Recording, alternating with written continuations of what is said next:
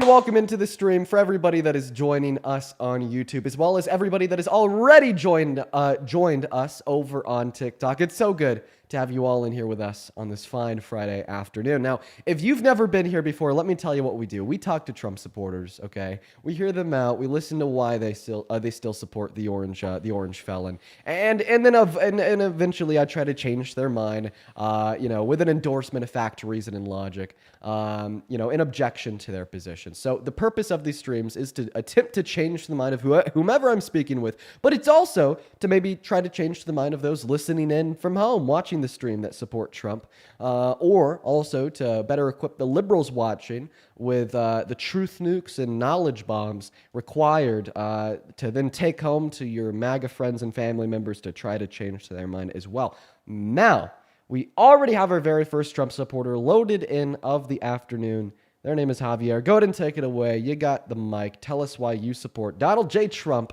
as president.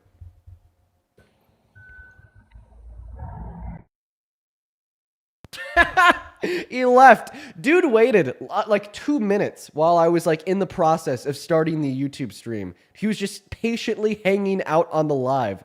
Dude was in it for the long haul. Then as soon, right, as we get everything introed, we're good and we're ready to go.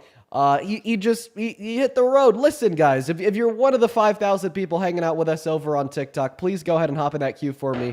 If you support Trump as president, see, my intention here, my desire here is to fill up the panel with Trump supporters, to seriously do a 1v5, talk about different prompts, so on and so forth. But if we can't even get one Trump supporter up in here, how could we possibly get 5? What's going on, man? Are you MAGA? Of course. Oh, of course, Jesus Christ! You're saying that as if it's common sense. It's not at all. Why do you support the worst president of your life, my friend? I mean, I don't think he's the worst president. Well, that's what we're here to debate. If you want to, I remember watching your thing a couple days ago. You were saying how, Trump has sent off the most immigrants, blah blah blah, whatever. But it's don't you know that Obama was the one that has the most illegal immigrants sent away? Okay, so you support Trump because Obama deported undocumented immigrants. No, I support Trump because I feel like he's actually... let's just stop there real quick. Then you're not answering my question, right? How about this? I will happily, answer to your claims about Obama after you tell us why you support Trump as president. But I don't want to start the stream, right? Start the very first conversation asking the question, how the hell do you still support Trump as president, with a pivot, right? We should not be hearing about Obama, somebody that was president 10 years ago, before we hear about Donald J. Trump on this live stream. Take it away. Because he's actually helped out our country. Oh, how so? What is one fact of the country that has gotten better in the last 9 months? Because as far as I'm concerned, everything seems to be going downhill. Inflation is up, unemployment is up, investment in business is down, consumer confidence is down, confidence in one's own economic performance on average is way down. GDP growth is down. First quarter it was negative. What do you think Donald Trump is doing to make this country better? What has he done to do that in the last 9 months? I want to first off by saying I truly think he's done a lot better than Biden and Harris have done in the last 9 months that Biden and Harris have done in the last 4 years. Then why is everything worse than it was under Biden and Harris? Because we're trying to regrow as a country. No, it's not getting better. It's literally getting worse than it was when he entered into the office. Right? 1 year ago today, inflation was lower. 1 year ago today, investment in American businesses were soaring per the Federal Reserve Bank of St. Louis. 1 year ago today, the unemployment rate was lower. 1 year ago today, there was more job opportunity. 1 year ago today, the GDP was growing at a faster rate, according to the Federal Reserve. So you can't possibly make the argument that he's just trying to get things back on track from the devastation of the Biden-Harris administration, especially when we consider that things were literally better under the Biden-Harris administration a year ago than they are today. Can you explain though how they were better? How was Biden better? I just like gave you the facts of the American economy and how they were better a year ago compared to today, and now you're asking me to explain that again? I thought I just did. No, you were just answering a question on top of a question. So can you explain how Biden has helped out the last 4 years? Oh, yeah, for sure. I could happily do that. The same way I could explain the difference between the deportation policy of Obama and Trump. But I'm going to tell you the same thing I said about Obama. You are the first individual that's joined the live today. I don't want to start the stream off by defending Obama or by defending Biden. I want to start the stream off by you responding to the prompt, which is still as how you support Trump. And seemingly, right, you don't have a clear reason why you still support Trump, considering the fact every single time I ask, it's but Obama or but Biden. It's not, well, here's what Donald Trump is doing that's good, right? So if you could give me one thing that Donald Trump is doing that you think is good, one clear, specific reason why you support him as president, I will happily tell you why I think Biden made a significantly better president than Trump made either in his first term or today. Well, giving off that his first term, most of it was dealing with COVID and everything, helping out the American people by actually giving us the stimulus checks and stuff like that. I feel like that has helped out a little bit. So the Yes, I know COVID, we're so the trying to go COVID back stimmy on it, checks but- were bipartisan and were given out under the under Trump's first administration and under the start of Biden's administration as well. They both had COVID bailout bills. This is not going to be mutually exclusive to Trump. Both him and Biden did it, and both of those packages were bipartisan. This is not a reason why you should support Trump as president, as that's not mutually exclusive to him. Anybody in his shoes at that point would have done the same thing. And the fact that Biden did the same thing when he was in his shoes at a very similar point kind of proves it.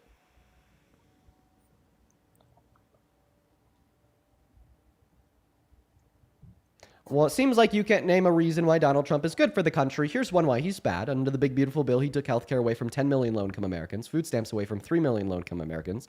And as of November 1st, he's actually going to do something that's completely unprecedented, as 42 million low-income Americans are gearing up to lose access to SNAP benefits because of Donald Trump's government shutdown.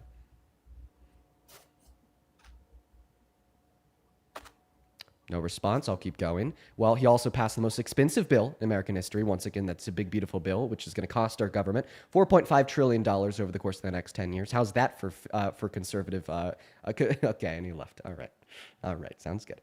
All right, we're going to go ahead and move on to the next Trump supporter. Go ahead and hop in that queue of your MAGA. We'll happily have you up. And we have 2 donations already that I'd like to thank here very, very quickly while we are focused on getting that next Trump supporter loaded up into the live stream. We got Willie connecting, and while we get Willie connected, thank you so much, Sydney, for the $10 over on Venmo, who says, Yo.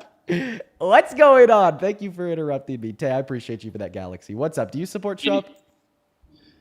Go Drake May, baby. Okay, is that a yes or no on if you support Trump? I guess we'll never know because he left. Sydney, thank you so much for the $10 on Venmo, who says, hey, Dean, I started watching you a couple weeks ago. Now I watch you every day. You are the GOAT. Thank you so much for your kindness, Sydney. Show some love to Sydney down below in that chat for the $10 and the incredibly kind comment, as well as Sammy, that is S-A-N. Love to Sydney down below in that chat. What's going on? Sammy, thank you so much for the $20 on Venmo. Thank you so much for the love. Sammy says, get the lady a bev on me. Sammy, that is so incredibly kind of you. Thank you so much for your kindness. Show some love to Sammy down below in that chat for the $20. As well as Angela, thank you so much for the $30 over on PayPal, who says, not me seeing you live while rewatching yesterday's live. Such a treat seeing you on early. Yeah, I'm usually not on this early. I honestly feel like my brain, it's moving a little bit slower than it does midday, so this is going to be a little bit of a rough stream for me, but we're here and we're ready to go nonetheless. Angela, thank you so much for the $30. Show some love to Sammy, Cindy, and Angela. Thank you guys so much. And then we had one super chat as well. Big T, thank you so much for the $20 over on that YouTube super chat, who says, hey, Dean, love what you do. Thank you so much for your kindness, Big T. Once again, that is Big T, Sammy, and Angela. Show some love to our donors. If you want to support me, you can find my Venmo, my PayPal, and the link tree in my bio on TikTok, and that can be found in the pin message over on that YouTube stream. Alex, what is going on? Do you support Trump? I support you learning how to play tic-tac-toe. All right, so I'm going to go to take that as a no on the Trump, guys. Make sure that we're following the rules. I'm going to go to just put them on screen. Only join if and only if you are 18 plus American MAGA and ready to debate. Take a good look at those rules before you hop in the queue. I mean, like, seriously, guys, like, what are we doing? We have 8,000 people in here. There's absolutely no reason why we shouldn't be able to get some debates underway. Welcome in. What is up, Austin? Are you MAGA? Austin, you have 5 seconds before you get kicked. And I'm feeling impatient today. Goodbye. Moving on to Exile, guys. Let me know in that chat if you're MAGA as well, because like I said earlier in the stream, I want to get a panel going here. I want to get multiple Trump supporters up here. But how can we get multiple Trump supporters up here if we can't even get one? You know what I mean? So that guy's Ben. Only up in that queue if and only if you are, once again, following the rules, which can be found right on your phone screen. Only join if you're 18 plus, American MAGA, and ready to debate. We got that next guest loading up in here right now. What is going on, Danny Dukes? Do you support Trump? Yeah. All right. Cordelia, thank you so much for the $20 on PayPal. Say just a bit of love from me for starting early. Well, thank you so much, Cordelia. That's very kind of you. It's so good to see you today. I hope that you're doing all right. I hope all is well. I know that you've been watching for a while. Show some love to Cordelia down below in that chat for the $20 over on PayPal. Thank you so much, Cordelia. All right, Danny. What's up, Trev? Are you MAGA? Fuck you. I'll take that as a yes. Thank you, Trev. Fuck you, Dean. No, You piece of shit. I heard you the first time, Trev. It's okay. I'll take that as yes. Just mute up while I'm looking for the other Trump supporters. We're going to go to get our third Trump supporter up here. Maybe we'll start with a 1v3 here. Everyone just do be patient. I'll only hop in that queue. Welcome in. What is going on? Mia, do you support Trump? Okay, Mia's not here. Listen, I guess we're just going to have to keep it to a 1v2 right now. Oh, shit. Trev, it's just you. Yeah, fuck you, Dean. Nobody gives a fuck about you, you fat fuck. Dude, I had like 3 other Trump supporters, and they all left except for you. You're the only one that stayed. Yeah, because I'm in. You're the only one that stayed, Trev. Everyone else left but you. Are you sure that like this fuck you attitude isn't like underpinned by something else, Trev? Yeah, you heard every fucking thing I said. Fuck you. How many continents are there, Trev? Fuck you. How about that? It's not an answer to my question, Trev. Oh, asking him how many continents there are finally is what did it and scared him away. Piss boy over here was scared by something you're supposed to learn in 3rd grade. We're going to go ahead and move on to the next guest. We got David connecting to the stream. Lordy Lord, what a mess. Big T, thank you so much for joining the channel team over on YouTube. I appreciate that. What's going on? Do you support Trump, David? I do. Awesome. David, how old are you? I'm 24. All right. Just hang out with us for a second here, David, while we're trying to fill that panel. We're trying to get like a 1v3 or 4 going here. Madison, what's up? Do you support Trump? Yes, sir. Age right now, please. 23. What year were you born in? April 20th, 2002. Okay, perfect. You have a little bit of a muffle on that mic, so if you could try to figure that out while we're getting maybe a 3rd Trump supporter up here, that would be great. But like I said, I want to fill the panel today. While we're still filling that panel, thank you so much, Dominic, for the $50 on PayPal, who says, so glad you started earlier today. I watched from the UK while I do my dialysis session. Listen, I understand how hard and long those could be. I had a family member who's doing them. I hope that you're doing all right, Dominic, and I'm happy that, we could give you a good distraction. Thank you for being here, and thank you for the $15. Show some love to Dominic down below. What's up, Jay? Do you support Trump? Yes, sir. And how old are you? 19. What year were you born in? 2004. 2004. Well, you actually can't be 19 born in 04. Good try, though, Jay. You gave it your best shot. Axe, what is up? Do you support Trump? I love you, Dean. Dude, well, I'm too young. W fucking Venus. Listen, man, WU. But yeah, you kind of do got to be 18 to be on TikTok Live.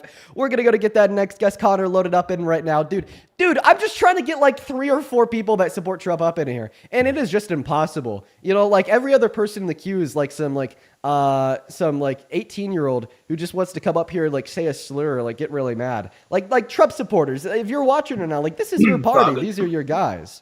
Yeah, see what I mean? Like, holy fucking shit, dude. This is MAGA. This is who supports the president. We're going to go to move on to the next guest right now. We got Jehovah's Heels loading up into the box. What's up? Do you support Trump? I do. And how old are you? 18. What year were you born in? 2007. What month? June. What time is it? What time? 1:32. What state are you in? Why you want to know my state? Because I hear a British accent and I think that you're lying. So what state are you in? Virginia. I am not British. Okay. All right. I'll accept it. Name one city in Virginia? Virginia Beach. All right. Is it really? You know what? I'll just believe you. Well, welcome in. We got 3 Trump supporters on the line. Before we hop into the debate, I actually want to ask all 3 of you guys a question. I've been trying to fill this panel with Trump supporters for like the last 10 minutes now. We have over 10,000 people tuned into the live concurrently on TikTok. Why do you think it is so hard for me to find Trump supporters that are ready and willing to come up here and have a good faith, honest political discussion with somebody that disagrees with them? Do you think it's because you guys are scared? You guys know No, that your view is inherently devoid of any reason, fact, or logic to underpin it? I don't think that it's because well, yeah, I would say that it's because we're scared because getting up here and debating people is hard work. Yeah, hard It work. is. I know, and Trump supporters aren't used to that. Well, let's go to start with a question. So all three of you support Trump. Let's just go ahead and start off with, give me one reason why. What is one policy that Donald Trump has passed, either in his first term or in the last 9 months in his second term, that you guys are a big fan of that solidifies y'all as MAGA? Actually, so you were having a conversation regarding Eugene Carroll the other day, and you said, quote, if you give a little bit of attention and think, or I'm sorry, if you give a woman a little bit of attention and you think that she thinks that you say interesting things, that doesn't mean she's interested in you. So I think I remember what you're talking about. I have to think really hard here. I had somebody that joined my live, and they said that Eugene Carroll wanted to sleep with Anderson Cooper because Eugene Carroll was giving Anderson Cooper like attention while she was getting interviewed by him, and said that she was interested, right, in what he was saying. And then I responded to that by saying, I'm really reaching back far in my memory now, by just pointing out that just because a woman is interested in maybe a thing that you have to say, that doesn't mean that she wants to sleep with you, which is a fact. Yeah, and I would just like to say, like, I give you a little bit of attention, and I think you say very interesting things, and I am 100% interested. Okay, Madison, okay, we're going to move on to the next guest. David, Jehovah, go ahead and take it away, guys. Name a policy. Absolutely terrible. Go ahead and name a policy that Donald Trump either passed in his first term or in the last 9 months in his second term that you guys are a fan of. I don't know if it would necessarily be a policy, but I feel that he does a better job at keeping us out of wars than. You understand, this is a really bad time to make the point. Literally yesterday, he said that he wants to go to war with Venezuela, and he's not sure that he need to get a declaration of war through Congress to do it first. He's literally like so Really? pro-war, now he's trying to find ways to circumvent a declaration of war from Congress in order to do it. What a terrible point. I'm sorry, man. He actually said that he was just going to go kill all those drug dealers sailing across the Caribbean. Yeah. So do you think that like killing people in the ocean without due process, just dropping bombs on them, and then like hearing that maybe he'll need a declaration of war with Venezuela in order to do it, and now like we're even hearing like voices inside of the Pentagon saying that we might be going to war with Venezuela, then him saying he's not sure if he's going to need a declaration of war in order to do it, or like when he said that we control Iranian airspace, we know where their supreme leader is, we could kill him, but we're not going to do it yet, and then like for literally no reason at all, we drop bombs on their nuclear facilities. And by the way, the only reason why they were in the midst of constructing nuclear weapons is because Donald Trump pulled us out of the JCPOA denuclearization agreement in his first term. And on top of that, his attitudes towards Putin since the beginning of his second term, defunding Ukraine, emboldening Russia to only hit them harder, which has led to the most missiles dropped month by month since the beginning of the conflict a handful of years ago. I don't know, all these attitudes are seemingly like not anti-war in the slightest. I think that they scream like pretty pro-war to me. And it makes sense I'll cut it there. Go ahead. Are you okay with Iran having nuclear weapons? I think I'm not really okay with like anyone having nuclear weapons. I support global denuclearization. So no. All right, then we can both agree that Iran should not have nuclear weapons. Well, I mean, apparently Trump can agree with you on that because he's the one that allowed them and greenlit them to start building nukes by pulling us out of the denuclearization agreement that we had with them during his first term. That is correct because they broke the denuclearization agreement. According to whom? Explain. Or like according to whom? Who said that they broke that denuclearization agreement? Because we didn't. Okay. When I was EU looking didn't. into it. NATO didn't. In fact, the International Nuclear Watchdog, the IAEA, which had 24/7 access to surveillance over their nuclear sites and 300 in-person visits per year, said they didn't. So who did? Iran did. They're not visible. You can't just go look up the nuclear facilities. They're not just out in the open for people to see. That would be stupid. They're not that dumb. They are a bad country. They are not stupid. They were out in the open for us to see, for the EU to see, for the UN to see, and for AIEA to see when we were in that denuclearization agreement with him. And I mean, shit, if you listen to the last thing I said, you would have heard me say that we had access to all of their nuclear facilities with 24/7 surveillance and 300 in-person visits per year when we were in that agreement. But I mean, you said that Iran violated that agreement while we were in it, and I asked you for evidence, and you couldn't give me any. So do you want to try again, or do you want to concede the point? What are you talking? No, Iran started building nuclear weapons. They have facilities that go underground. You cannot see every point of it. Nobody has ever been to the deepest part of their facilities. That is why we dropped bunker busters on their facilities, because our intelligence discovered that they were actually building nuclear weapons from what was it? Particles. I think that you're confused. So the question is, right, what is your evidence that while we were in that JCPOA denuclearization agreement with them under Obama's second term and then until 2018, right, what's the evidence that they broke that agreement while we were in that agreement? Because you said they did. I'm just asking you what that evidence is. So when I was reading into it, because I was like, that's really crazy. I started reading about it, and I started looking into it, and I was like, not very old at the time. So I started like reading, figuring out what was happening, and then I also know multiple intelligence officers that were like, I still haven't heard any evidence. Okay, so you don't count first-hand sources? I mean, you didn't give me a first-hand source. You just said that you did research. Intelligence officers. Which What? ones? Well, I'm not going to give you names of my grandfather. Okay, I'm not going to give you names. Your grandfather's your source that they broke the JCPOA? My grandfather, my acquaintances. Oh my God, dude, come on. This is Do you sad. not trust naval intelligence? This is sad. No, this is super sad. Do you not trust naval intelligence? Well, Tell me that. Do you not trust naval intelligence? I don't think I trust your quote unquote mysterious claim about your grandpa. I brought up my grandpa one time, and now you're focused on it. I'm focused on the point. So, okay, so you have other like data points, right, to prove that they broke the JCPOA outside of your grandpa. So what's that other evidence that I could access, that we could publicly access?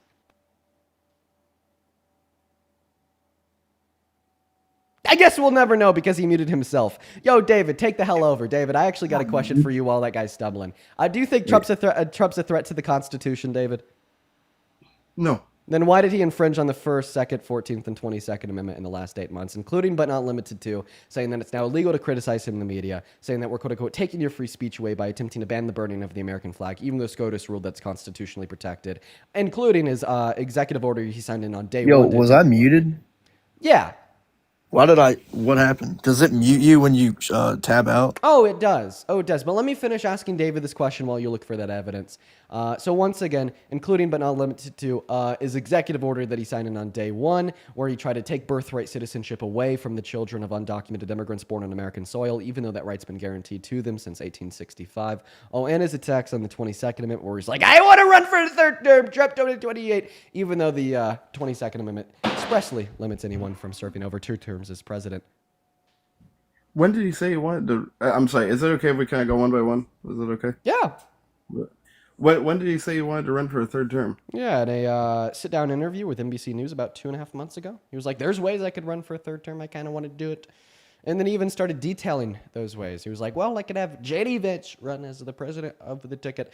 And then when we get elected, as I will be as vice president, we could do a switchy. I never heard this interview, but I mean, That doesn't mean he's going to do it. That's just him explaining how it could happen. That's not him saying I'm going to do it. And selling the Trump 2028 merch. It's called being a troll. A lot of conservatives are trolls. Just being a troll. Just selling the Trump 2028 merch, saying there's absolutely ways to do it. It gets money, man. Do you know who Steve Bannon is? Do you know how much money he's made from that? Do you know who off of trolling? Do you know who Steve Bannon is? I do not. No, so Steve Bannon was, I believe, his chief of staff under his first administration, and is still very closely aligned with MAGA and helped really lay the groundwork for MAGA. He did an interview with The Economist yesterday and said that Trump will be president in 2028. Yeah, no, that definitely is not happening. Oh yeah, just It's just called ignore it all. trolling, my guy. Yes, and a lot yes, of I know. liberals It's just get always offended. just trolling. Oh yeah, when Obama wore a tan suit, right? Fox News called. For his Then tell me. impeachment. Then tell me. But when What's Donald Trump says he wants to run for a third term, when Donald Trump's held civilly liable for rape of a woman, when Donald Trump's convicted of 34 felonies, when Donald Trump passes the most expensive What policy in felonies? American history, falsification of business records in the What first degree. It's felonies? a classy felony in the state of New York. that and nobody else has been charged with that? That's not a felony. Yeah, it is. It is a felony. Explain what he did wrong. Sure. So he falsified business documents in furtherance of concealing another crime. That is the adjudication of 12 What crime? jurors inside of a criminal court in New York. What crime? What was that second crime that he tried to conceal? Is that what you're Yes. asking? I mean, I Yes. think that they adjudicated it as election interference because he was trying to conceal the fact that he had slept with Stormy Daniels, so he gave her hush money. So there's prior no to the proof. 2016 election. So here's what's happening: was is you're enough saying proof that to convince he a is criminal that jury. you're saying This that was it's a proven in a crime for him to criminal cover up another crime, but if he doesn't have a crime to cover up, then the second crime isn't actually a crime. I have no clue what you're saying, but I think I heard there that you think there's no proof. So he was convicted of this 34 times by a jury. And there's still no proof. There's no evidence. Why are you saying that? Because he didn't rape a woman. He didn't cover up another crime because there's no crime to cover up. Jesus Therefore, Christ, you're so lost. You're so dazed and confused. So the grape case was a civil case. So I'm talking about the hush money case, which was a criminal case. You're now confusing the litigation against him. yeah, the hush money, that's not a crime.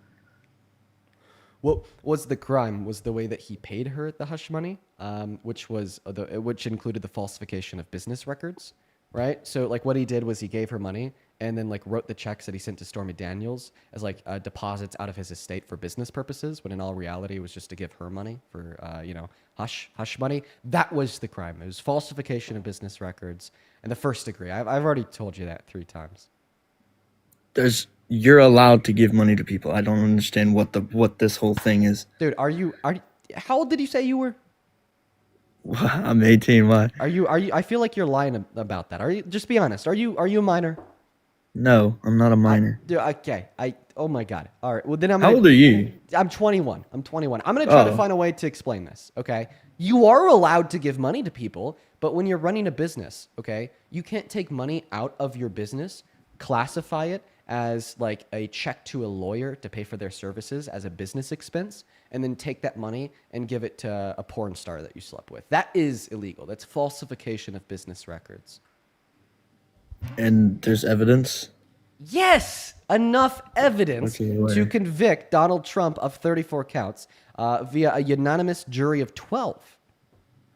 Okay, so let me get this straight. He got judged in a blue state for something that didn't technically actually show that it happened.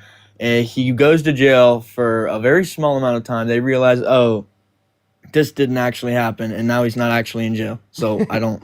No, everything that In you a just- blue state, by the way. In a blue state. So everything that you just said there was made up, right? Outside of him being like charged and convicted in a blue state, everything else was made up. So he got charged in a blue state, did he not? Yes, that one was that was the one true Don't you thing that you think- said. Everything else was Don't you made up. think that he would have gone to jail in a blue state for that kind of thing? Don't I think he would have been convicted at a blue state? Well, I mean, I don't really think if it's a blue state or a red state. I don't think that matters. Oh, it 100% does. How much? It's been proven. So what percentage of the jury has to agree he's guilty?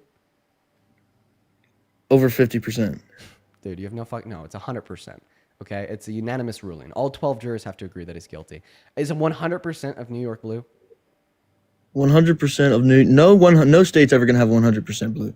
Right, But exactly. the Right. state- So therefore, the no one state jury is is going to blue. have 100% of individuals that are on it that blue. Yet 100%. There's of a the jurors agree that percentage he's of guilty. there's a percentage of a state that is dictated by the color. Okay, so the color, obviously, it's a color, right? The state's blue.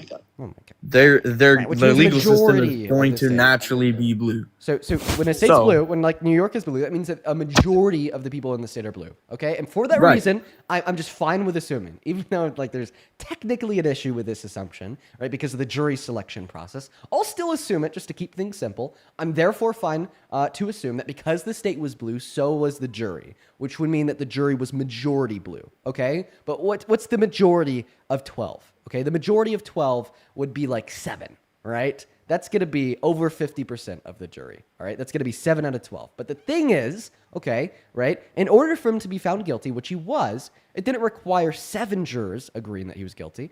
It required all 12 agreeing to his guilt, which meant, right, even if we assume that a majority of the jury was blue, you still had like 4 or 5 people that weren't blue, right, that were red, independent, supported Trump on the right, that agreed he was guilty of committing the crimes. Then why aren't we talking about Pivot time. why? What's the pivot? Why aren't we talking about why Hillary Clinton isn't in jail? Oh, how did I call it? It's because there's no evidence she was guilty, my friend. Well, then there's no evidence that Trump was guilty. They have equal evidence. What's making you think that? Where's that silly claim coming from? Oh boy. Where's that silly claim coming from? If Hillary Clinton's not guilty, then Trump's not guilty. So you're saying that Hillary Clinton isn't guilty? Yes, I am saying that. She was deposed by Donald Trump's DOJ under his first administration for 16 hours to investigate her to find any evidence of any wrongdoing, and they couldn't Oh yeah, find Hillary it. Clinton is definitely just not guilty at all. of Yeah, I mean, anything. that's what Donald 100% Trump's own absolutely. DOJ found. That's what Donald Trump's own DOJ did not find enough evidence to even pursue charges. Listen, dude, Covering once again, tracks. are you seriously 18 years old? Do you know how many times she's been to court and how many times a witness against her has been murdered? Oh, well, Oh, suddenly the night before court. so she's been to court less than Trump. So I just want to clarify, are you seriously like 18? I want you to be honest now. If you're not 18, just be honest, right? Because I feel like I'm like bullying you at this point. Yes, I'm 18. I don't know why. I have autism. I have OC. I have ADHD. I don't talk properly, and I had tongue tie until I was 9 years old. So I don't know why.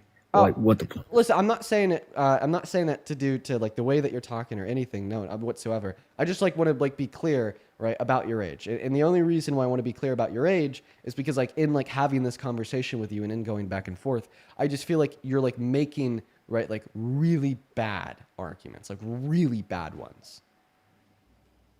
Well, so here's how I see it. Okay, under Biden, I didn't feel safe in the country, and now that Trump's president, I feel safe in the country. So What changed? Naturally, what changed? Everything changed. Name Go one look at thing. gas prices for starter. Okay, so Gas prices for starter.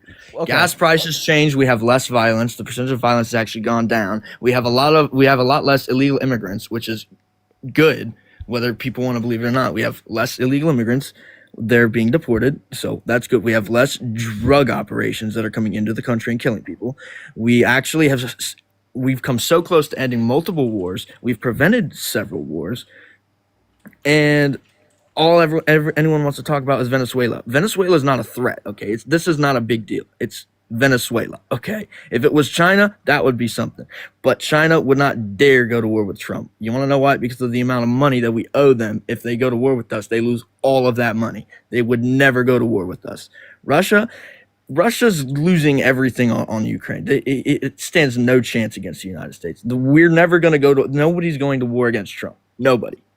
I feel safe in a country knowing that Trump is a badass and sometimes a huge troll that other nations are going to go, shit, I don't want to go to war with this guy. And then they're not going to go to war with him.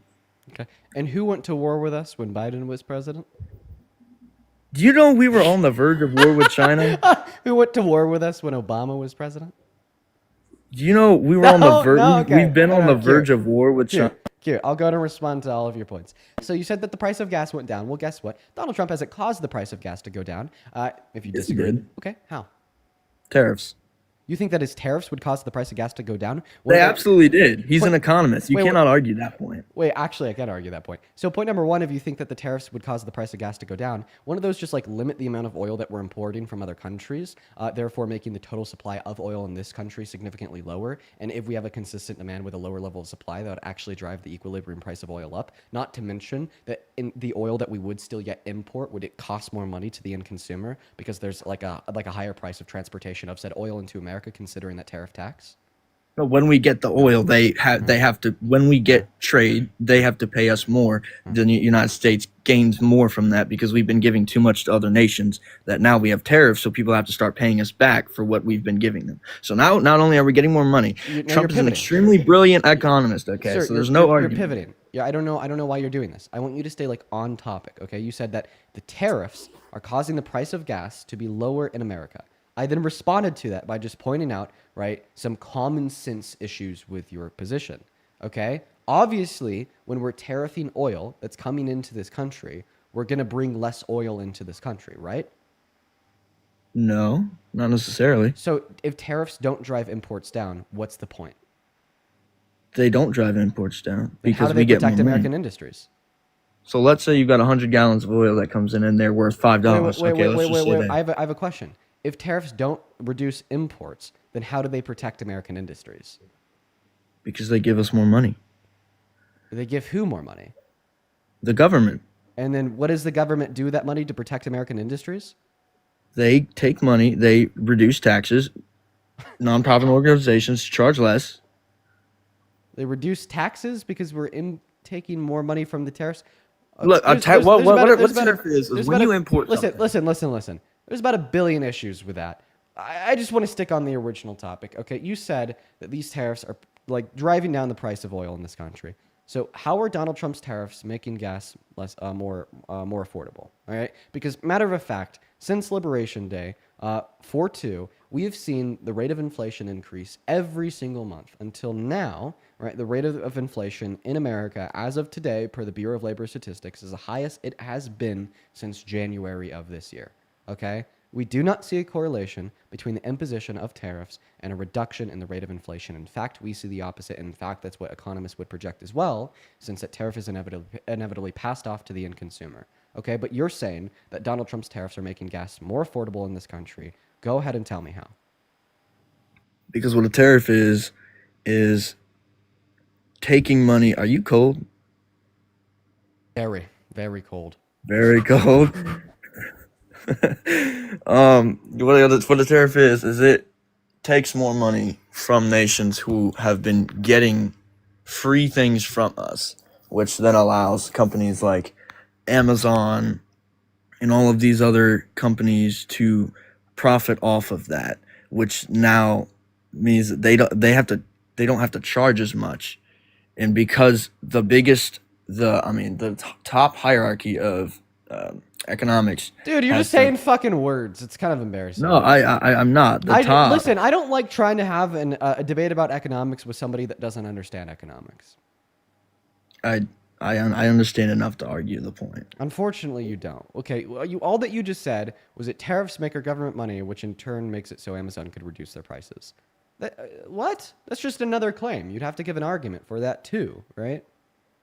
You can find that anywhere. That's a given. Okay, then That's like me saying that gravity exists. If it's so obvious, then like explain how. That's like me saying that gravity exists. Okay, well, and you could like never and you actually could, found. and you could prove that gravity exists by like fucking dropping something and watch it like fall to the floor. It's very easy to prove. So I want you to. Then that's exactly what you could see in that argument. Then I want you to prove that when we impose tariffs, it allows companies to reduce their prices, right? Because so far, all that you're arguing is that it's just self-evident. You're not actually giving it like any reason, any motivating reason to believe your claim. You're just saying. Do you know that a self-evident. graviton exists? One Do moment. you think gravitons exist? One moment. You're just saying that the claim is self-evident. So if we could just say that like complex, right, like theories about the economy are self-evident, thereby justifying them while providing no reason, well, then I'm just going to say, right, that capitalism is absolutely terrible. And when you ask me for my argument, I'm just going to say it's self-evident. I'm just going to say that Donald Trump is the worst president in history of this country. And when you ask for my argument, I'll just say it's self-evident. I'll just say it's like the fact that gravity exists. Do you see how like we can't do that, especially if we want to hold these like intellectual, productive like conversations? If you want to make the claim, right, that tariffs can allow companies to reduce their prices, you'll have to actually make an argument for that. I do. And make it. Okay, let me think about this. So, when Biden was president, Biden is unconcerned to my question which was, can you provide an argument that when we impose tariffs, it reduces the price of gas? Who's this Willie boy? What? Okay, then tell me why we haven't. Why is it that we have had to pay less and we've gotten more money after so many tariffs have been enacted?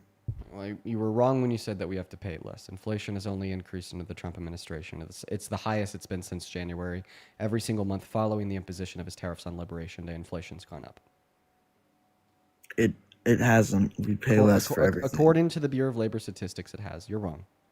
I know. I just went to the grocery store yesterday and I bought a cart full of things for under $40. And Biden's economy, that would have been over $80. Literally, if you go to Google, you type in Bureau of Labor Statistics grocery prices on average, you will see that Donald Trump's own BLS, which he got a new head for like not even 3 months ago, is still yet reporting that the price of groceries on average in this country are higher today than they were in January. Yeah, user $40 is crazy. How about It is this? not so How about expensive this? now. Can you provide me with a source to demonstrate that on average grocery prices nationwide have gone down? Go to a store. I'm sorry, sir. That's not a source. That is a first-hand source. Listen, earlier when I was asking you if you're underage, I think the reason why is because you have the brain of a 15-year-old. All right, this is just insane. Okay, right? When I'm asking you to demonstrate that this claim that you're making is true, okay, when I'm asking for evidence, the answer isn't go to a store. The answer would be to like point me towards a conglomerate database in which tracks the prices of these different goods sold in the grocery store nationwide, and then would come up with an average rate of change for the price of that good over like any given time span. Okay, one institution that does that is the Bureau of Labor Statistics, ran by Donald Trump's own appointments that he made less than 2 months ago. Right, and they're still yet reporting that the price of groceries in this country have gone up. You're anti-intellectualists and very embarrassing to MAGA. You guys are thinking about it too much. Exactly. This is where we go. And the conclusion is, well, if you think Trump's a bad president, if you think America's heading in the wrong direction, then you're thinking too much. Why don't you do something about it? I am doing something about it right now. You're a politician? I'm hosting conversations with Trump supporters to prove that the MAGA worldview is nothing but baseless, idiotic claims of rampant anti-intellectualism and misinformation, while not even an hour into my stream, we already have 15,000 people watching live. I am doing something about it. This is not doing anything. Okay, you keep on Because telling most yourself of the- that. Go, buddy. Okay. Buddy. Scarlett, thank you so much for the $50 over on YouTube Super Chat. I appreciate you for that love, Scarlett. That is incredibly kind of you. Show some love to Scarlett down below in that comment section. Thank you so much. Scarlett with a $50 says, hey, Dean, I'm back. I recently watched a video about how right-wing violence dominates the playing field made by the quote-unquote doubler take, and it turns out the Trump administration is actually suppressing right-wing violence reports. Yes, they literally remove them from government websites. You are right, Scarlett. But thank you so much for the $50. Show some love to Scarlett, as well as Zach with a $50 over on YouTube Super Chat as well. Let's get some W Scarletts and some W Zach. Zach says, Dean, have you honestly considered the butt Biden, though? Dude, honestly, Zach, best argument ever. As well as Ebot. I think that this is around $50 too. Thank you, Ebot. That is E-B-A-T-T. A bot with a $50 says, you and Parker are doing a great job teaching people how things work and the facts. Well, thank you so much for the love, Ebot, Scarlett, and Zach. All three of you, seriously, you're so fucking kind. $50 is a shit ton of money. Thank you so much for the love directed to the stream. Yo, real quick, Jehovah's, do you think I could get a W, a bot, Scarlett, and Zach from you? Who am I Wing? A bot, Scarlett, and Zach. They all sent $50. Scarlett. Very nice, as well as Tez. Thank you for the $5 over on PayPal. And Beacon, this was 27 minutes ago, but I still want to thank you for the $10 over on PayPal. Thank you so much for the love. And I just read your read your comment there. I'm really happy that the live streams keep you company and keep you happy. Thank you so much for the love. And then Jonathan, thank you for the $5 over on PayPal. And Brendan, Rocky, thank you so much for the $34 over on PayPal. Thank you, Rocky. Let's get 350 Rocky W's down below. Rocky says, thank you.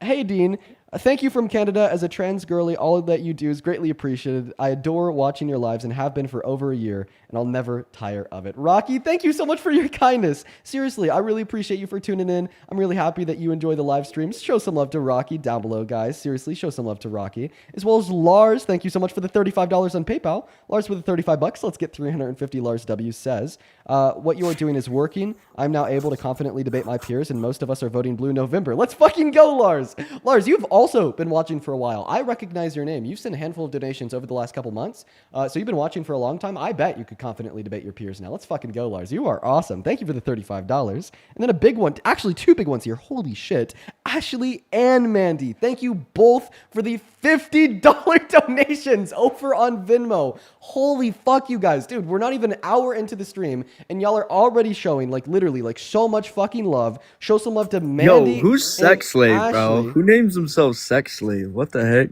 I don't know, That's I'm gonna click weird. This guy. Thank you so much, Mandy and Ashley, for the $50. Mandy with the $50 says, as always, thank you for utilizing your platform to educate people with your intelligence, patience, and kindness and knowledge. It is more important now than ever to have these types of platforms out there combating all the misinformation from the radical right. You know, I gotta say, like, Mandy, that is why I do what I do. It's just like we see so much rampant misinformation espoused by people on the right, including Trump himself. The purpose of my platform is to try to just inform the masses of what's true and what's false, because there's just so many things out there that are propping up the Trump administration and allowing them to continue their tyranny. That's just blatant misinformation. I appreciate you for the $50, Mandy. Show some love to Mandy. And then Ashley with the $50 says, I can't get that awful mom/daughter duo out of my head from the other night. I'm terrified of men, and as a survivor, I just wanted to say thank you for standing up for us and showing us what true masculinity looks like. Sending love and support from Texas. All the love and support back to you, Ashley. Yeah, I remember that mom-daughter duo. They were absolutely fucking terrible. Thank you so much for the $50, Ashley. And I'm sorry that you had to hear that. As well as Preston, thank you for the $5 over on Venmo. What's going on? Do you support Trump? Hello? Are you MAGA? Okay, they're not here. We're going to go to kick them and get that next guest up, guys. Only join the stream if you support Trump as president. Only join the stream if you support Trump as president. Please, please, please, please, please. What is going on? Are you MAGA? Yes, I'm MAGA. How old are you? I am 25. Yeah, what year were you born in? 2000. Yeah, what was a popular song in like 2015 through 2018? I don't know, Maroon 5, Sugar. Okay, sure. Why do you support Trump as president? My take is probably because I'm from Miami and there's just a lot of undocumented immigrants and stuff like that. And, you know, I just want to talk about like Laken Riley, Shanti, and, you know, people like that.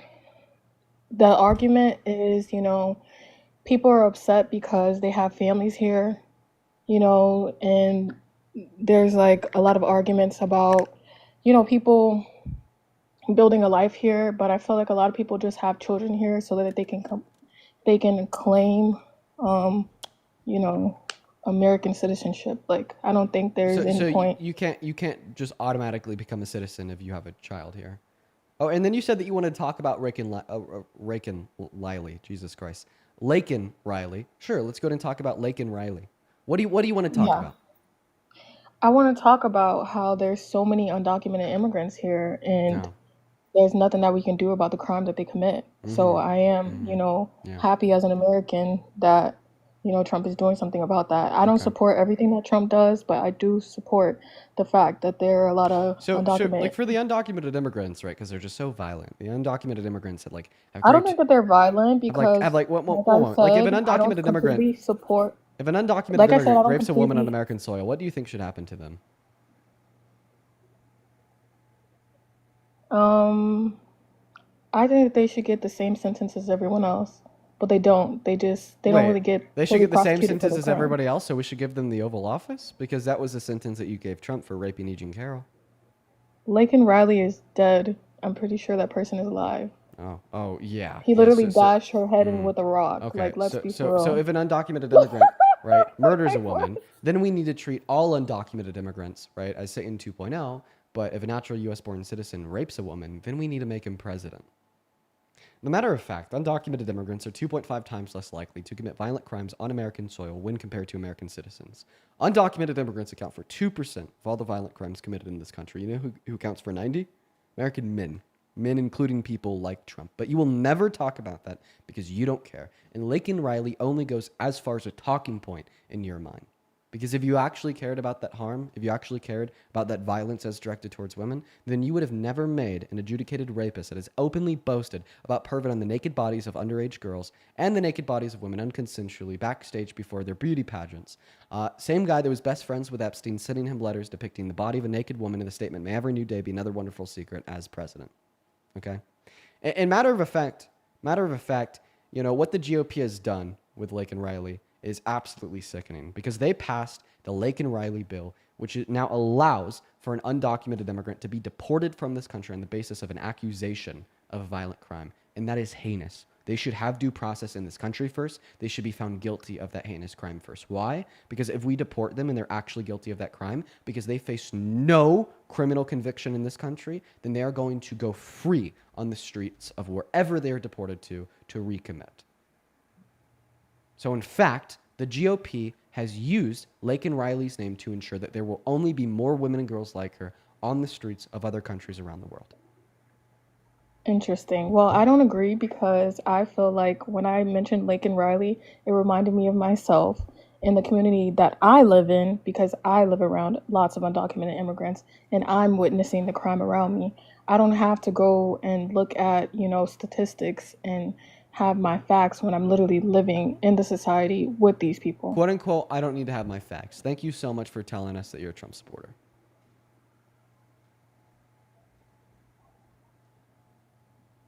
What? I'm so confused. You heard me. Thank you so much for reaffirming that you're MAGA. Thank you for telling us that you're on the right, that you support Trump as president. Quote unquote, I don't need to have facts. All right, we already knew that. No, you stated that you're citing facts and Right. where these people are getting the facts from or news. I said I got my facts from living in the society with these people. Yeah, your perceptions, like what you see, right, is A, right, shielded by your own bias. B, driven I by don't have a bias because, like I said, I don't agree completely with really, what Trump does. So then, go ahead and tell me, right, the experiences that you've seen that prove to you undocumented immigrants are not 2.5 times less likely to commit violent crimes. What have you seen that proves that? I've seen the whole state or the whole city of Miami commit countless crimes, and then they just go back to their countries like nothing's really done. Wait, so and then they when get you smuggled see back somebody in in. America committing a crime, how do you know that person is an undocumented immigrant? Oh, this You don't is know where this until the is news. where that You bigoted don't bias know comes until the in. news. You're like, oh, their You don't skin's know. brown and they're not speaking English, therefore they're an undocumented immigrant, right? No, a lot of undocumented immigrants No. actually speak English. Okay. I'm not a racist. So when you see somebody committing a crime, you're like, oh, that's an undocumented immigrant. How do you know that they're an undocumented No, immigrant? usually you find out that they're a documented immigrant because when they're processed or they're prosecuted, then you find out that they never even had citizenship in the country. Wait, so you're like looking, so you're identifying random people on the streets that you're like personally seen committing violent crimes. You somehow like come to gain the knowledge of their name. No, I've right? actually and then gone you go to and then you school go with these back people. and then you go back right No, to I've like actually gone to school with these and then you go back to like the court's website of like wherever you live. You look their name up, you find their court documents, and then you read into the court documents and you figure out that like they're not a citizen. So do you just see how like what you're saying here is like so insane and unrealistic? First and foremost, you said that you see the whole city. There's no way that you see the whole like totality of Miami. Second of all, you said that you see undocumented immigrants commit crimes. Well, you wouldn't be able to tell that they're an undocumented immigrant. And then your justification for how you apparently are able to tell them is, well, you look at the court documents. Well, how would you even know where to start in the court documents? How would you know to look for their case considering the fact there was just some random person on the street that you saw commit a crime? I mean, just like anybody else watches the news when crimes happen, I watch the news when crimes happen. Now you're going back to the news. Now you're just going back to the TV, right? Earlier you told me that I was getting my facts from the TV and we shouldn't use those. We should use your personal experiences. By the way, I don't even get my facts from the TV. I get them from PNAS, a reputable a reputable research institute that has been tracking crime rates amongst undocumented immigrants and native-born American citizens since the 19th century. And of course, when you turn on Fox News, all right, they're going to give you instances of undocumented immigrants committing violent crimes, okay? Because the fact of the matter is, there is a non-zero amount of violent crimes that undocumented immigrants commit. And when you ignore all citizens that commit crimes and you only isolate for those committed by undocumented immigrants, well, then you could generate and manufacture any trend that you want. It's fear mongering. It's just total fear mongering. That's what you're buying into. No, You are what I choosing think that to side you with the guys are doing anti-intellectualists. is, You are choosing to side with the bigoted racists, and you're choosing to delve like knee deep into the fear mongering bullshit. Compared to being in alignment with the facts, studying, doing your research, and agreeing with the statistics. That statistical fact being that undocumented immigrants are 2.5 times less likely to commit violent crimes on American soil than citizens. I believe that maybe that's a fact, but when I'm saying that I watch the news, I'm not just watching Fox.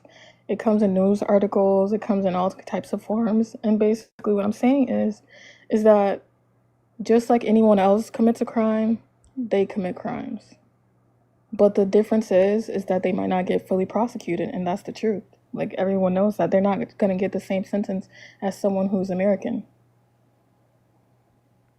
They're not going to get the same sentence as somebody that's American. Why? Because they're undocumented. Usually they get sent back to their countries. You're saying that they'll be deported instead. So do you think that's an issue? Do you think that they should be like locked up in jail?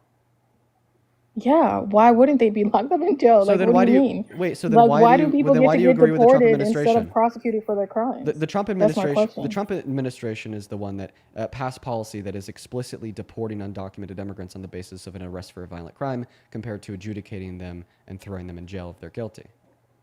That's what the Laken Riley Act is. You just told us that Donald Trump's Laken Riley Act is terrible. So in other words, you're telling us that you support Trump because you think his policy is shit.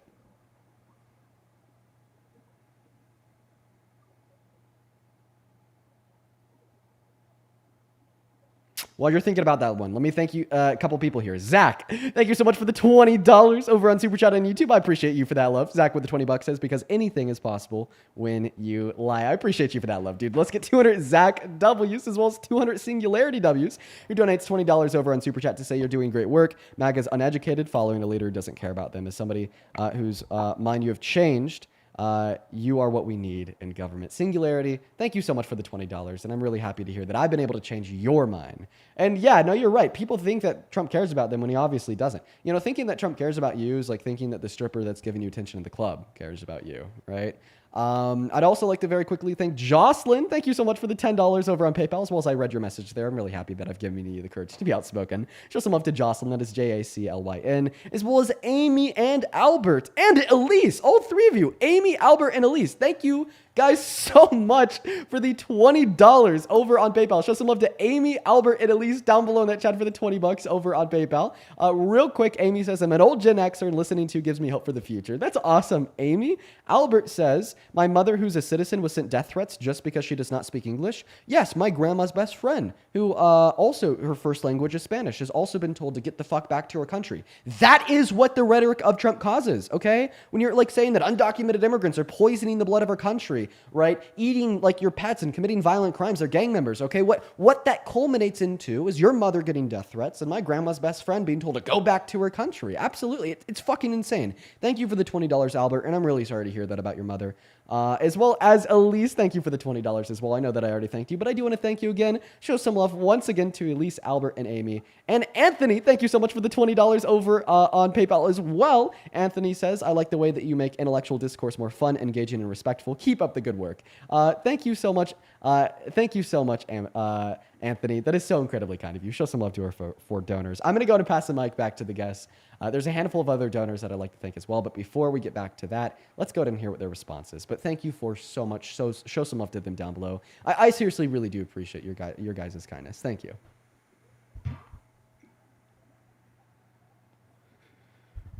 I want to say that I completely support everything that Trump has done, but I don't understand why that people are not getting prosecuted here and they're just getting deported. I just told you because of the Laken Riley Act. But that wasn't a thing even before. It was the same policy that people get deported, even before Trump became president. No? The Laken Riley Act just gave them the like explicit go-ahead to do it, right? But I mean, we could agree that it's like somewhat of a little bit of a bipartisan issue, right? That like maybe like we're deporting individuals to like roam free in the streets of other countries if they have committed violent crimes in this one. But honestly, like I don't think like I don't know if we saw that or not. I haven't done the research, so I wouldn't be able to tell you specifically, right? But like I guess my thing is, right, if you're so like hell-bent on like locking people up for violent crimes, then how come you voted for a violent criminal to be president? I didn't vote. That's the thing. I said I support MAGA, and that I did vote for Okay, it well then because I I'll don't just simply completely agree revise with my it. statement. If you're so hell-bent on people being locked up for violent crimes, I'm not then how come you hell-bent. support a violent I criminal as think that you president? don't understand Wait, that not every. wait, you're not hell-bent on people being locked up for violent crimes? Why would I be hell-bent on that? That's not my issue in life. Dude, okay. 60 seconds ago, it was we need to throw the violent criminals in jail. Now that like I just bring up the fact that Donald Trump was adjudicated to have raped a woman, all of a sudden it's like, I don't know, it's not really my thing. I'm not hell-bent. Oh, like, okay, which one is it? Do you care when men rape women? Or do you not care when men rape women? When men rape women, I'm do you think that they confused at should be what you're thrown in asking jail? because Or do I you feel think they like should be you're, like, made going president? I feel between like two we just need to topics right be now. able to get it clear here. Okay, you're speaking about Donald Trump being a rapist, That is right? true. That is true because you were speaking about violent crime and how undocumented immigrants should be locked up for it, but apparently not Trump. Yes, I was speaking about Laken Riley in specific. He didn't get to rape her. He just bashed her head in for Okay, no so, reason. so Like, what if are a you man talking murders about? a woman, lock him up. If a man rapes a woman, make him president.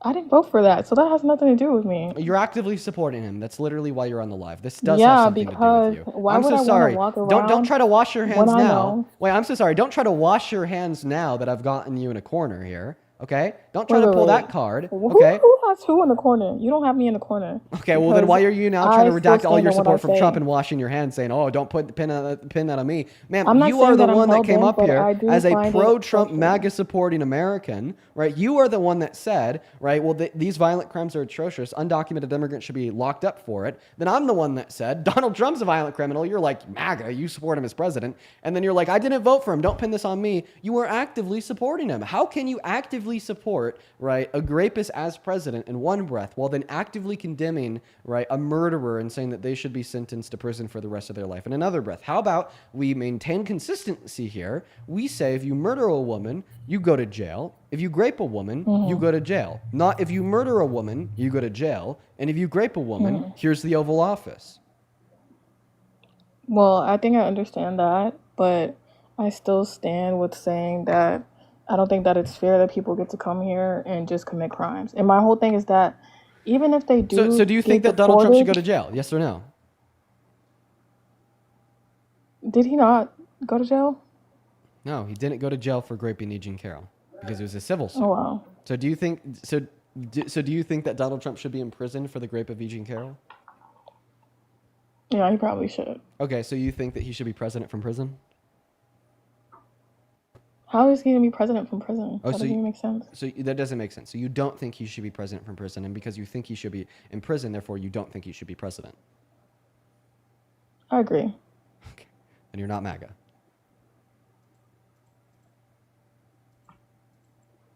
I guess you're right. Anything else? Nope. Have a good rest of your day.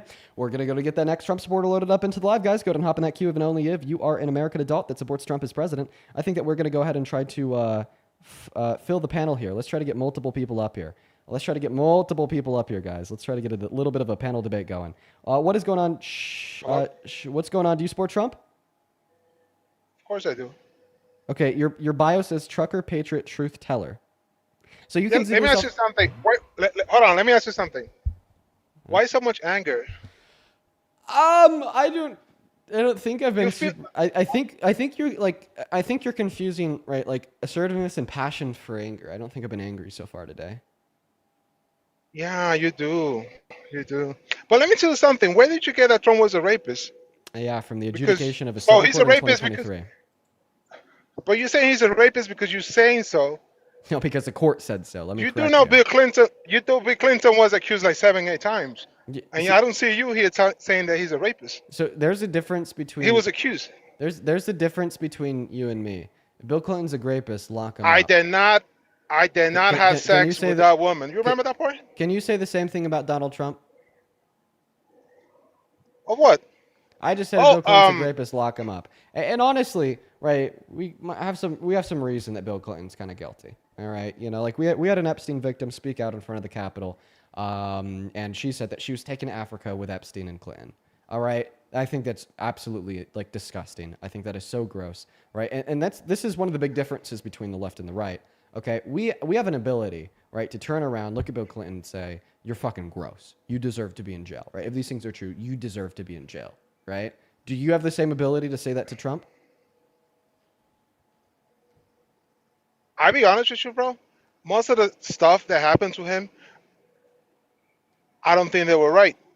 He was over persecuted. You know that. Everybody knows it. But you guys can't admit to that. You don't have the same ability to say it about Trump. So why the hell did you even try to bring up Bill Clinton, right? If like as a point of hypocrisy. But This then is when the I reason. demonstrate to you that there is no hypocrisy present, because if Bill is guilty, fucking lock him up. Okay, and then the moment I ask you to say the same thing about Trump, you can't do it. That's embarrassing. You're spineless. Go ahead and unmute. But the facts matter, and the fact is you're spineless. Ascension invite. Hey, Dean. Go ahead. Hey, Dean. Can I ask you something? Yeah, another thing. Real quick. Before you do, let me thank a couple people. Mary, thank you so much for the $10 on Super Chat, who says, Dean, you made me laugh out loud with the stripper analogy. I'm definitely reusing that one. I appreciate you for the $10, Mary. Show some love to Mary, and show some love to Tara, Tarra, with the $20 on Super Chat, who says, you give me hope for the futures of my daughters. Thank you. Keep up the good work, kid. Well, thank you so much for your kindness, Tara. I really appreciate you for your support. Thank you for the kind message and the $20. You were absolutely phenomenal. And then Sid, thank you for the $25 over on Venmo, who says, hope you're doing well. Sid, thank you for the $25. It's been so long. I hope that you're well. I loved running into you down in Texas. I think about that often, and I hope that all is well, Sid. Thank you for the $25. As well as Courtney, thank you for the $10 over on Venmo, and Peyton with the 10 as well. Thank you so much, Courtney and Peyton. I read both of y'all's messages. Thank you so much. And then Michaela, thank you for the $25 over on Venmo. Ooh, Michaela with the $25 says, I'm MAGA, and I would love to debate you. I have a lot of respect for you and your views. Michaela, what is your name on TikTok? I'll bring you up next. Let me know. Let me know, Michaela. And then Lowen, that is Lowan. Thank you so much for the $20 as well on Venmo, who says, thank you for all that you do, Dean. Thank you. Thank you so much for your kindness, Lowen. As well as, the hiring freezes onset by the shutdown are really hurting so many people. I'm sorry to hear if that's personally impacted you, but thank you so much for the $20. That is so incredibly kind of you. Show some love to Lowen. And then Shauna, thank you for the $10 on Venmo. Shauna, I just read your message. You should try to get your sister up on the live. And then Miguel, thank you so much for the $10 over on PayPal, saying WStream. Thank you, Miguel. Mario, thank you so much for the $20 over on PayPal, saying I'm a Republican, but MAGA are brainless and idiotic. Dude, classical Republican right there. Thank you for the $20, Mario. And then Elise with the 5. I appreciate everyone so much for the love. We are all cut up. Show some love to all of the donors down below. Thank you guys so much for your kindness. Thank you. Seriously, show some love to all of our donors. It really does mean the world to me. Thank you for supporting the stream. As well as Lacey, thank you for the $10 over on Super Chat. And go ahead and take it away, Chef. I appreciate you for waiting patiently. Hey, Dean, two things. The first thing, I do think Charlie Craig was running away from you. Yeah, he did. The second thing, why can't we let Trump govern? Why? The first term, Why can't we let the him first govern? term, yeah, the first term, we didn't. The second term is going the same way. And another thing, we're always judging President Trump, right? But only history could judge him. And that's proven with Bill Clinton. That was the main reason why I brought Bill Clinton, because everybody was saying Bill Clinton was the best president ever. Bill Clinton this, Bill Clinton that. And history has shown that he was probably one of the worst. I don't know why you keep on bringing Clinton up. Maybe it's like just a difference in our ages. I'm 21, right? When Bill Clinton was president, I mean, I wasn't even a thought in the mind of my mom nor dad. Like, I would prefer just to stick on Trump. You're saying that we can't judge Trump and we're going to have to wait for history to judge Trump. Okay, well, this is just like the late stage MAGA cope. You're telling me that I can't judge Trump for raping a woman? Fuck you. You're telling me that I can't judge Trump for passing an illegal executive order that attempted to take constitutional rights away from those that have them when he tried to take away birthright citizenship away from the children of undocumented immigrants born on American soil, even though they've been guaranteed that right since 1865? Fuck you. You're telling me I can't judge Trump for taking healthcare away from 10 million low-income Americans, food stamps away from 3 million low-income Americans, and now because of Trump's government shutdown, 42 million Americans are going to lose access to SNAP benefits in less than a week from now? Big fuck you. Of course I could judge Trump for these things, and you should too. Only history could judge a president. Right, but we can't today, even though we know the facts. Go tell that. No, we can't. Go tell There's no that. facts. Go tell that to the 60. Go tell that to the 60 rape victims that got pregnant as a result of their rape, that try to access abortion every day in America and are denied in 10 of our 50 states because Donald Trump told SCOTUS to overturn Roe v. Wade. Go tell that to them that they have no right to judge, right, one of the many people culpable for the reason why they cannot access health care. Now their body is going to be forced into bodily mutilation and torture for the next 9 months because of that. Go tell that to their face. Is that something you do? Look, man, that's something different. You turning it so now it's different. Now we can judge Trump. That's different. Now we can judge Trump. Look, I don't agree with Trump on everything 100%. All right, I'm not. You don't I'm not agree with him on things, No. so therefore you're judging him on the things that you disagree with him on because you think No, they're wrong. I don't. For example, I don't agree with him on abortion. So then you're judging Trump for his immigration policy, right? I think all this shit's happening because of Biden. If Biden wouldn't did what he did, and that idiot Kamala Harris, boo-boo, drug addict probably. Yeah, no. Super. You know they found a bag of super, cocaine. super. You know they found. You do know they. I gotta kick him for saying the name of a. I gotta kick him for saying that. It can't be allowed on TikTok TOS. No. Super graceful, man. Yeah. No, I mean just super good, super great. Yeah, just super like intellectual, like smart guy right there. What's up? Do you support Trump? Hey, what's up? Are you MAGA, man? Hello. Hey, are you MAGA? Yeah, I'm more in between. I just have a lot of viewpoints on what you were saying, and I just wanted to ask you on how you feel currently about how it's going. Well, I feel very bad about it, and that's what we talked about on stream. But knowing everything that you do now, if you were teleported back to November, who'd you vote for? I actually didn't vote. I couldn't. I wasn't. All right, you have a good one, man. Guys, we're going to go ahead and try to get a panel of Trump supporters up here. So if you're one of the 13.5 thousand people hanging out with us in the stream for the day, go ahead and hop in that queue, even only if you are MAGA. We're going to try to get maybe around like 5 or so Trump supporters up here and do a quick 1v5. What is going on, Austin? Are you MAGA? Yes, what's up? I voted for Brent Peterson just because of his promotions toward banning the anxiety pins. I think they should be banned. Cody, do you support Trump? Yes, sir. Age, well, he's out of age. That white 5.9, do you support Trump? Yeah, man. Age, please. 19. What year were you born in? 2001. Cooper, do you support Trump? I used to, but I don't anymore. I just wanted to say that you're the. Thank you, man. I appreciate you for that love, Cooper. You're fucking awesome. We're looking for a panel of Trump supporters right now, but shout out to you, Cooper. I appreciate you for changing your mind. You're awesome, bro. All the love to you in the world. Please don't take me kicking you as a sign of disrespect. It literally just means you're too base to be on the live. What's up, JOD? Do you support Trump? Yes, sir. Okay. Samuel, do you support Trump? Yes, sir. Age, please. 18. What year are you born in? 06. What month? February. J-Mac, do you support Trump? You know it, brother. All right. How old are you? 30. Okay, 1v4. Is that a little bit unfair? Should we get a fifth person up here? You seem educated. I think it's fair. We need a 3v2. You should get Parker up here, bud. You need him.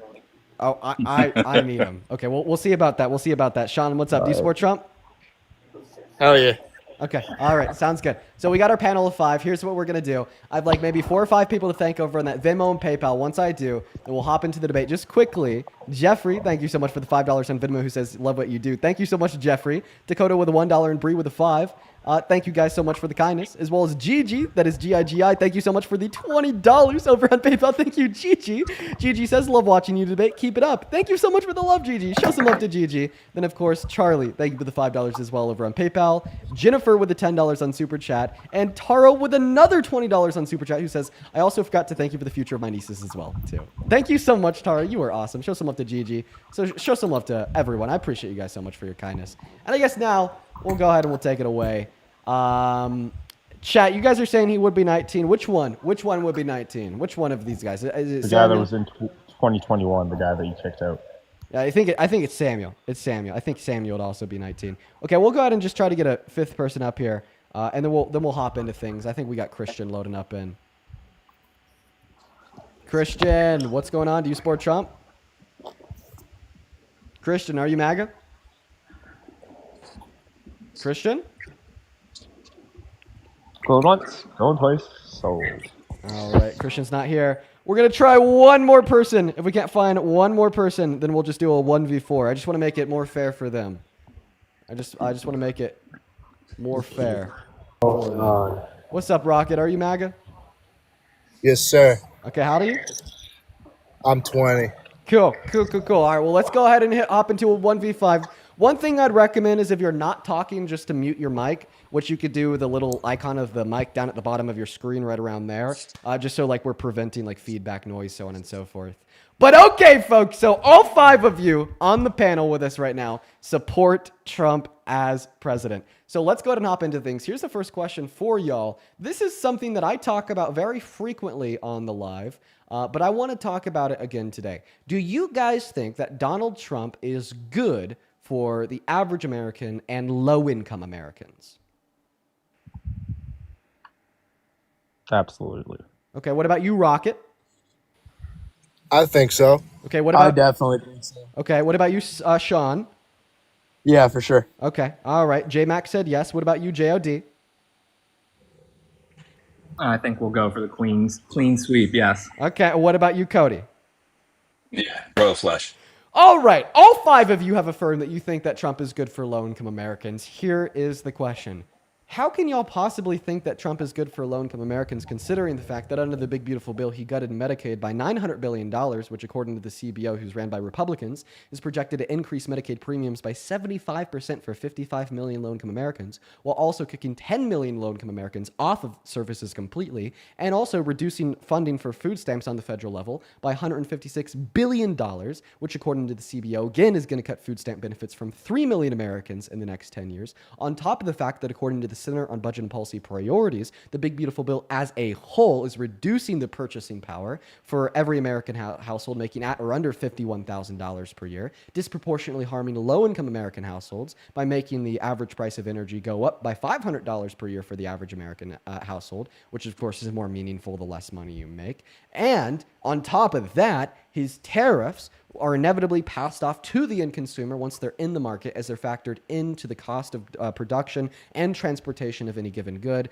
which will disproportionately affect low-income Americans since they spend a disproportionate amount of their income on the goods that they consume. Okay, great job. I see your eyes looking over, and obviously this is your job. I'm working right now. I'm on my lunch break. I'm sure these other guys are also working men. We don't have data or sheets in front of us. So thanks for the info on the Medicaid and the numbers and the SNAP and all that. But I think we'll all agree, all 6 of us will agree that you can go outside and ask any single American and you'll say, are you happy with your current health care? Is any American, rich, middle class, poor, nobody's happy with our healthcare system right now. So, when you just spit out Medicaid this, Medicaid that, like a lot of people are struggling with those expenses. SNAP benefits, I heard you on some previous Let me debates respond to that talking first about point. that. Let me respond to that first point. Why? Okay. You just talked for like 5 minutes straight. You I know. put out like 3 points. I'll talk for less. We're just going to go point by point. So you just said, Sure. well, it's actually okay for Donald Trump to make healthcare even worse by making the premiums more expensive for low-income Americans and taking away from 10 million people. Here's an analogy. If I were to go ask the average American if they're happy with their car, what do you think they'd say? Some would say yes, some would say no. I don't think it's For at all those, even. for those that would say no, maybe like, they have I don't an think issue that's a great metaphor or simile at all. For the Americans that would say that they're not happy with their car, maybe their tire tread is a little bit like suboptimal. Maybe they have some issues with like an oil leak, so on and so forth, a check engine light on. Do you think that things would be better for them if I just took their car away from them? All right, I'm not going to engage in your whataboutisms or what-if-isms. It's not a whataboutism. It's but applying your logic to a way that makes it seem absurd. We Thank pay you so a much. lot for healthcare, and we're unhealthy. So like I agree with all you're saying. Like we should pay less. The average American should pay less. Low-income Americans shouldn't be struggling to afford healthcare, So but then we why do you pay the support most. Trump, who's We making pay the more most expensive? on average, and we're unhealthy, man. So we need to shake up the bottle. Like I'm not going to sit here and say I know exactly the solution, but I know whatever's happening right now. You know what? I would be okay with doing the opposite of it because, like I said, like 1% of Americans are happy with our healthcare system right now. Less than 1%, I'd be willing to bet. So yes, like I don't care about Medicaid. I don't care about this or that or what he does to this because it already sucks. Yeah, so you're just trying to justify tyranny by a description of pain. Here's my question for you. What specific issues is Donald Trump fixing inside of Medicaid by taking Medicaid away from 10 million low-income Americans? Like I said, I do not know what he's fixing. He's I not don't know fixing how to anything. fix it. Exactly my point. So don't try to sit here, JOD. Don't try to sit here and tell me that Donald Trump is making these systems proactively better, right, by taking these systems away from the people that need them the most. Don't put words he's in my not. mouth. He's not taking them away. He's cutting the funding down a little bit. He's limiting the funding. He's not taking them away fully. And Medicaid has loads of problems right now, and it's got to get fixed. He's trying to work on how to fix them before we dump all this money into Medicaid, and we don't know if it's truly working or not. Which is good for middle class and low income Americans. And like free healthcare is a nice thing, but honestly, your taxes go way through the roof. Here's my question for you, Sean. Here's my question for you, Sean. You just said that Donald Trump is working to fix the problems within Medicaid. What problems exist in Medicaid, and how is Donald Trump working to fix them? You're on the spot. Take it away. Okay, awesome, cool. Yeah, no, so I have family that works in medicine, and I know Medicaid's a huge problem, and not a lot of doctors accept people who use Medicaid, so they get often pushed to lower quality doctors who don't really provide good enough care for people. So they're not getting the best support that they can. They're getting support by doctors who are working at places that only accept Medicaid. And there's a lot of fraud going on in Medicaid, and a lot of the spending is going to places that we don't know yet. So that's why he's cutting the funding down right now, just to determine what's going on with it and how good it's working truly and where it goes into. All the spending. Okay, so you just said one of the problems. So you just said one of the problems with Medicaid is that not all doctors accept it. So yeah, it's like 90% of doctors are participating providers. However, I do wish more would be participating providers. And what exactly is Donald Trump doing to help fix this issue? Well, he's cutting the funding down because I don't know where you got 90% of doctors. How is defunding Medicaid by $900 billion over the course of the next 10 years helping to fix this issue? Well, did you know that Medicaid has got funded $300 million more since 2019? So he's just cutting the funding down. It's already at $900 billion. Okay, well, so it's already went up $300 billion since 2019. Well, so I don't understand what you're pointing. We also have we have more low-income Americans since 2019 because of the pandemic and population growth. Should we not increase the funding to Medicaid to account for that too? Oh, yeah, exactly. So now it makes sense. And by the way, right, he's not cutting it by $300 million. He's cutting it by $900 billion over the course of the next 10 years to fund the greatest redistribution of wealth from low-income Americans to high-income Americans per the Center on Budget and Policy Priorities. And then once again, back to you, Sean. I asked you a question. What is Donald Trump doing to fix this issue of the fact that most providers not most, but some providers do not accept Medicaid? And then your response to that was to say, well, he's cutting Medicaid. So once again, I'll ask you the question. How is Donald Trump cutting Medicaid by $900 billion over the course of the next 10 years, helping to fix the issue that not all medical providers in this country accept it as a valid form of payment? I mean, you could say he's cutting it over the next 10 years, but you know when he gets out of office, if a Democrat comes in, they're going to put the funding right back. So truthfully, it's not going to get... We can only hope they'll save us. Are you going to answer the question, though? Because you're not answering the question. The question, once again, was, I asked you, what are the issues in Medicaid? You said it's the fact that not all providers accept Medicaid. Then I asked you, what is Donald Trump doing to fix this? And then you said, well, he's cutting it by $900 billion. So once again, I'm going to ask you for one last time, how is Donald Trump cutting Medicaid by $900 billion over the course of the next 10 years, fixing the issue that not all providers accept Medicaid as a valid form of payment? It's not going to fix the issue. The issue itself is the Medicaid. Okay, if that's not going to fix the issue, then why did you tell me it would? Because Medicaid's the issue, not that Donald Trump's cutting the funding towards. Oh, okay. So the way that we fix the issues within Medicaid is just getting rid of it as a whole? Yes, and maybe we need a new thing. So we need to replace Medicaid with a new thing. So what is Donald Trump replacing it with? We know that he's getting rid of it for 10 million low-income Americans. We know that he's increasing He's not getting rid of it. He's cutting the funding down right now, currently. Which according to the Center of Budget and Policy Priorities, which once again is read by Republicans, is what is directly leading to 10 million low-income Americans losing access to service over the course of the next 10 years. So once again... 10 million Americans losing access to bad, low-quality care. So what are they going to be left with? And also, Medicaid actually isn't that bad in all scenarios. But my question to you is, what are they going to be left with? The answer to that question is nothing. You said that we need to fix and replace it. Donald Trump isn't replacing it with anything. Okay, he has been in office for 5 years at this point, and he's been contemplating his policies for office for over 10 years at this point. And this whole time, he's been saying that we need to repeal and replace Obamacare. We need to repeal and replace the ACA. Medicaid has all these problems, but guess what? The real problem is taking these services away from people that need them to live, leaving them with nothing and replacing them with nothing. Okay, if you want to replace Medicaid with something better, be my my goddamn guest. All right, so many low-income Americans can voice so many frustrations with the system, but guess what? That system still provides them with the only healthcare they have access to in order to fund their visits to the hospital, in order to fund their annual physicals, and in order to extend their lifespan by 5 to 15 years on average per low-income American. And what are they going to have if they don't have it? Nothing. So, buddy, look at Canada. Look how their healthcare is. It is absolutely trash, okay? You go into any kind of hospital anywhere, you're there for maybe a full day, just even if you got a little cut or something, bud. How good is Canada's healthcare system doing? And they haven't changed it in how long? How long have they had it like that? And I can say this because I guarantee you're going to kick me off. I'm Canadian, bud. I'm from Ontario. But I like to be in these debates because... Yeah, like what an idiot. So let's use that transition to what is he doing? He's changing the culture is really what we need. We're making America healthy again. You know, we're not just relying on going to the doctor as, you know, the end all be all for health. It's you are what you eat. It's let's look at other aspects of our culture and health and the cesspool that we're living in you know, just the unfortunate world of just everything of new and unfortunate, you know, dumping from big companies, things like that, and just biohazards, just changing the culture of let's make America healthy again, which I think is a great thing.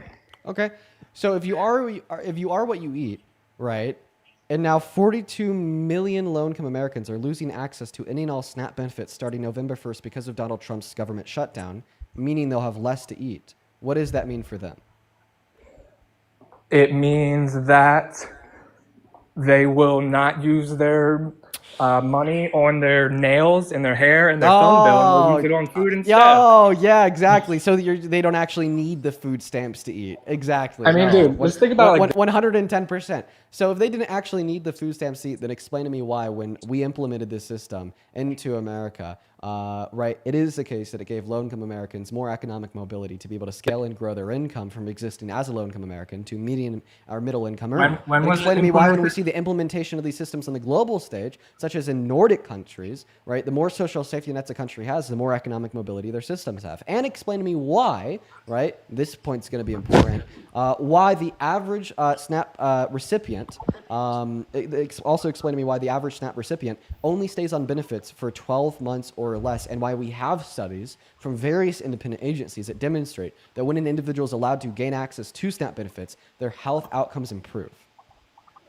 Okay, 12 months or less. That's great. That shows that it's working as it should be. You know, they're getting help as it needs to, as they need to, and then in those 12 months, they're finding gainful employment and are able to support themselves. And now November 1st, that's a great thing. Now November 1st, SNAP is going to be left with no funding because of Trump's government shutdown.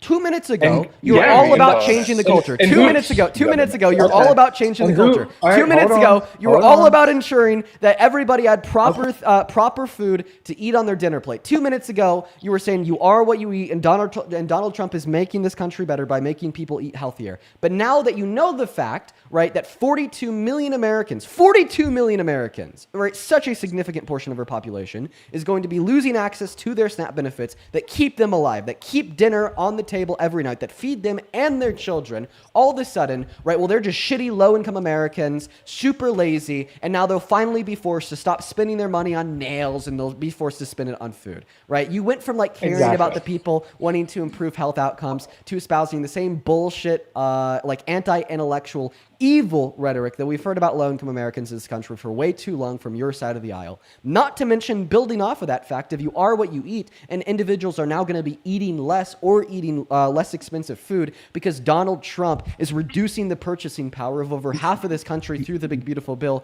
according to Then the Senate Budget call your and Quality senator, priorities. Dean, and tell well, him then to it vote seems like it that through. half of our country is going to be worse off, right? Dean, Well, call your it's senator not- and tell hold him to vote it through. Come on. You Hold know on, that hold this on, is hold on. Democratic filibuster. One second. But while also, you're talking, it's not the taxpayers' responsibility to feed these other people, Dean. Like I said, I don't want one person in the world to go hungry. My church is open. Our soup kitchen is open. We have food drives. And I'm sure all the other churches across America are open. So let me get this Help- straight. It's help not is the there for taxpayer's those- responsibility to ensure that children, men and women, right, in low income brackets, right, are healthy. But it is the taxpayer's responsibility to spend $4.5 trillion on a bill that disproportionately helps the ultra wealthy. It is the taxpayer's responsibility to give $40 billion to Argentina to help bail them out when they're experiencing economic instability. And it is the taxpayer's responsibility to apparently now give Trump $230 million straight from our pockets because of the emotional distress he felt when the DOJ was investigating him over the last 4 years. Do you sound how stupid? Do you hear how stupid you sound? No, not at all, actually. Because it's the Democrat shutdown. The Republicans did not want to shut down the government. So yeah, the SNAP benefits, yeah, really sad. You know, so like you said, call your local senator. Who controls the White House? The media stint is over. It's controls done. the They White lost. House? It's the Republican shutdown. They won the narrative last shutdown with Trump. They lost it this time. Who controls the White House? Donald J. Trump. Who controls the Senate? Republicans. Who controls the House? Republicans. Who controls the Supreme Court? Republicans. And yet you're still trying to blame it on the Democrats. Get real. I'm pretty real, man. I'm pretty real. And like, just going back to SNAP, like, right? Nobody Going back to in something the else, of course. I mean, all right, or move on. What's your next topic? Whatever you want, Dean. We're all ready to. Sorry if I'm making you anxious.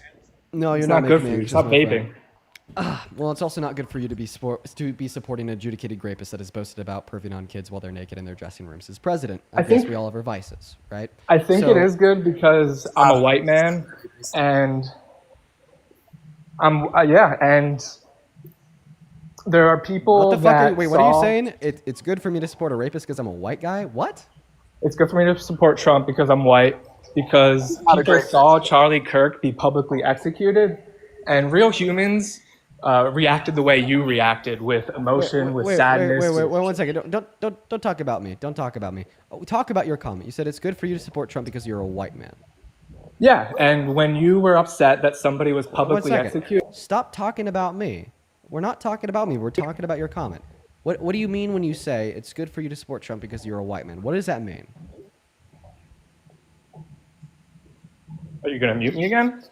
If you talk about me again, yes, I want you to answer directly to my question. What did you mean when you said it's good for you to support Trump because you're a white man? Because I saw a white man with conservative values who is more left leaning than me be publicly executed, and people cheered for it.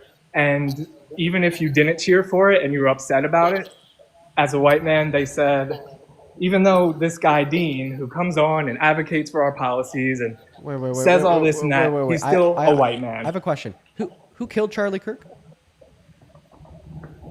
A white man. Yes. Oh, is he a man or is he transgender? Don't misgender him, Dean. You'll lose some audience if you misgender him. His shooter was a cis white man, just like you, just like me. Okay.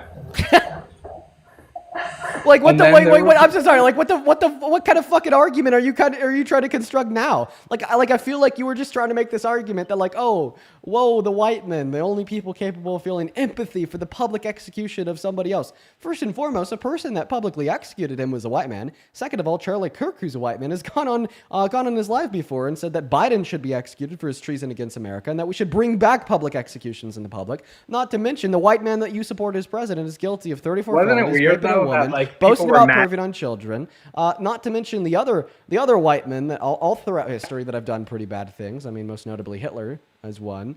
Mussolini is too, but I mean, we don't even need to go there. I'm just still not sure that I understand quite what you I mean. think when what you he's say, trying to I explain- support Trump because I'm a white man. Yes, I think what he's trying to explain is that white men have been discriminated in this country under Biden's policies with DEI and everything and diversity of hiring. And not a lot of white men recently have been able to get hired due to their race. and also just everybody. Oh my God! Yeah, you're giving me a good laugh. Listen, go ahead and tell me specifically what Biden policy discriminated white men. So just for example, DEI. the 19 DEI the is a word. 19 I'm asking for a very specific policy. In response to you, Sean, you said Biden's policy, right, made it so white men were discriminated in this country. Very specifically, what policy did... Oh, you're giving me a good laugh. Very specifically, what policy did Biden pass? Specifically, that caused there to be discrimination against white men in this country. It was obviously supported by him and the Democratic what Party. specifically was supported by him that wasn't discriminated against white men? Because now you've shifted the goalposts, because the original claim was that he passed policy that caused there to be discrimination against white men. But now you're saying he just supported things that caused there to be discrimination against white men. So, Sean, I will ask again, what did Biden support that blatantly was anti-white man discrimination? DEI. And what's DEI, Sean? Diversity, equity, and inclusion. And how does DEIA or DEI discriminate against white men? I think it's because it's making people hire people who are different races, not based off how good they do and how good of a job they work, and it's making job hiring all based on race. Okay, well, and I think removing that makes it not based on race, and it just makes it based on how good the job gets done. I think that was a great thing Trump did. You have a fundamental misunderstanding of what DEI is. It's not something, right, that discards merit for a preference of race. It's actually something that discards a preference of race or gender for protection of merit by protecting against discriminatory hiring processes in which have disproportionately disadvantaged BIPOC individuals and women. Okay, that's the fact. You have it backwards. And now you're saying that Donald Trump has done something to fix this. We'll talk about that in a second. But I actually just want to ask the guest below you here something real quick. JOD, would I be right to assume that you agree with everything that Sean here is saying? Yes. Okay, and you said that you're pretty far right. Do you uphold traditionalism? You think the man should go out and work, the woman should stay at home, raise the kids, cook, clean, etc.?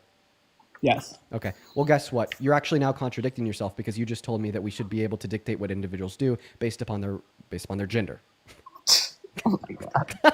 Come on, bro. Really? Fucking really? You just told me that you think it's so bad we need to have a merit-based economy. We shouldn't have an economy that gives preferential treatment and tells individuals what they should do based upon these immutable characteristics. But then in the same breath, you say that individuals should be doing these particular tasks based upon the immutable characteristic of what's in between their legs or what their gender is. Come on, bro. Get real. You're all over the place. Goddamn contradictory buffoon.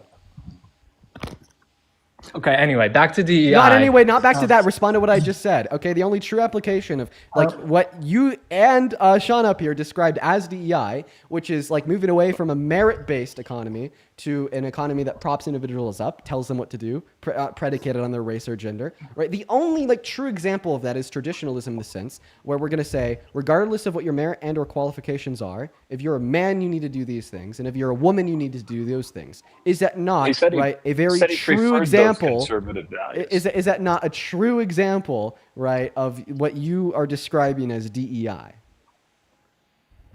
No, not at all. It is. How so? It is just conforming into roles as we were intended to be, rather than conforming into roles predicated on your merit or predicated on your gender.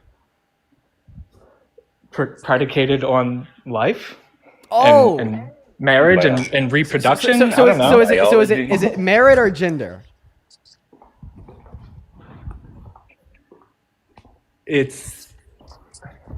You're losing me a little. You're like this whatever gotcha you're trying to get. I think it's just a fair question, sir. You said that men should go out and they should work. Women should stay at home, cook, clean, raise the kids. Generally, yeah, okay. Sure. So is that a predicate? Is that predicated, right, on their merit or on their gender, and their abilities to perform at these tasks, or what's in between their legs? It is, yeah. It's on their gender, absolutely. Okay. And more often than not, the man's ability is superior to the women's in most areas. Really? So then why are men better at leading than women? So anyway, back to Biden DEI. No, I just have a question real quick. Why do you think men are better at leading than women? Let's hear it. Because I've never heard a man say, "I'm overstimulated." You know, just a quick one sentence answer. But anyways, back to my Starbucks. So your argument here is not back to anything, because now I'm going to respond to that. So I don't know. Is the implication here is that you think that men perform better under stress? Sure. Okay. Well, biology proves you wrong. Women have thicker dendrites. Sorry, Dude, spines. like, One second. nice little, dude, again, nice little thing. Oh, muted. So biology proves you wrong. Women have thicker spines on the dendrites in their neuroanatomy. Than you. Definitely better than you. You little weak. Great self-tell. Great self-report. Hey. Much thicker spine than you, Dean. Hey, JOD, are you crashing out? Listen, I'm not. man. I'm peaking. Listen, I man. probably laughed less loud than you laughed earlier. What I'm going to so ask you to do, I think here, we're both JOD, having a great time. is just so you could calm down. What I want you to do is go ask for your mom and to give you a better haircut, so you just have something to focus on, right? Like while we're debating here. But that profile, Why not his dad? Hold on. But that haircut's pretty nasty. That haircut's pretty nasty. Right, Actually from but 2020 when anyways, I was a raging I'm liberal. going to go ahead and just respond. Just a quick question, Dean. One How come- second. No, how come his dad? I'm just gonna respond to what JOD said there. So once again, you think that men are better at dealing with stress under pressure than women. Biology proves you wrong. Women have thicker spines on their dendrites in their neuroanatomy.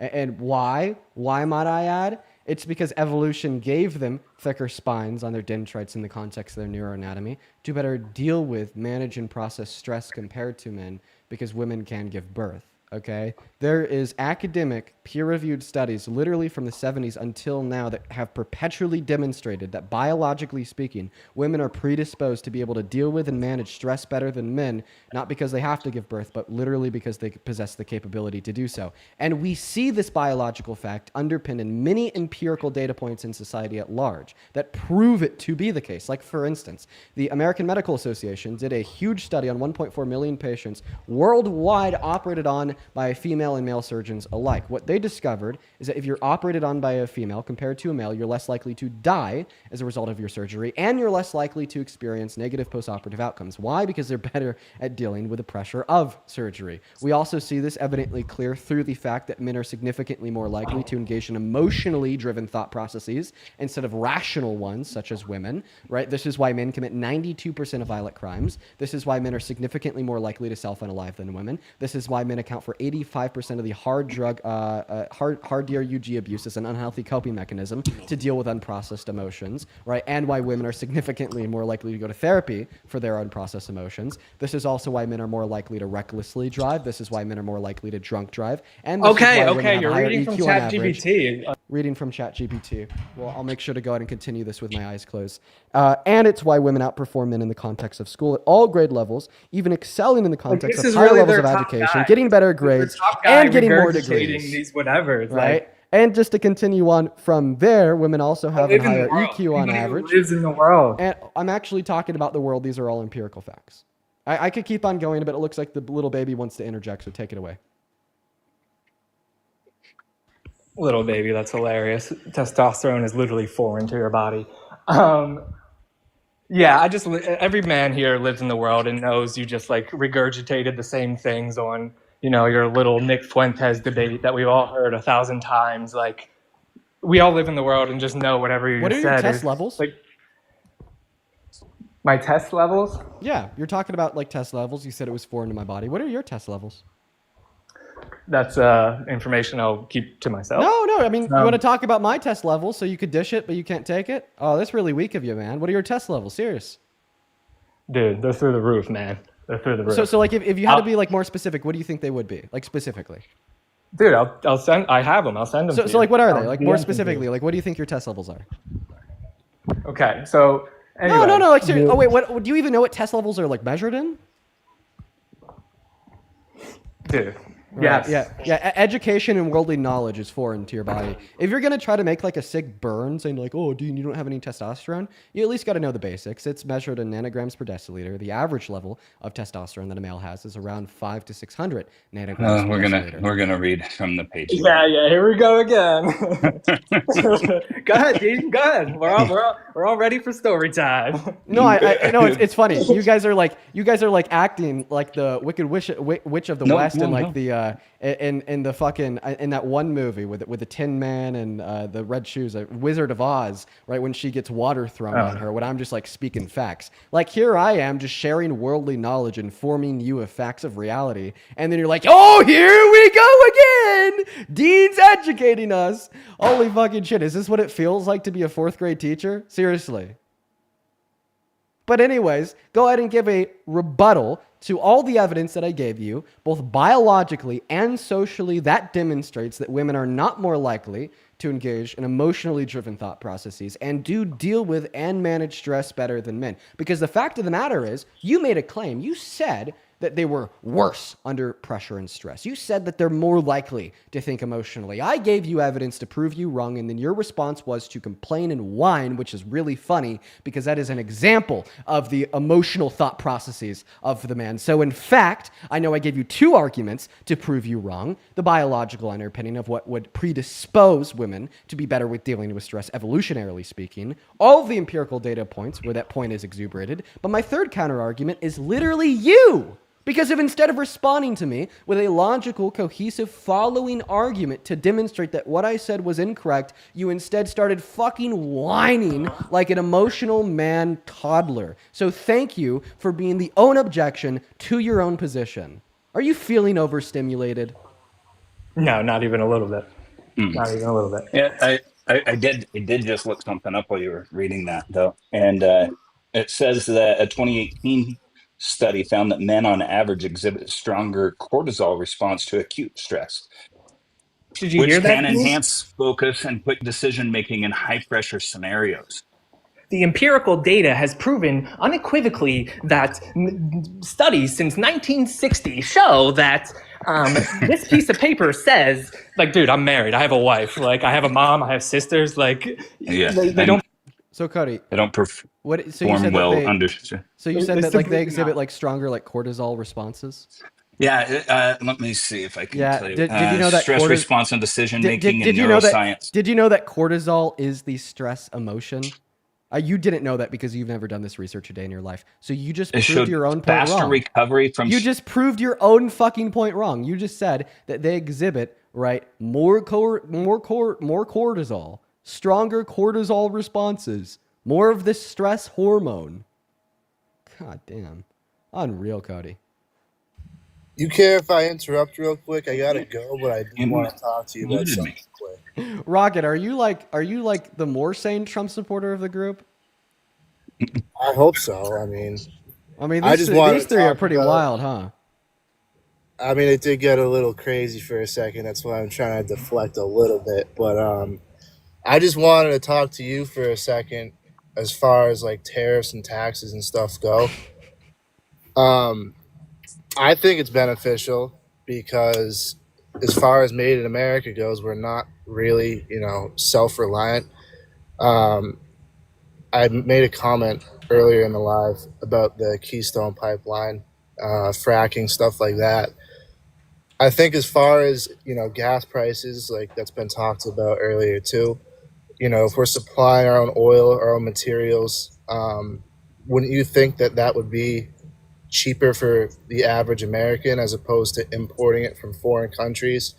Well, actually, no, not really, because oil produced in other countries is typically cheaper than the oil that we produce in America. But if you're curious, nobody's been better for the production of American oil than the Biden-Harris administration. Go on Google, type in EIA.gov, U.S. crude production of oil. What you will see is that the most oil there was ever produced in any given month under Donald Trump at his first administration was 12.9 million barrels of oil per day in December of 2019. The Biden-Harris administration was able to beat that and produce over 13 million barrels of oil per day for over a year and a half straight, from July of 2023 until the end of their administration, after an incredibly quick, sharp rebound from the drastically low levels of oil production in this country onset by the pandemic. So if you like oil being made in America, look no further than Mr. Biden and Miss Harris. Okay. Well, aside, you could be right about that. I don't have a screen. I'm not like super political. I just kind of, look around for things that, make sense to me. Oil aside, as far as tariffs go, I'm super into cars, as you can see in my profile picture. As far as foreign cars, German cars in particular, like Mercedes-Benz or BMW, they had a massive hit. They were selling a lot less cars once tariffs hit. They're now opening their own manufacturing facilities in the United States. So that's another example of, supplying our own needs, vehicle wise. And that goes for other things as well. That's just an example. Like I said, I'm a car guy. So I mean, you just said BMW. I just looked up BMW moving to America. I'm finding a source here that it looks like from literally last year, so before Donald Trump's tariffs, saying that they're all running manufacturing cars in the U.S. Are you talking about Mercedes? That's the other brand that you said. Yeah, it was one of them. I forget. I saw it a while ago. I forget the exact brand. But as far as manufacturing our own goods, Yeah. I see Mercedes that has had a beneficial. plan in Alabama for like 25 years. Like I said, I forget which one. One of them closed down and reopened once the tariffs hit. Okay.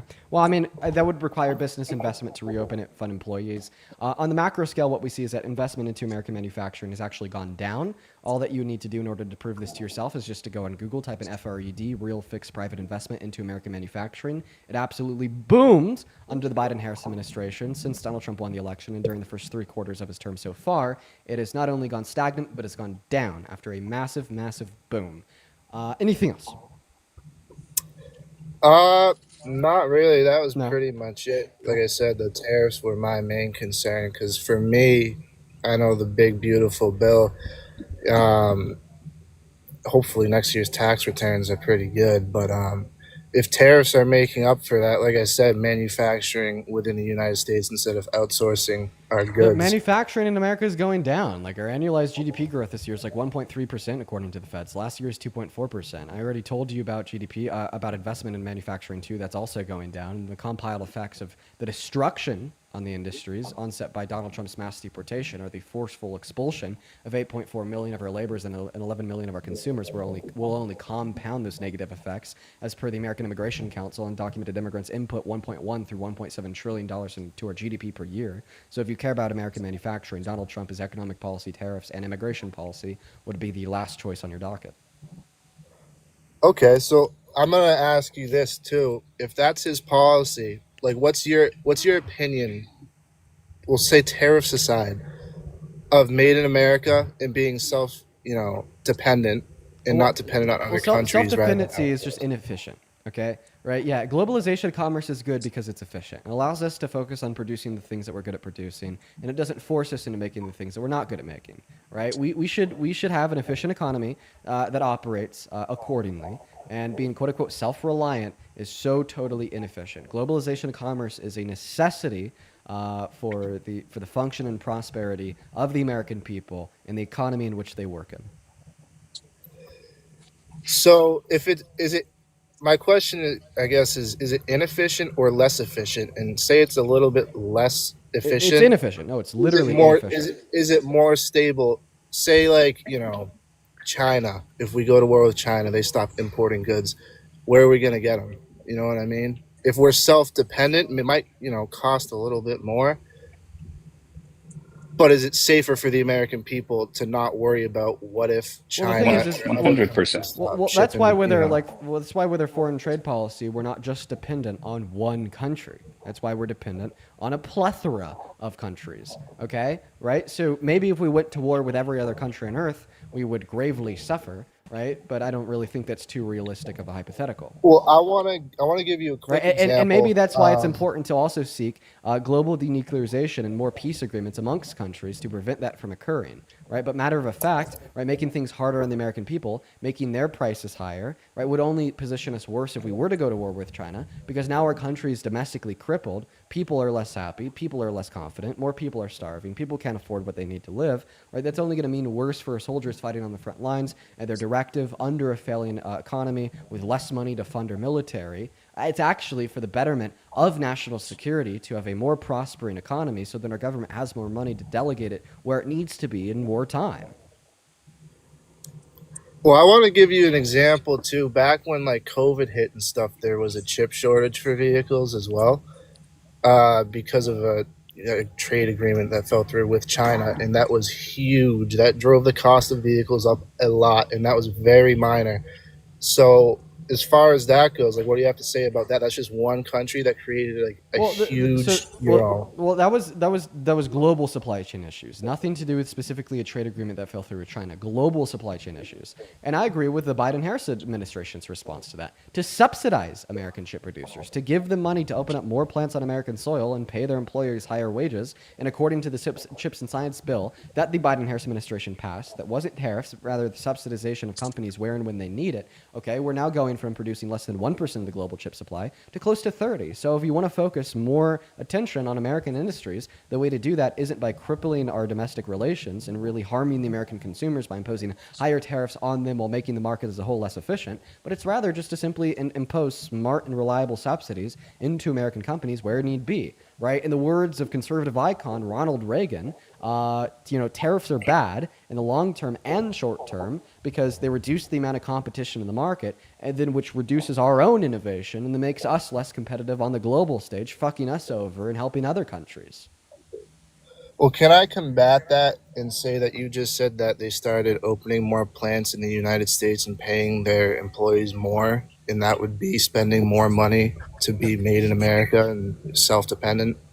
It's spending more money with a return on your investment and Correct. without higher prices for the American consumer and with a more efficient economy. Tariffs is having the consumer spend more money without a return on their investment, fucking them over while also propping up a less productive economy with more inefficiency. There's big differences. I think the point of the tariff was to cost the supplier more so that they would move, their manufacturing plants to America to get around those tariffs. That way they are made in America and more self-sufficient. Well, two reasons why that's not going to happen.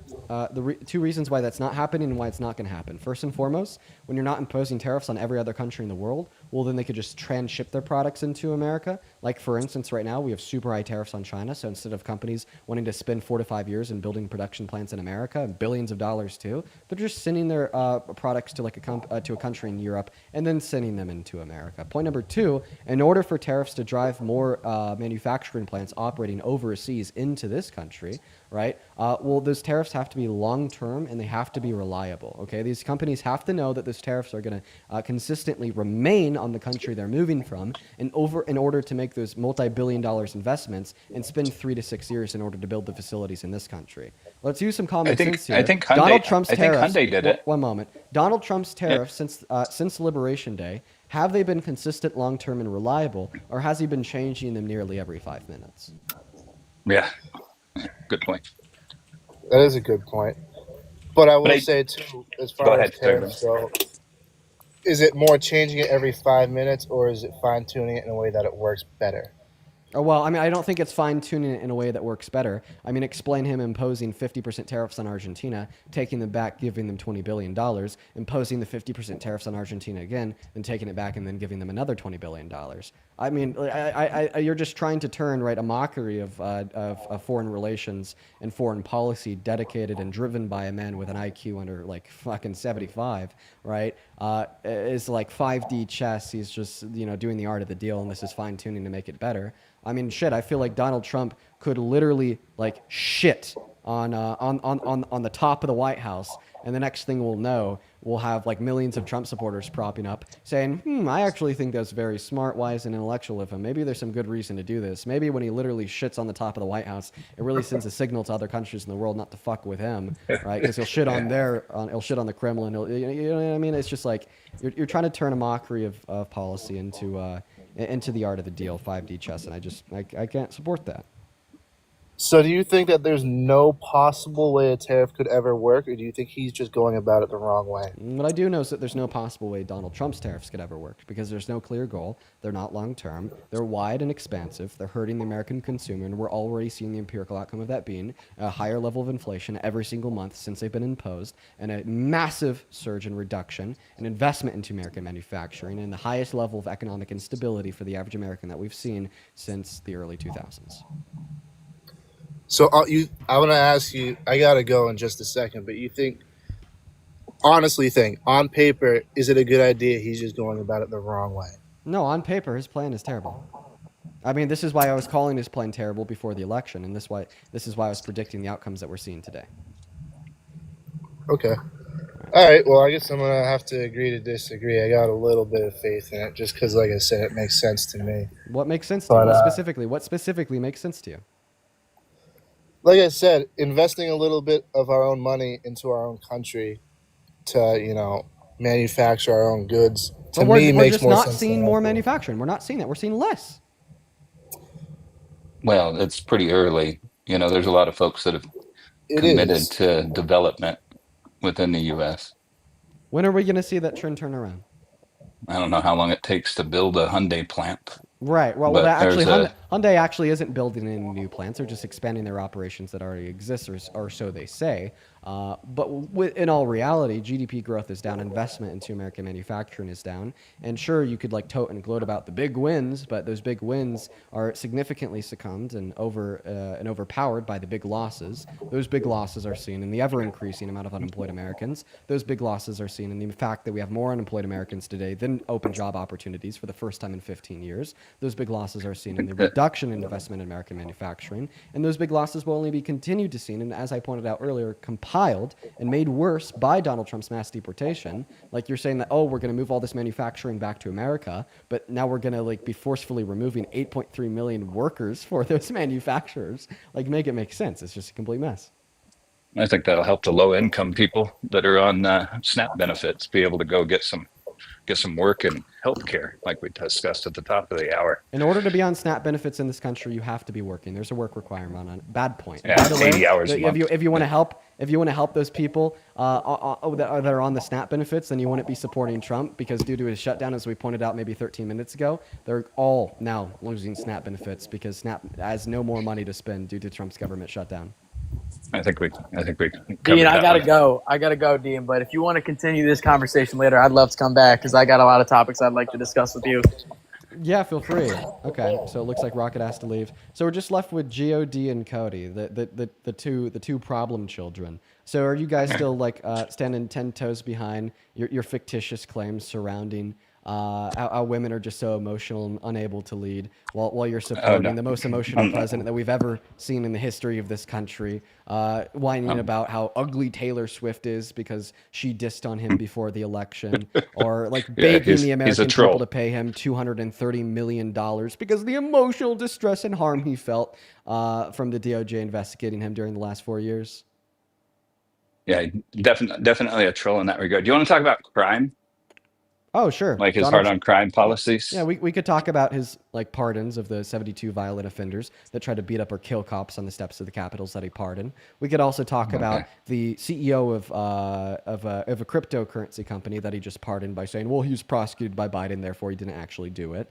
We could talk about his pardon I of kind of George mean Santos. violent crime, like the stuff that affects the violent, American people. Violent crime. So we could talk about how he was held civilly liable for rape by a civil court 2 years ago. We could talk about how we went on Howard Stern's podcast and boasted about The jury didn't find him guilty of rape on that, Dean. You know that. You know that was Kaplan that changed that. Oh, so after the jury said, do you think that rape I don't support rapists. Do you think that just you so don't you know? support rapists? Yeah, you do. Do you think that rape? So do you believe what the jury found him to have done was accurate?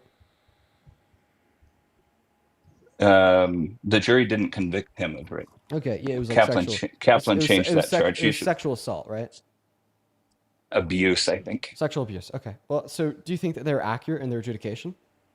I don't know, man. I don't know enough about that. No, enough about that case. Let me ask you here: do you think that? Do you think that? Do you think I that meant rape? crime in general. Do you think that rape would include the forceful penetration of a woman's female member against her will? Absolutely. All right, this is where I'll hop off. Take point on this one, Cody. Thanks for having me. Right, kid. All right. So do you think that rape would include the forceful penetration of a woman's female member with a man's fingers unconsensually? Yeah, absolutely, brother. Yep. So that's what the jury found Trump guilty for. I understand that. So you think they found him guilty for rape charge? Right? No. But you just said that rape would include not exactly according what to the the jury New found him York guilty for. Not according to the New York law. Now, I'm not his defense attorney. I was just asking generally about hard on crime policies in the United States. So do you support what he's doing there? What hard on crime policies? The militarizing American cities? Like going into Washington, D.C. with the National Guard and having a presence of policing and crime going down significantly because of it. Like, it's just a no-nonsense approach to crime. Well, I don't think that And Donald Trump is deploying the National Guard in D.C. to rid D.C. of violent crime, or else he wouldn't have pardoned D.C. violent criminals. okay, all right.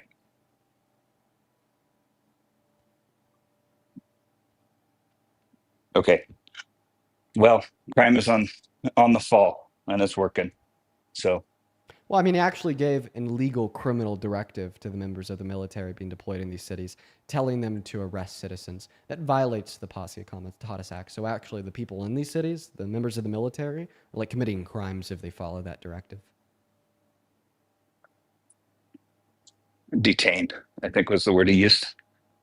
Arrest and charge. The military can't charge citizens with crimes. Right. All right, Cody. Well, I want to thank a couple of people. We've gotten a lot of donations in while we were talking to that panel. I'm gonna head out. Dean, I'll talk to you soon. Yeah, you take care, Cody. Wow! Woo! 1v5! Oh, that was tiring. But we did it. Holy shit. That was pushing it. That was pushing it for me. Uh-oh. Sorry, you guys can't see me right now. It's because I accidentally knocked my camera. Whoops. I know it's frozen. Give me a second. That would be my bad, quite frankly. That is on me. That's my fault. Holy shit. Okay, yeah, while my camera's working on unfreezing, give me a second here. We're going to go ahead and get the next guest loaded up into the stream. Oh, I activated it and I deactivated it and now it's all black. Okay, let me go turn my camera. Oh, no signal. And it's back. Look at that. That's great.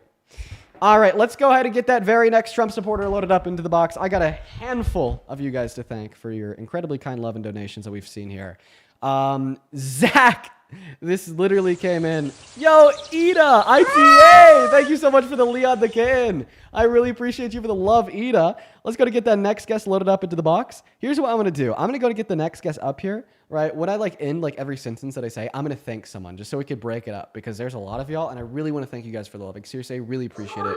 If you're watching right now and you want to support me, you can find my Venmo, my PayPal, in the link tree in my bio and TikTok and in the pinned message over on that YouTube stream.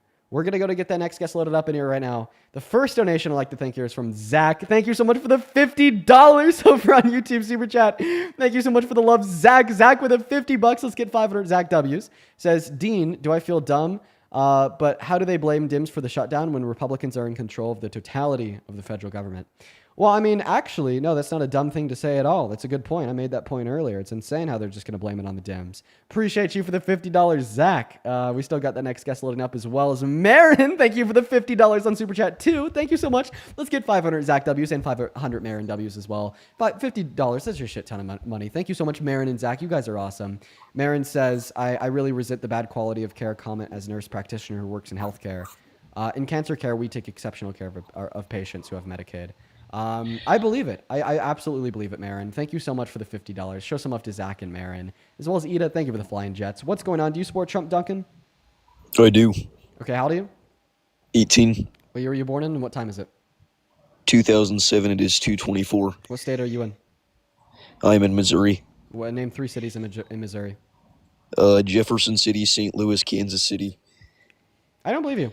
I think that you prepped those questions ahead of time. I think that you're from the UK. We're going to move on to the next guest. I'm just trusting my gut there. Folks. We're going to go to get that next Trump supporter loaded up in here right now. We got Snoops McGee loading in.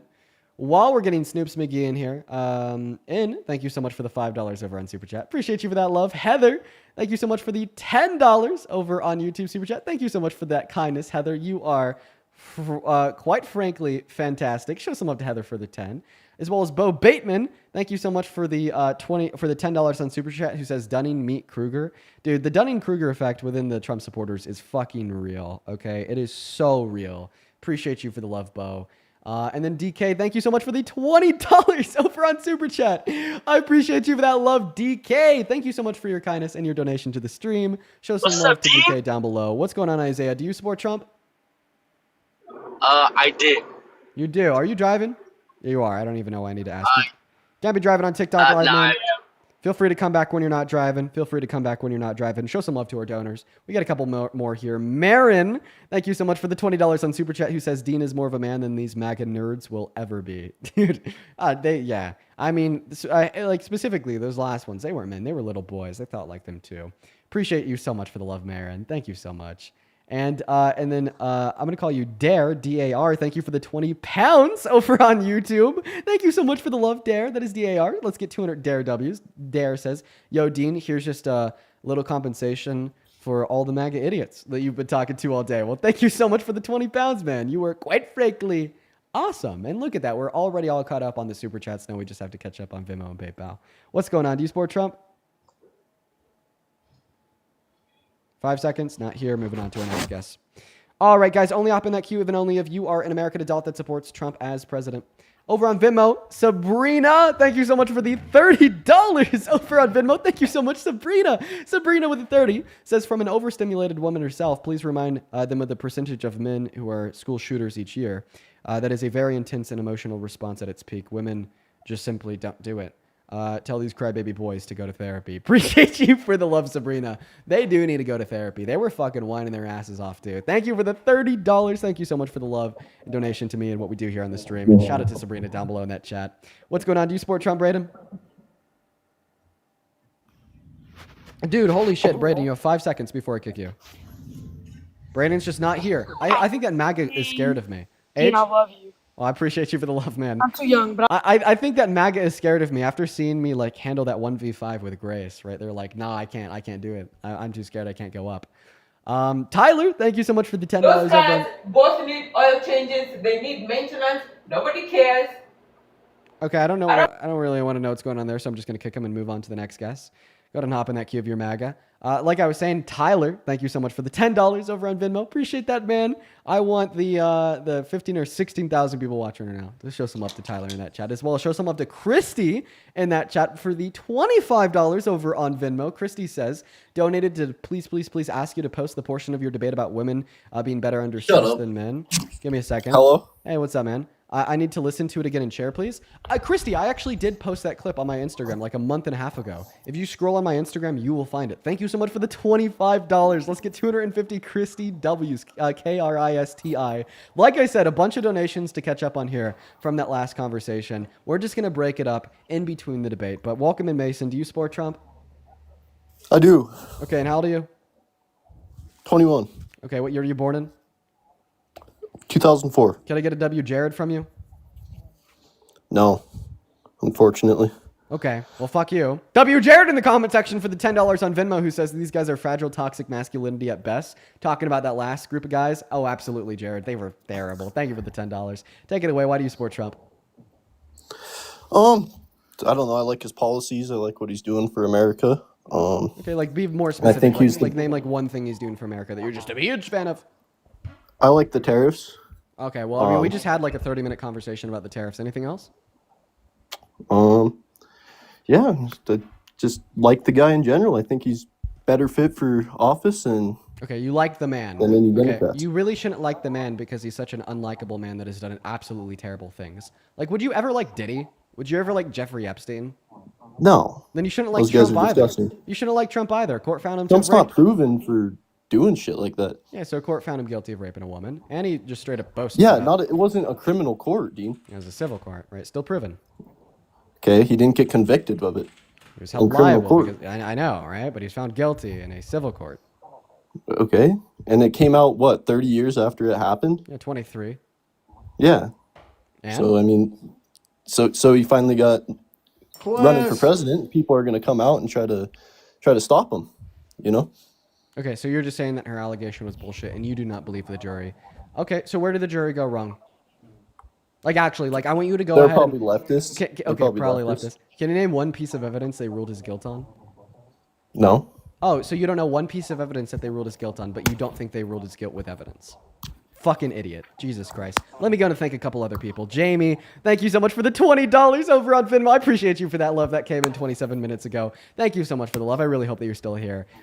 Jamie with the $20 says, thank you for owning these soulless ignorant losers. Make them pay. Jams on TikTok. Thank you so much for the love, Jams. Let's show some love to Jams in that chat. As well as Campbell, thank you for the 5. And Peter, thank you so much for the $150 donation over on Venmo. Oh my God. I want to see 1,500 Peter W's down below in that comment section for the $150. Jesus Christ. Peter with 150 on Venmo. Says, it is invaluable watching you destroy these misogynistic MAGA cult tool bags. Keep being a badass. Peter, you're the fucking legend. You're the goddamn goat. That is way too much money. I do not deserve that much love. Show some fucking love to Peter. That is so generous of you, dude. Seriously, thank you so much for the $150. I want to see so much love to Peter in all of the live chats. In fact, we're going to go ahead and destroy another misogynistic MAGA cult tool bag right now. Sir, if you knew with certainty that Donald Trump, he hasn't actually done this, he's a great guy, remember that, had sexually exploited women and or girls, okay, by walking into their dressing rooms unconsensually and looking at them when they had no clothes on, right, would you still support him as president? No, I wouldn't. Okay. Where's the evidence of that? Right here. You want to have that. You're a guy who likes to have everything, right? Well, couldn't that be construed, however, as Conflict? yes? I don't see it as a conflict. It could be a conflict of interest, but it's the kind of thing you worry about later. Oh, I see. You tend to think about the conflict a little bit later The on. question is, how can it not be construed? No, I mean, some of these foreign girls, Mr. Trump, in my country, we say hello with vagina. And Well, you could also say, as the owner of the pageant, it's your obligation to do that. So you have done that. Now, tell me I'll tell you the funniest is that I'll go backstage before a show. Yes. And everyone's getting dressed and ready and everything else. And, no men are anywhere. And I'm allowed to go in because I'm the owner of the pageant, and therefore I'm inspecting it. I'm inspecting. Right, I want to make sure that You're like a everything is doctor. good. You're there. Yeah, the dress. Is everyone okay? They're standing there with no clothes. Is everybody okay? And you see these incredible looking women. And so I sort of get away with things like that. Sir, you're at a goddamn fork in the road, okay? Your first option is to be a man of your word, stick to your guns. Before I played you that clip, you said if Donald Trump had done the things he just admitted to in that clip, you would no longer support him as president. So redact your support from Trump, take off the red hat, and stop being a member of a cult. I think the second option, the second fork in the road is... the second path through the road is what is going to be more likely for you, which would be to be a raging fucking hypocrite, contradict yourself, and somehow argue that you still support Trump, even though you just heard him admit to doing something that you had said not even a minute and a half ago that if he had done, you no longer support him. So which one? Are you going to be intellectually honest? Are you going to be a man of your word? Are you going to redact your support from Trump? Are you going to be a goddamn raging MAGA hypocrite? So that video, is his face in the video, or is it just like an audio clip? This was on Howard Stern's radio show, live August 21st, 2005. So it was just, it was voice because it was a radio show. Okay.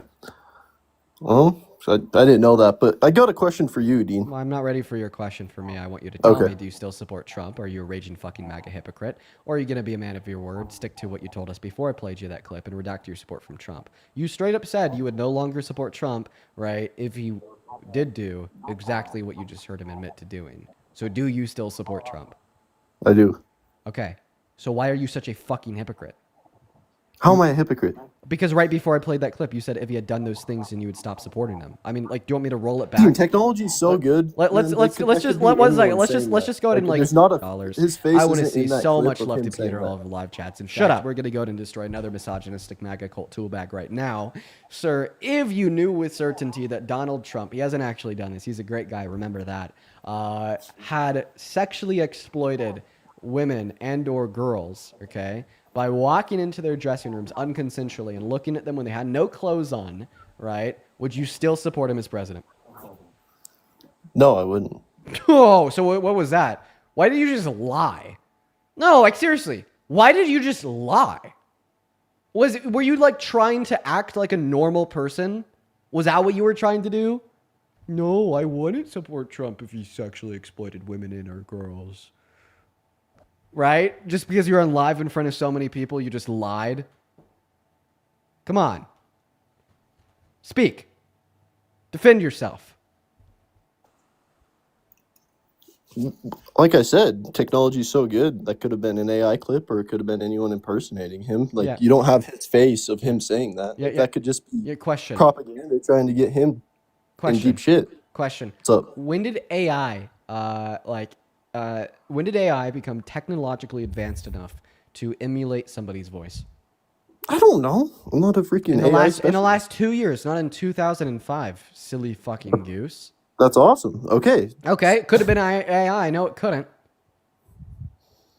Okay, and there's timestamps and proof that this was taken in 2005. Dude, it's Howard Stern. It's not some like random radio show. Yes.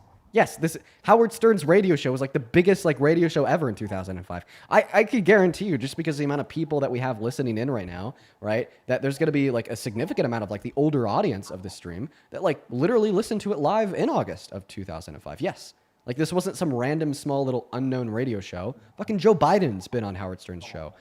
Hillary Clinton's been on Howard Stern's show. Beetlejuice, the Beetlejuice that everyone knows is popular because of Howard Stern's show. It's Howard Stern. Why do you think Howard Stern was able to become a judge on like America's Got Talent? It's because he got so damn popular off of this goddamn radio show. Okay. So then why did you lie when you said you wouldn't support him if he had done this? Now that you know he has. I don't know. You don't know? Dude, I feel like I'm like catching like a fucking toddler sticking their hand into the cookie jar right now. You're Like this gonna is create all your embarrassing own for you. arguments. This is so embarrassing for you. Listen. You get to create all your own arguments. How come I can't ask you a question? Oh, for sure. I'll let you ask me a question after you say, Dean, I'm a raging MAGA hypocrite. Then I will allow you to construct your own argument. Come on, That's ridiculous. you know that's hypocritical. That is the definition of hypocrisy. You can you deny that? Do you deny that that is the definition of hypocrisy? Do you deny that you, sir, are the definition of hypocrisy? Be real, like actually, yes or no? Do you deny that? Sure. You do deny that? You deny that that it's hypocritical to say I would stop supporting Trump if he had done this thing, and then when you learn that he has done that thing and you can't refute it because it's a There's fact, no you still proof, support though, him? Dean. It's just an We'll just audio listen to the proof. recording, Yeah, just an audio recording Okay, it's of his him voice. admitting it That- on the largest it's his radio show of voice. 2005. Yes. People have similar voices, Dean.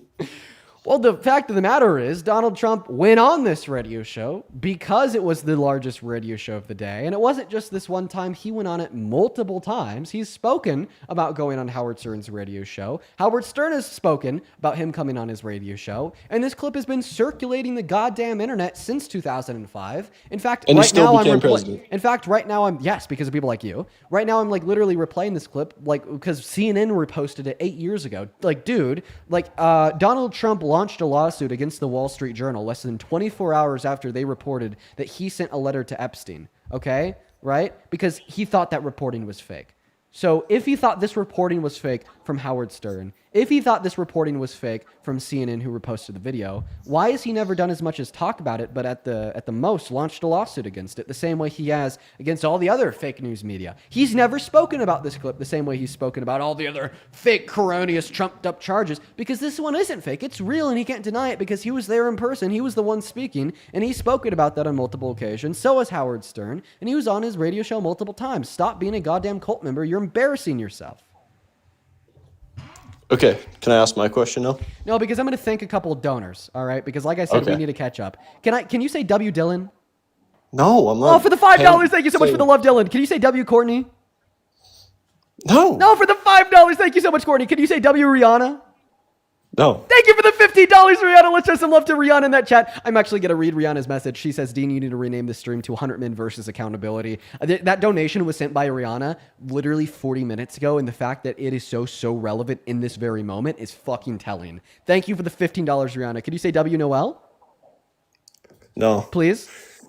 No. No, W. Noel for the $20 on Venmo. Thank you so much for the love.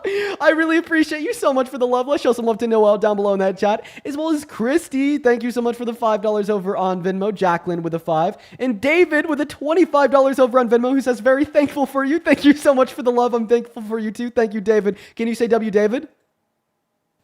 No. Say W, David. No. Say W, David. No. What about W. Andrea for the $10 over on Venmo as well an hour ago? Thank you for the love, Andrea. Andrea asked me not to read her message out loud, so I won't. Can I get a W. Jeffrey for the $5? No. W Jeffrey for the $5. Thank you so much. What about a W Dakota for the $1? Oh, actually, we are all caught up over on all of the old donations over on Venmo. Let's go ahead and catch up on the new ones. Thank you so much, Jesse, for the $5 over on Venmo. Carson, thank you so much for the $10 on Venmo. Who says W stream, we got the same mic. Thank you so much, Carson. Caroline, thank you so much for the $20 on Venmo. 8 minutes ago, says forgot to pay my cult dues the other day. Thank you so much for the love, Caroline. Morgan, 9 minutes ago with the $10 on Venmo. I really appreciate you so much. I'm actually going to read Morgan's message out. Just keep in mind that this may be triggering to some, but I do want to read it. Morgan says, I was raped 15 years ago and never came forward. Men like this guess is the reason why I never did. And that is like an unfortunate fact of reality. When you victim blame, when you shift blame from the rapist to the victim, when you say it's a victim's fault, they're the bad person, they're the one launching the attack, right? That prevents victims from coming out, and that's what causes them to wait so long, including your critique of E. Jean Carroll for waiting 23 years. Big middle finger, buddy. I'm really sorry to hear that happened to you, Morgan, as well as I'd like to thank Tatum for the $5 and Clarissa with the 5 as well. We are all caught up over on Venmo. Thank you guys so much for all the love. I want to go ahead and catch up over on PayPal as well, just to make sure that we are all to date. Thank you so much, Kylie. Thank you for the $10 over on PayPal. I really appreciate you for that love. Show some love to Kylie. Can I get a W, Kylie, from you? W Mason. No, not W Mason, W Kylie.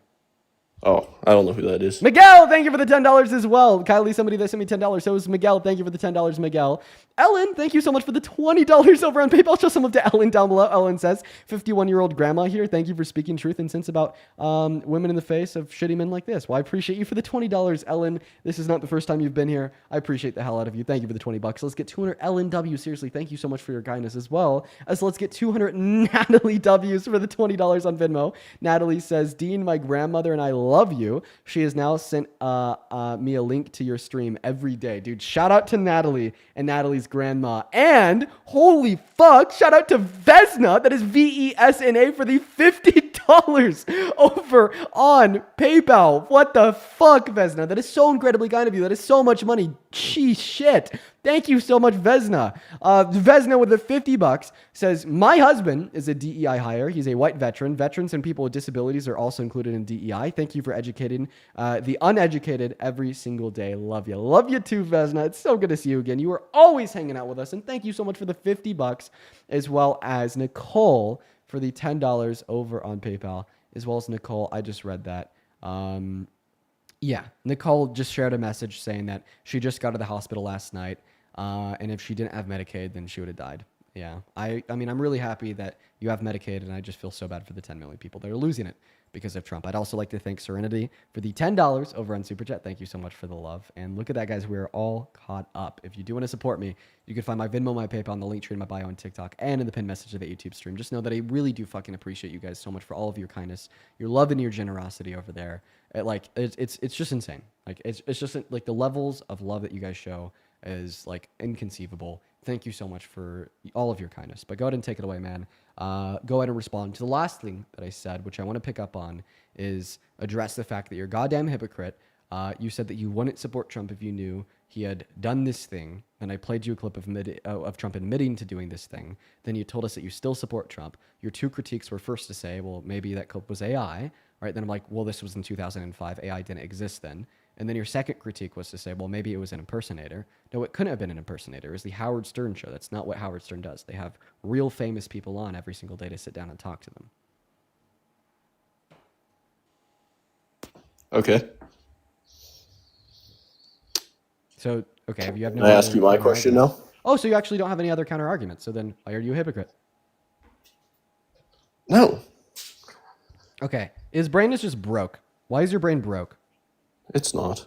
Then you have to either accept the fact that you no longer support Trump because you said you would stop supporting Trump if you learned he had sexually exploited either naked teens or naked women by walking into their dressing rooms and looking at them while they're naked. Or you have to give an explanation insofar as why you support Trump even though you heard him admit to that. That wouldn't entail you being a hypocrite. I guess it would, sure. I'm a hypocrite. So you're a raging fucking hypocrite. I'm a raging fucking hypocrite. Yeah, you are. So what's the question you want to ask me? What's your thoughts on pew-pews? Well, I think that they should all be banned.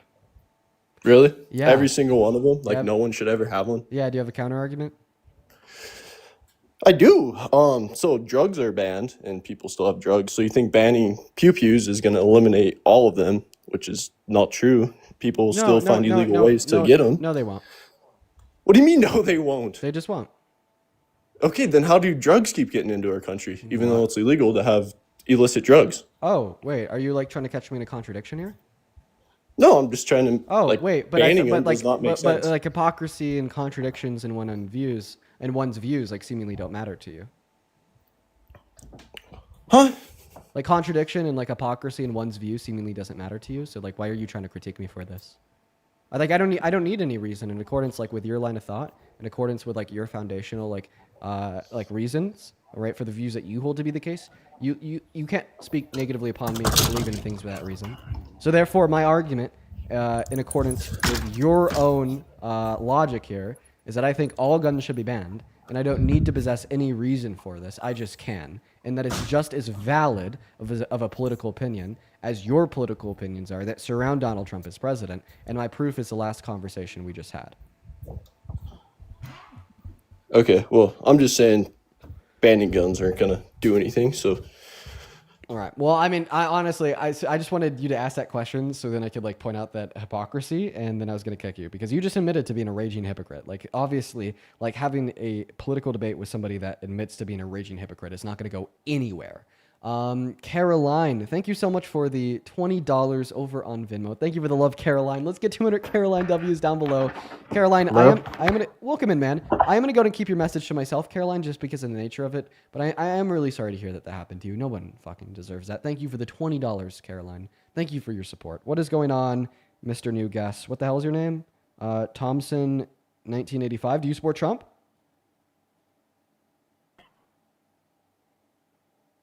Hello? Oh, MAGA Mobile. MAGA Mobile, step outside, go into a different room, turn your internet off. That MAGA Mobile's really kicking in. Yeah, I really want to talk to you. Because like it's like you're saying that you're like born in 1985 here. You'd be the oldest guest of the day. I'd like to talk to some older people. Oh, yeah, that one's just not going to work, unfortunately, chat. Do we have any older Trump supporters in here? Dude, we could still hear him. I kicked him like 30 seconds ago. Do we have any older Trump supporters in here? I want to talk to an older Trump supporter. Erica, thank you so much for the $15 on Venmo. Who says just got a root canal. Hello? Vanessa, hi, are you MAGA? That was a very obvious troll. Okay, yeah, we're going to look for an older Trump supporter right now. But Erica, seriously, thank you so much for the $15 on Venmo, who says, just got a root canal, my recovery, Dean Withers. Erica, I hope that you recover all right. The root canals are kind of scary. Thank you for the $15, Erica. As well as Jeremy, thank you for the $10 over on Venmo. And I actually want to read Jeremy's message here. Jeremy says, I was a Trump supporter, but after hearing the audio, I no longer support him. Some people can't keep their word, but I guess you got one less Trump supporter.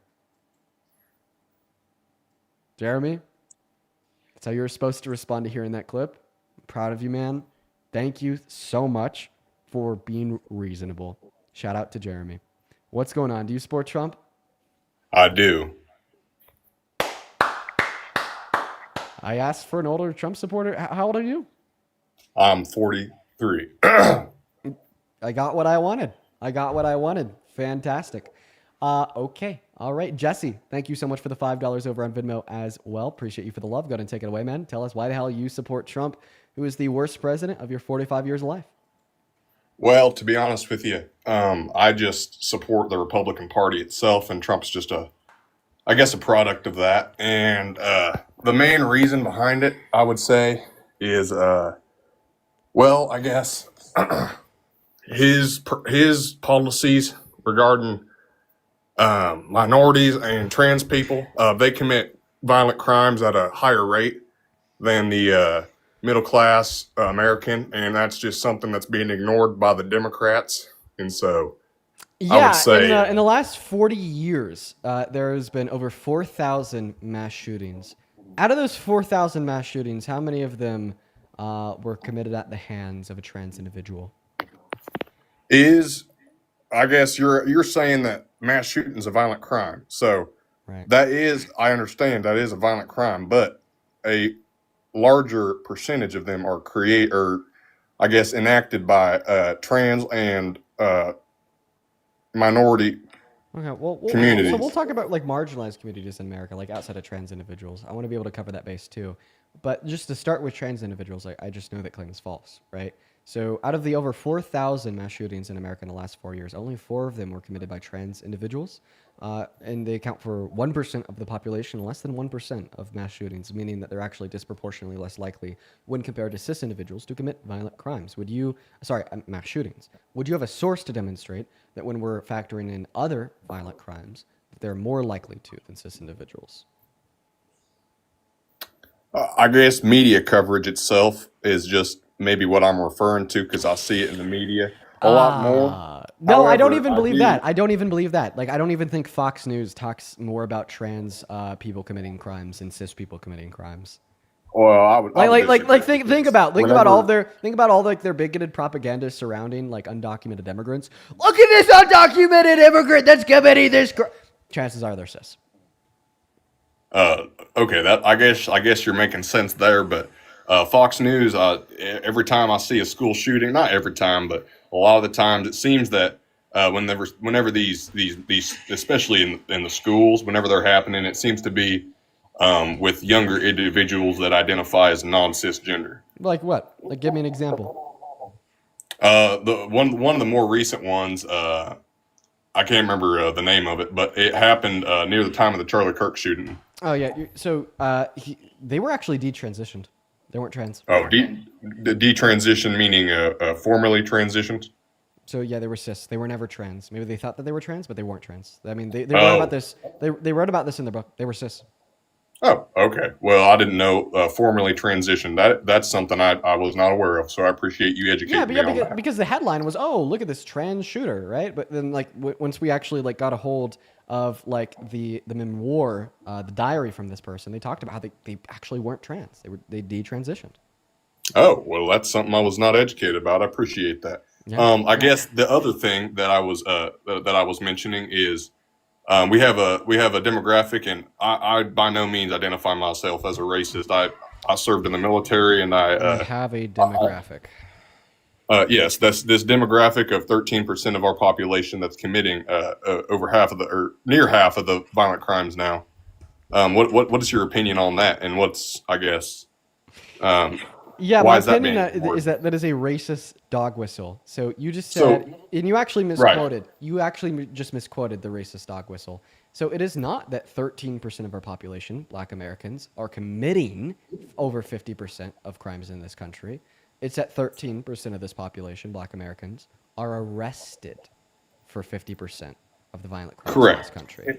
And I've heard that argument many times. And then guess what? Even when we then account for exonerations, did you know that Black individuals in this country account for 80% of all exonerations through the criminal justice system, and 87% of the exonerations specifically for violent crimes? On top of that, right, neighborhoods that are disproportionately more likely to be Black are over-policed by local law enforcement agencies because of the socioeconomic discrepancies that exist in this country and the basis of race onset by slavery and its aftermath, leading to the average white American having higher net worth and more generational wealth on average compared to the average Black American with a lower net worth and less generational wealth on average, which leads to then Black Americans on average living in areas with lower socioeconomic standards on average, which then leads to a higher level of police presence on average. So when we account for the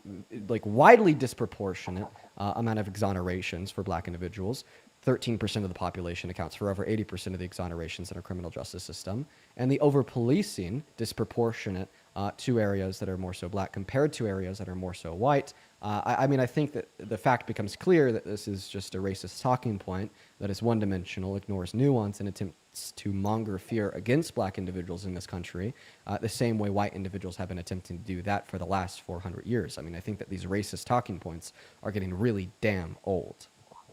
I agree. I would agree with your observation, and I know that there's statistics that are backing up that these communities are over-policed. And as somebody who has a degree in criminology, I would agree with you that can I bring up another point?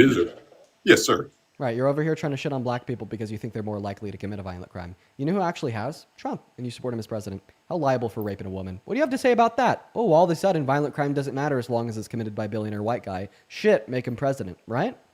If I'm being honest with you, I just wanted to talk about this specific policy that is, in my opinion, or not policy, this specific, I guess, talking point that is argued amongst the two parties. Right, right. I know. Because if you just like open the scope, I do think Trump is a criminal. If you open the scope at all, you're like actively supporting a felon as president, actively supporting a rapist as president, actively supporting somebody who pardoned 72 people that tried to kill cops on the steps of the Capitol on J6 and called them patriots as president, actively supporting this person that is civil adjudication in New York for lying about the valuation of his properties, defrauded his own university, defrauded his own charities, intentionally concealed classified documents as his property in Mar-a-Lago, was best friends with Epstein and is now calling it an act of hostility against the administration to vote for the full release of the Epstein files in Congress, right? If you start considering that, then it becomes like incredibly interesting, right? That you ignore that, but then dedicate all of your attention and focus towards the racist fake lie that 13% of our population, black people, account for over 50% of the crimes.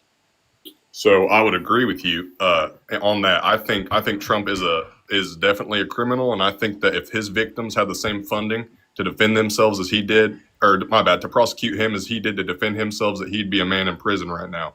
But that's just not the case.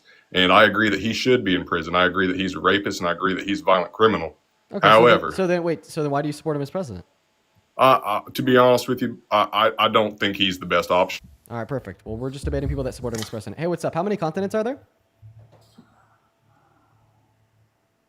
No clue? Okay.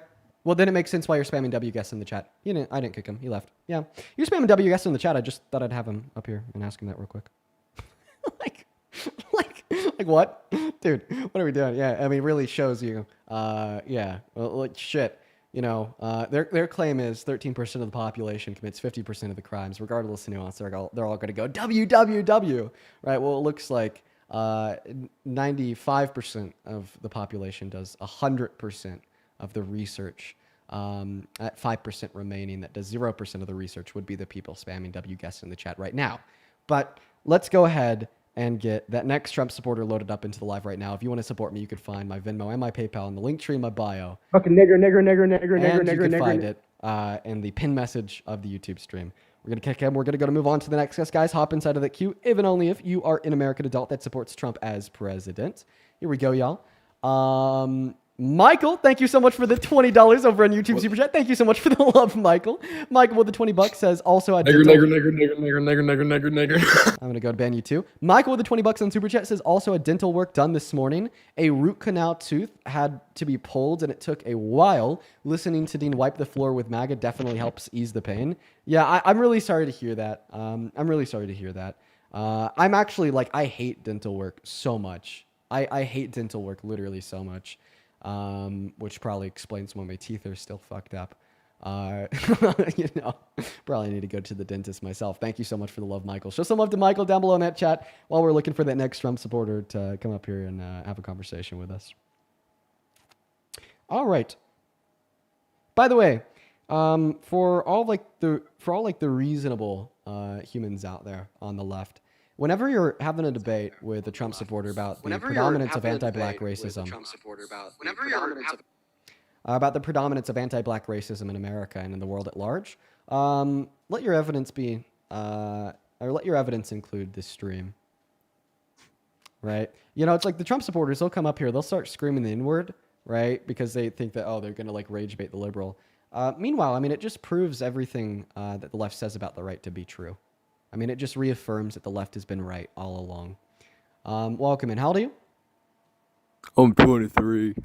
All right, I don't believe that. Go ahead and hop in that queue, and only if you are an American adult that is pro-Trump, we'll happily get you loaded up in. We got Jess connecting right now. Yeah, I wanted to talk to him about the profile picture, but I think he was a troll. Sam, thank you so much for the $30 over on Venmo. Thank you so much for the love, Sam. Sam with the 30. Let's get 300. Sam W. Seriously, that is so incredibly kind of you. Says, I'm losing brain cells listening to these MAGA people, quote unquote, defend their opinions, but gaining brain cells listening to your rebuttal. Thank you so much for your kind words, Sam. Show some love to Sam. As well as Sage, thank you for the $10 on Venmo. Says, love your live, Steen. Thank you so much, Sage. And then Ellie, thank you for the $20 over on Venmo. Show some love to Ellie down below in that chat while we're still looking for that next Trump supporter. Ellie says, sorry that you have to deal with all these dumb MAGA supporters. I've been watching your live to help educate myself, even being liberal. I'm glad that you come out here every day speaking facts to these idiots. Cook these Trump supporters. Thank you so much for your kind, thought-out words, Ellie, alongside the $20 donation. And don't worry, your donation is going to be going to a great place this evening. My girlfriend doesn't even know this yet, but the reason why I went live early today is because tonight I'm going to take her out on a nice evening date. I haven't been able to do that. Hello? I haven't been able to do that for her in a very, very long time, like an evening date, because I'm always like going live at night. You know, I'm getting off of these streams at like 7 p.m. or 8 p.m. And, you know, I've started to kind of hear from her, you know, like, Get the dirty dishes.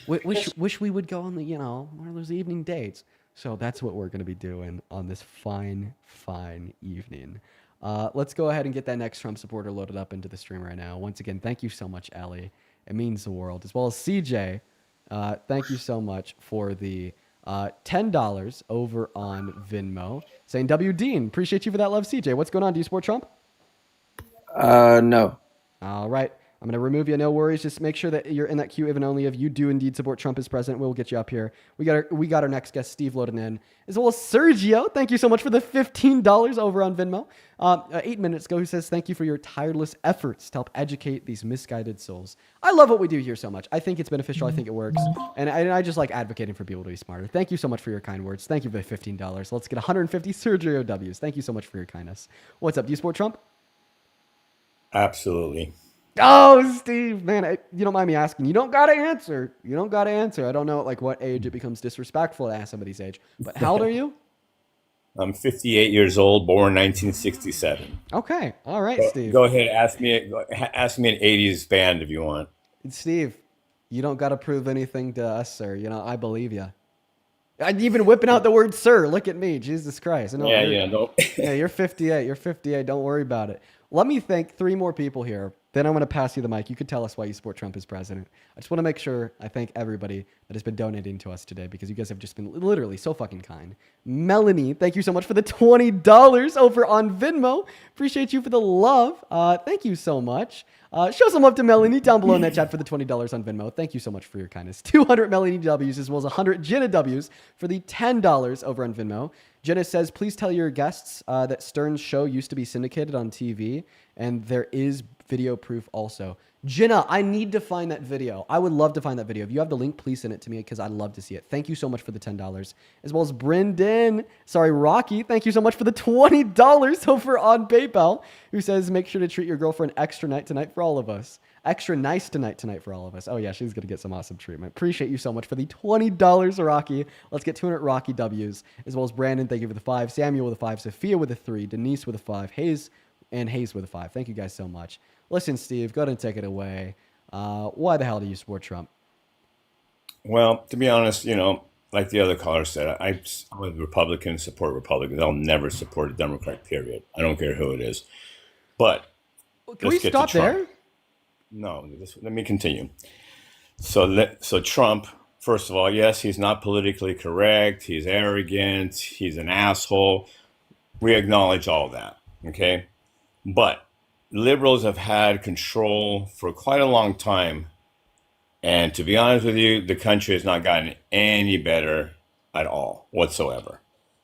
You can throw out all your numbers and stats and GP. I get it.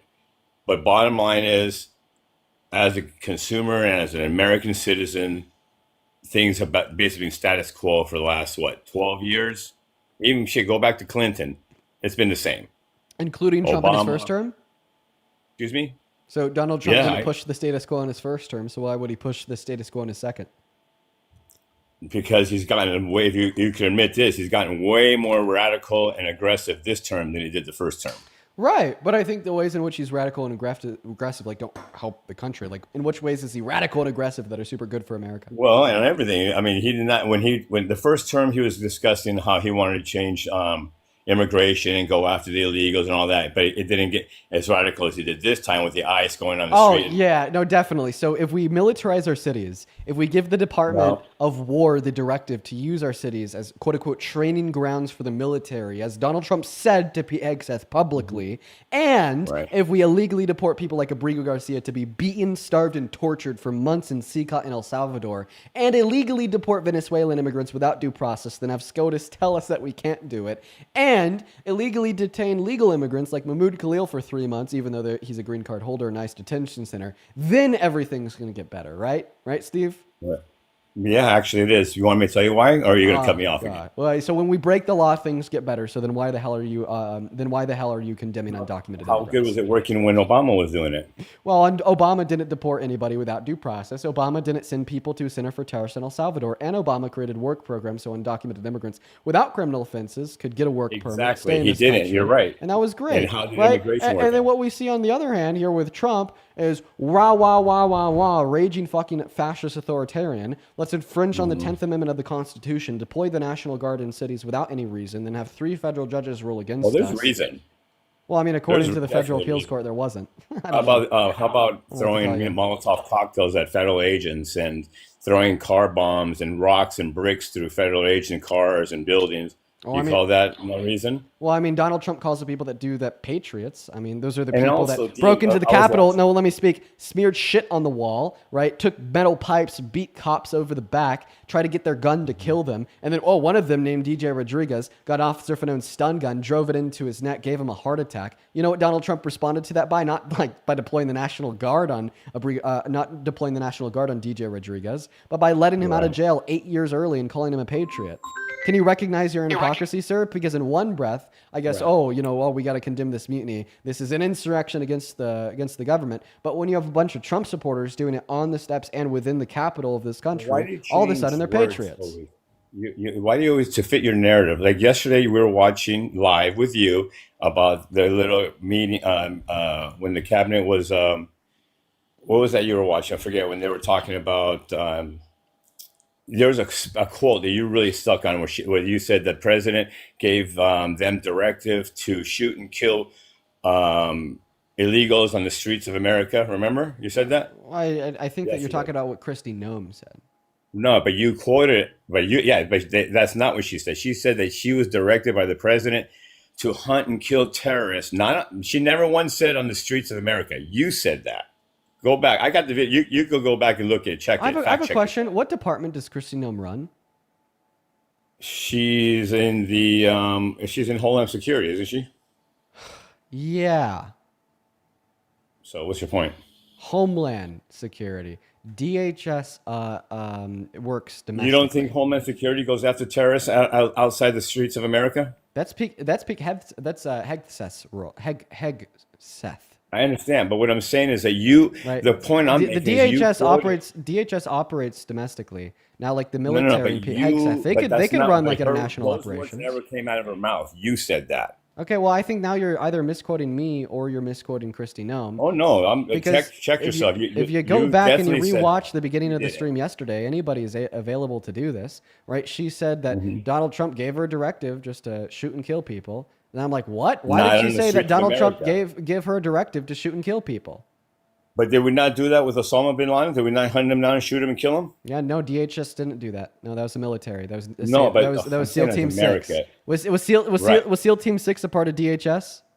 No, but it doesn't matter. Exactly my But point. this- It does matter because of who said it. It does matter because of who said it. If Hegseth said this, right? So If Obama he was in did- one second, who- Steve. Just allow me to speak here, Steve. If Hegseth said this, and There's this was nothing in, but speak, bro. if Hegseth said this, and this was in reference to like taking out the boats in the Caribbean, that would have been one thing. But the fact that it's That's Kristi totally Noem, fine, if it's, too. well, I disagree. But the fact that it's Kristi Noem, right, the leader of the Department of Homeland Security, not the military that's saying this, makes it even worse. But matter of fact, I think it's funny that you're now using this as an attempt to pivot and completely change the topic of conversation. Because on the last topic, you were getting absolutely cooked, so you try to find an out. Matter of fact, Steve, I'd What was like the if you last could. topic, Dean? Oh yeah, it's where you brought up that Donald Trump is deploying the military in these cities because people are No, you rioting brought and that up. Molotov cocktails and car bombing. No, that's what you said. No, you brought that up, and Steve, that's you're why I confused. said that's why he's doing it. Right. And then I said in response to that, well, I mean, the only individuals that I really know who were doing that were the rioters at the Capitol on January 6th that Donald Trump called patriots. So and you're let out of saying that jail. Democrats never protest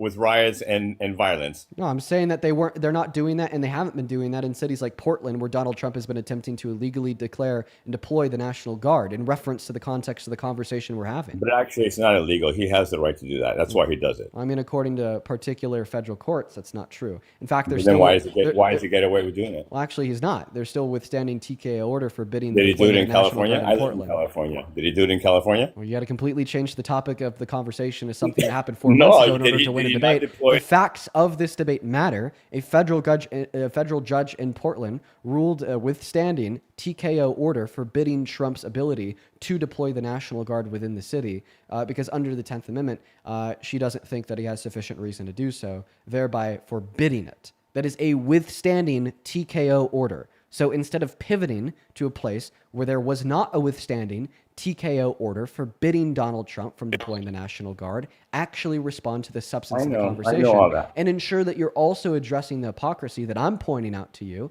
which is the fact, oh, well, maybe if people are rioting in California, we need to deploy the National Guard, but when people are rioting, right, on the steps of the American When Black Capitol, Lives we need to Matter call was them going on, patriots and was let the them out of National jail. Guard- When Black Lives Matter riots were going on, was the National Guard called? I don't know. Ask Trump, the president who was serving in this country when the BLM riots were But occurring. you didn't have a problem when that happened, right? No, I absolutely do have a problem with the destruction of property. I have a problem with like beating people up in the streets. But you have a problem with not pivoting because for the last time I've repeated this 5 times and you cannot respond to it. Why is it the case that when people riot in California, you think that the National Guard should be brought in to haul the quote unquote criminals away? But then when there's a riot on the steps of our Capitol, when people are smearing shit on the walls, when our congressmen and women are escaping an those people underground. went to jail. Oh, and then they And were those let out people- 4 years later by Trump. Okay, but that's a different thing. But they went to jail. I have no problem with that. Oh, how do you feel? Do you have a problem with Donald Trump calling them patriots and letting them out of jail? No, I mean, yeah, I do. But same thing with Biden pardoning his son. Oh, I don't think You have a that. problem with that? I don't think that Biden pardoning Hunter Biden for a non-violent criminal Oh, offense. here we go. See, here we go. So you're fine with that then, right? I actually am. I don't Uh-huh, care about figured. that because it was a non-violent criminal offense with no real repercussions that was only alleged onto Hunter Biden because he was the son of Biden. Dude, like even Charlie Kirk agreed with this take. I'm not giving you some crazy far leftist take. Literally, even Charlie Kirk said that he had no problem with Joe Biden's pardon of Hunter Biden, right? But obviously, there's a huge difference between a pardon for a non-violent criminal offense and a pardon for a violent criminal offense.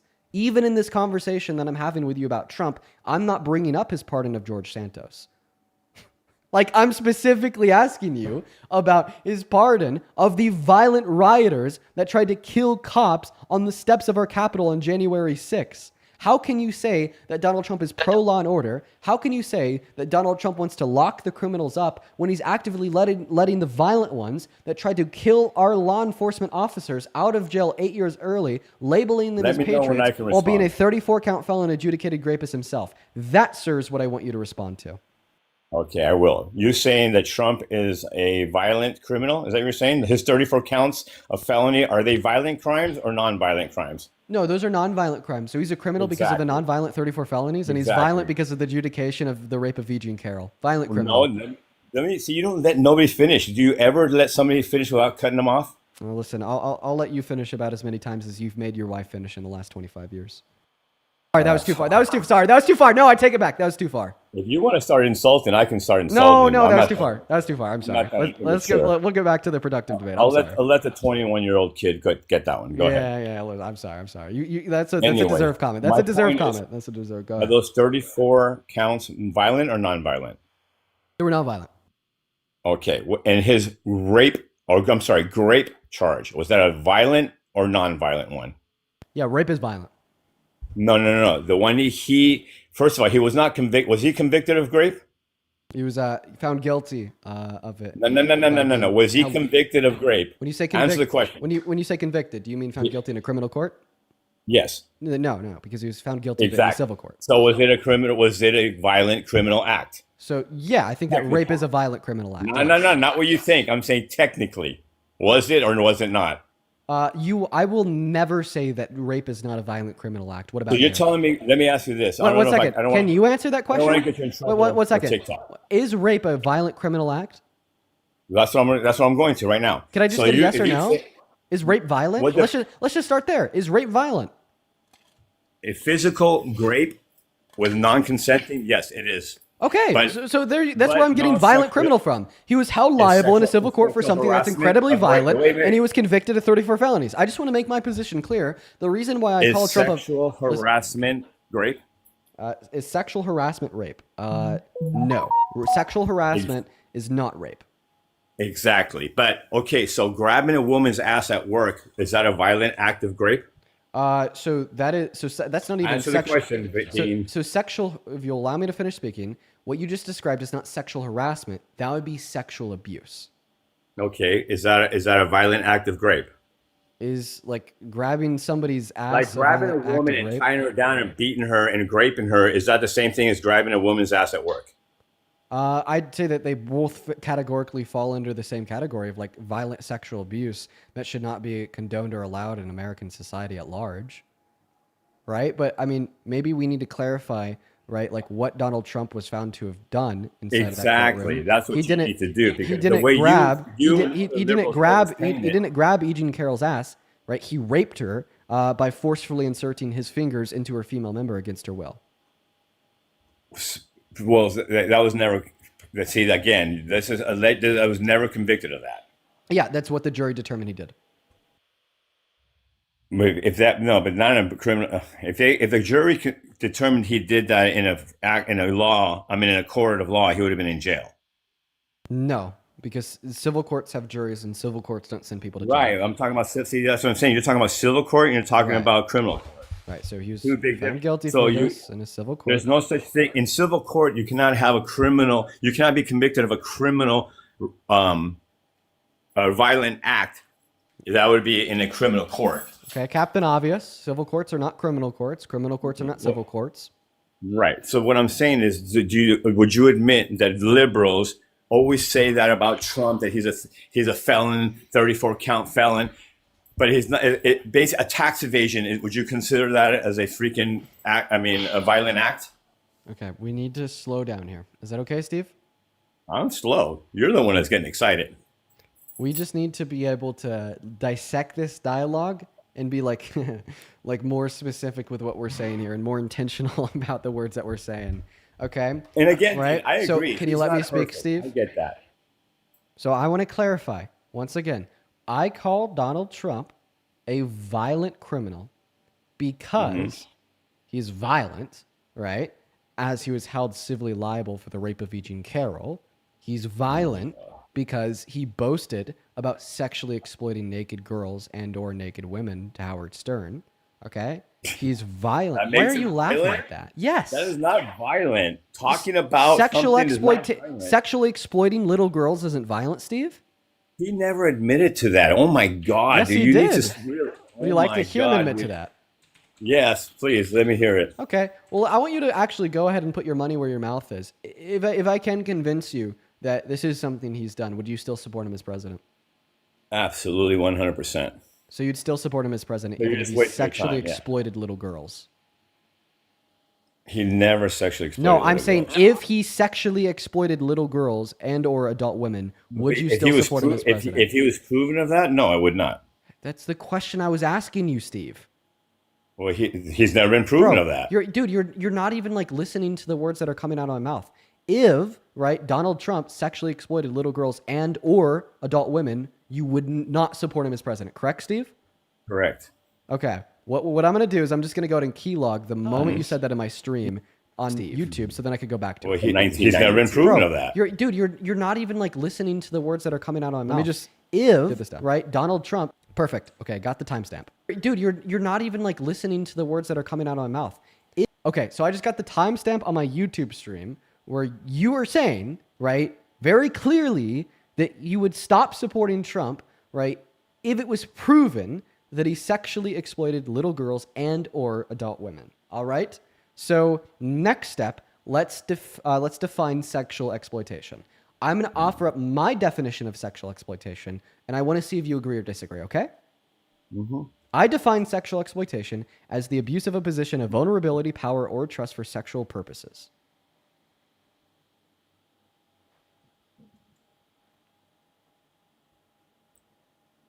Are you waiting for me to respond? Yeah, like, do you agree? Do you disagree? Where are we at? I mean, there's a lot more to it than that, but that's part of it, yeah. Okay, so as long as you agree that's part of it, I think for the intents and purposes of our discussion here, that's enough. All right. So in other words, I know you were going with this. So in other words, just listen to me. Just listen to me. So in other words, I've heard this clip. So in other words, if I could prove that Donald Trump has abused I've heard a position, this clip. It's still not going to prove it to me. So if I could prove that Donald Trump has abused a position of context. if I could prove that Donald Trump has abused a position of vulnerability, power, or trust for sexual purposes, dude, Steve, I'm gonna mute you. Stop, dude. Earlier, you were like chastising me for being 21 and acting 21. Now you're 58, acting 14. Let me finish speaking here. All right. So if I could prove that Donald Trump has abused a position of vulnerability, power, or trust for sexual purposes, then you would stop supporting Donald Trump per your own admission. So I believe that Donald Trump admitted to this. He admitted to sexual exploitation when he went on Howard Stern's podcast, and he told Howard Stern, right, that at Miss Teen USA, at Miss USA, right, he would walk backstage into the changing rooms of the contestants where there was no men around while they're naked with no clothes on to look at them, right, and that he would get away with this. I believe that this fulfills the definition of sexual exploitation as he is abusing, right, his position as the owner of the pageant, right, to then walk backstage into these dressing rooms by allowing himself in, right, then taking advantage of the position of vulnerability that the women and or girls are in inside of that space, as they are vulnerable per the fact that they are naked and undressed in a space where they think only women will be. Let's go ahead and now listen to Donald Trump admitting that. Only women will be. Go ahead. And that's going to be my argument. The question is, how can it not be construed? No, I mean, some of these foreign girls, Mr. Trump, in my country, we say hello with vagina.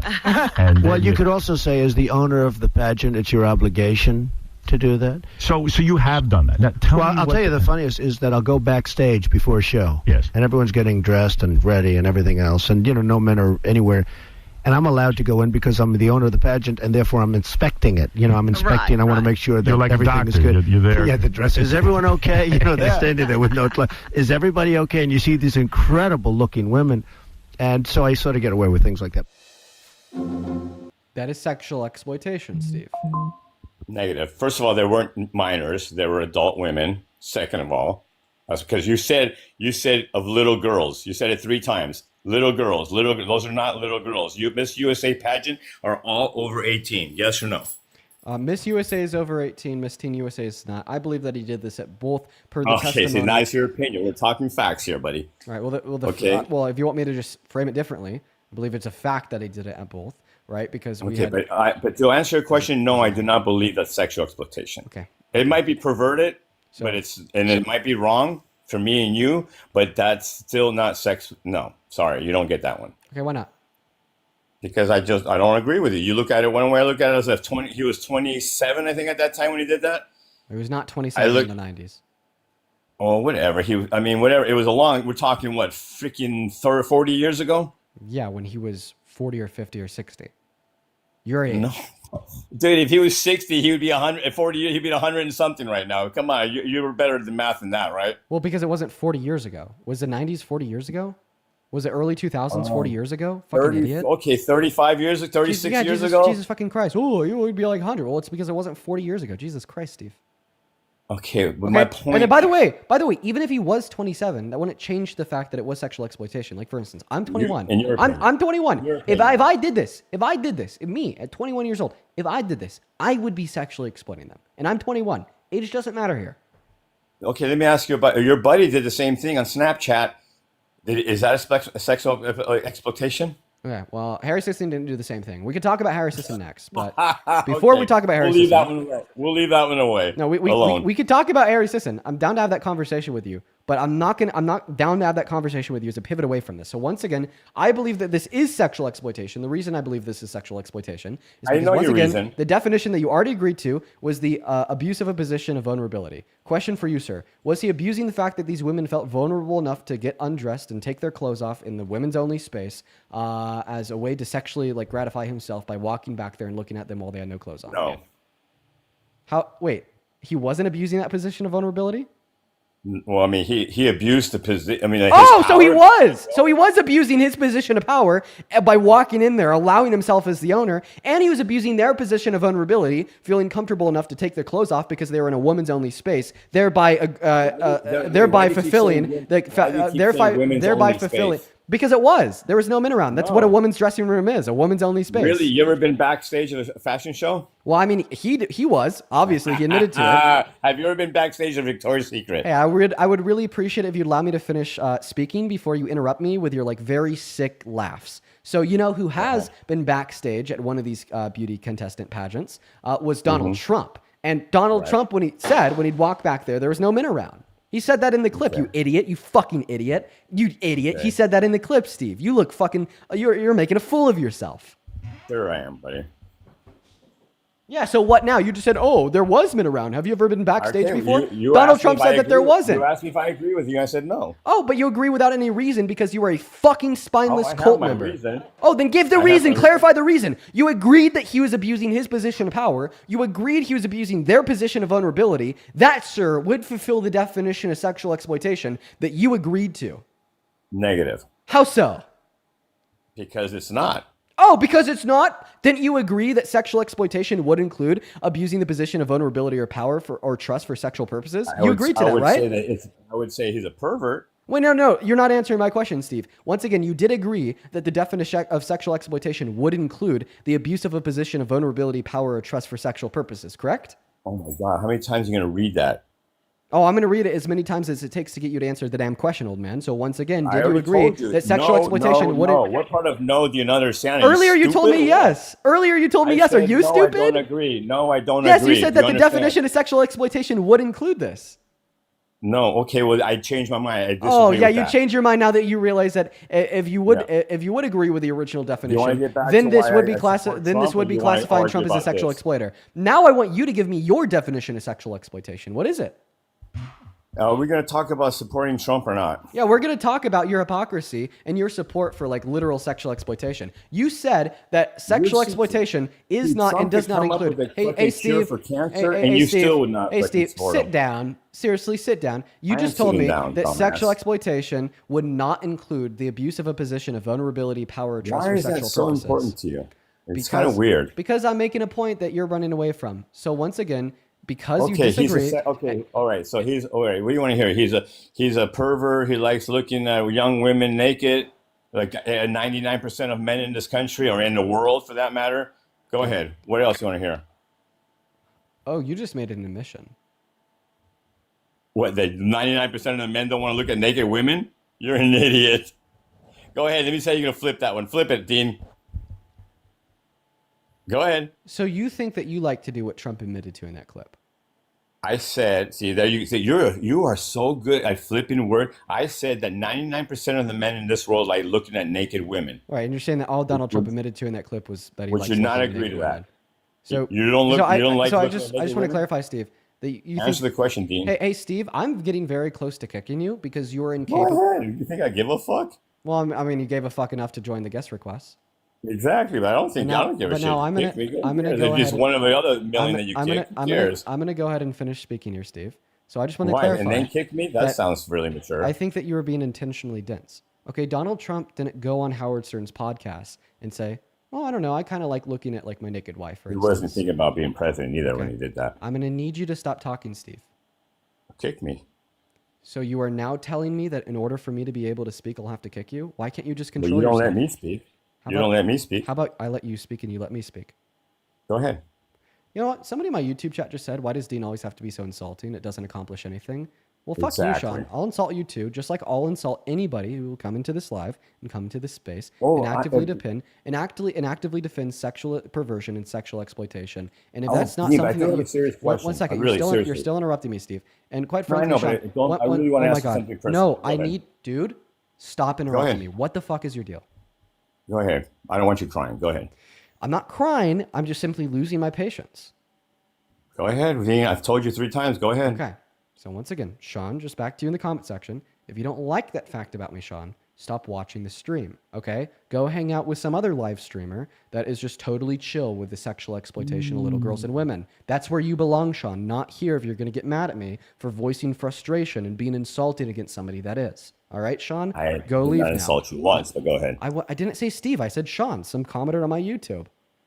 Now, I would like to continue. Here's where we are at in the debate, okay? You told us that if Donald Trump had like sexually exploited, right, naked girls and or naked women, that you would no longer support him as president. Okay, I then went on to prove that Donald Trump has sexually exploited naked girls and or naked adult women. The first step of that process, Steve, stop it. The first step of that process was for us to define sexual exploitation, okay? I went on to define sexual exploitation as the abuse of a position of vulnerability, power, or trust for sexual purposes. I then asked you if you agree with this definition, and you said, yeah, I think that would be included in the definition of sexual exploitation. Okay? I then played you that clip of Donald Trump admitting to going backstage before these beauty contestant shows into the women's only space with no men around, into the women's dressing rooms to look at them while they were naked with no clothes on. And I described to you how that's him abusing his position of power as the owner of that pageant to allow himself in, and then abusing the position of vulnerability that those women and or girls would be in, where they feel vulnerable and comfortable enough to take their clothes off, right? Because there's only women around. And obviously, therefore, Donald Trump would be taking advantage of that fact when unconsensually looking at their naked bodies. And then I concluded by reasonably arguing that this would fulfill that definition of sexual exploitation that we agreed to. You then responded by saying, Dean, I still don't think it's sexual exploitation. I then responded by saying, well, Steve, the definition of sexual exploitation that you agreed to is clearly present within the actions that Donald Trump described in that clip. And then you said, well, I just disagree with that definition of sexual exploitation. I've changed my mind. I believe in another definition of sexual exploitation. And then I asked you to please define your definition of sexual exploitation so we could work our way around this disagreement. And then you started talking about Harry Sisson. So I want to go back to that question without a pivot this time. Please give us your definition of sexual exploitation that makes it clear that Donald Trump did not sexually exploit these naked women and naked girls that he looked at unconsensually while they were naked in a woman's only space, abusing his position of power to get into in the first place. My turn? Yeah, just define sexual exploitation. That's the question. Well, you want sex, but okay, first of all, to exploit something is to gain something out of it, right? Yeah. Okay. So he was already the owner of that whole pageant thing, correct? Yeah. So he's not, by going back there and looking at or seeing these women naked, he wasn't exploiting them to gain something financial, gain something at all. He was doing it out of basically as a man looking at naked women being perverted about it. He was gaining something sexual out of it. That's why it's called sexual exploitation. Exactly. Right. That's why it's called sexual exploitation. It's not financial exploitation. It's not business exploitation. It's sexual. It's sexual exploitation. He doesn't let you finish. Look, go ahead. He wasn't gaining something financial out of it because it wasn't financial exploitation.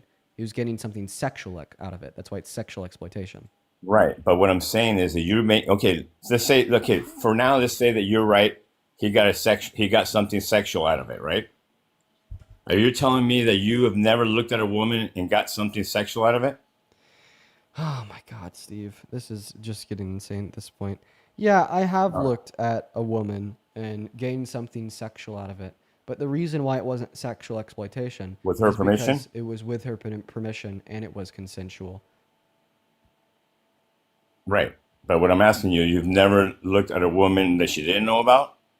I've never looked at a woman maybe in a consensually, like, and gained like sexual gratification out of it. Like, I've never. Can I looked ask at you something personal, Dean? Are you consider Dude, yourself I want or you a political activist? No, I'm being serious. Before I answer that question, I want you to give us your definition of sexual exploitation. Why are you Bro, refusing to do that? I didn't. My whole thing about Trump and Republican is not about sexual exploitation. Ali, thank you so much for the $20 over on Venmo. Ali with the $20 says enjoy date night. Thank you so much for the $20, Ali. Let's get 200 Ali W's down below in that comment section. Thank you so much for the love, Ali. Thank you so much for the love. Let's show some love to Ali down below. As well as Megan, thank you so much for the $15 over on Venmo. Megan with a $15 says thank you for never playing nice with rapists and predators. I appreciate you for the love, Megan. Show some love to Megan and Ali down below in that comment section. Thank you both so very much. As well as Kelsey, thank you so much for the $5 over on Venmo. Savannah with a $5 on Venmo. Amanda with a $10 saying ask him if he were to care for his daughters/granddaughters at their own dance recital and the male owner was allowed to go back and look at them while they were naked. Would they have been sexually exploited? Do you want to go ahead and answer that question real quick?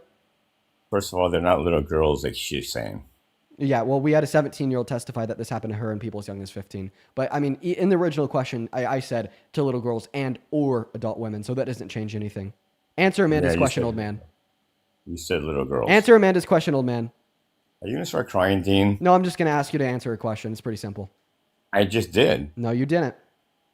I said it has nothing to do with what we're talking about. Okay, so your answer to the question is not answer it. Well, thank you so much for the $10, Amanda. As well as Jeremy, thank you so much for the $5 over on Venmo as well. B, thank you for the $5. Kiana, thank you so much for the $5. Thank you so much for the love, Kiana. Savannah, thank you so much for the $10 over on Venmo. Fuck you, Steve. Shut up while I'm taking my donors. Be quiet. Be quiet. Savannah with the $10 says, been watching. Give him money. That's what he does this for.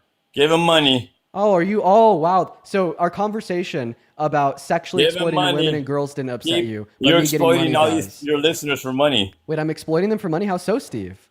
Look at them, all giving you money for what? Wait, actually, if you want to give me money, guys, so my Venmo, my PayPal are right there. You could also find them in the link tree in my bio. Like, literally, you just click a button, then go over to it. Or you could find it in the pinned message of the YouTube stream. So you just said, like, I'm exploiting them for money. You're a content creator. You said that I'm Oh, Jessica! Thank you so much for allowing me to exploit you for the $20 over on PayPal, saying these white men love using women's bodies and women's bodies and black people's talking points for their arguments, but they don't have empathy for the victims. Thank you for the $20, Jessica. Thank you so much. As well as Georgia, thank you so much for the $4 over on PayPal, saying Guest is a pig. He needs to be investigated. Guest is definitely a pig. Thank you for the $4. As well as Sharon Main, thank you so much for the $10 over on PayPal. Thank you for the love, Sharon Main. And Sarah, thank you so much for the $22 over on PayPal. Sarah with the $22 says, watching your lives every night from Portugal. You are amazing. Thank you for all your great work. Thank you so much for the love, Sarah. As well as Hannah with a 10, Chris with a 5, Matthew, thank you so much for the $10, saying day 3 of donating you. I remember you from the last 2 days. Thank you, Matthew. As well as Kirsten saying, W. Dean's girlfriend, please put this towards your date night. Thank you so much for the $10. As well as Lars, thank you so much for the $20 over on Venmo, saying sending some extra money for a consensual date. Thank you for the love, Lars. Jamie and Catherine with the $5. Peter, thank you so much for the $100 over on Venmo. Holy fuck, show some love to Peter for the $100, who says, because fuck Steve, sick MAGA cultist. Thank you so much for the $100, Peter. Did I just get a percentage of all that? Did I just exploit Peter for the $100? Did I just exploit Peter for the $100? I should get, Charlie, yeah, he's exploited. Charlie, thank you for the $5. Hannah with the 5. I'm giving you content. Wait, are you asking for a free handout? Sit down. Pull yourself up by your bootstraps, Mr. Conservative Man. As well as Hannah, thank you so much for the $5 on Venmo. Laney with the $5 as well. Jose, thank you so much for the $10 over on PayPal, saying donating to make this fool jealous. Yvonne, thank you so much for the $100 over on Venmo. Holy fuck. Yvonne and Jessica with $100 on PayPal. Holy fuck. Yvonne with $100 says keep cooking. Thank you so much for your kindness. What's that? That's a lie. Wait, so you literally are you're so fucking pissed off? Show me Yvonne, $100 PayPal. Show it to me. What the hell am I looking at? Oh, there you go.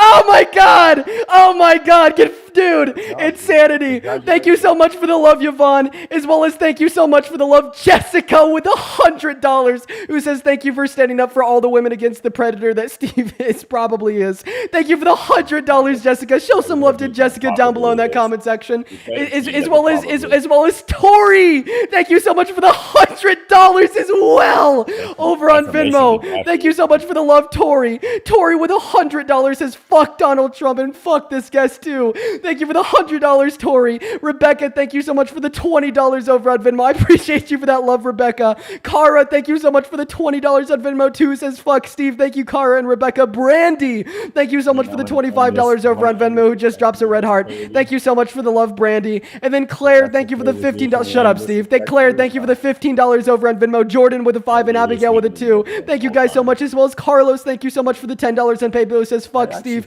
Roberta, thank you for the $10 as well.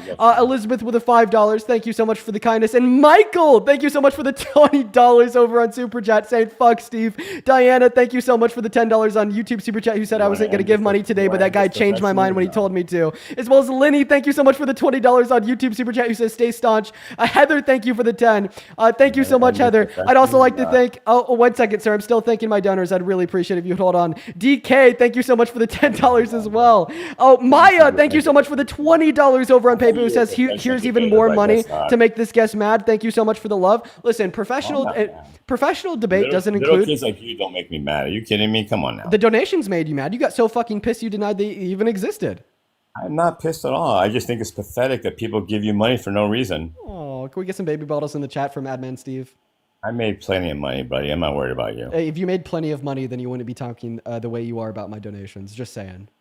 No, I think it's pathetic. You don't think it's pathetic that people give you that kind of money? I don't think it's pathetic at all that people want to support the work that we do. Oh my God, how pathetic is Fit Dad for the $100 over on Super Chat, saying, Steve, shut the hell up. Thank you so much for the $100. Oh my God, how pathetic is Heidi for the $20, who said, thank you, Dean, for educating us. Steve is likely an abuser himself. That's why he defends this shit. Thank you for the $20, Heidi. As well as Steven, thank you so much for the $20. Thank you for being so pathetic, Steven. Thank you so much. Thank you, Steven. As well as Michael, thank you for the $10 on PayPal. Thank you so much, Britton. Thank you for the $10 over on PayPal, saying he's denying the donations the way that Trump denies the Epstein files. Susan, thank you so much for the $150 donation on Venmo. What the fuck? Susan with $150 says, of course you want some, Steve. Free handout. No. Steve with $150 says, fuck Steve. Thank you for the work you do against predators like this. Thank you so much for being so pathetic, Susan.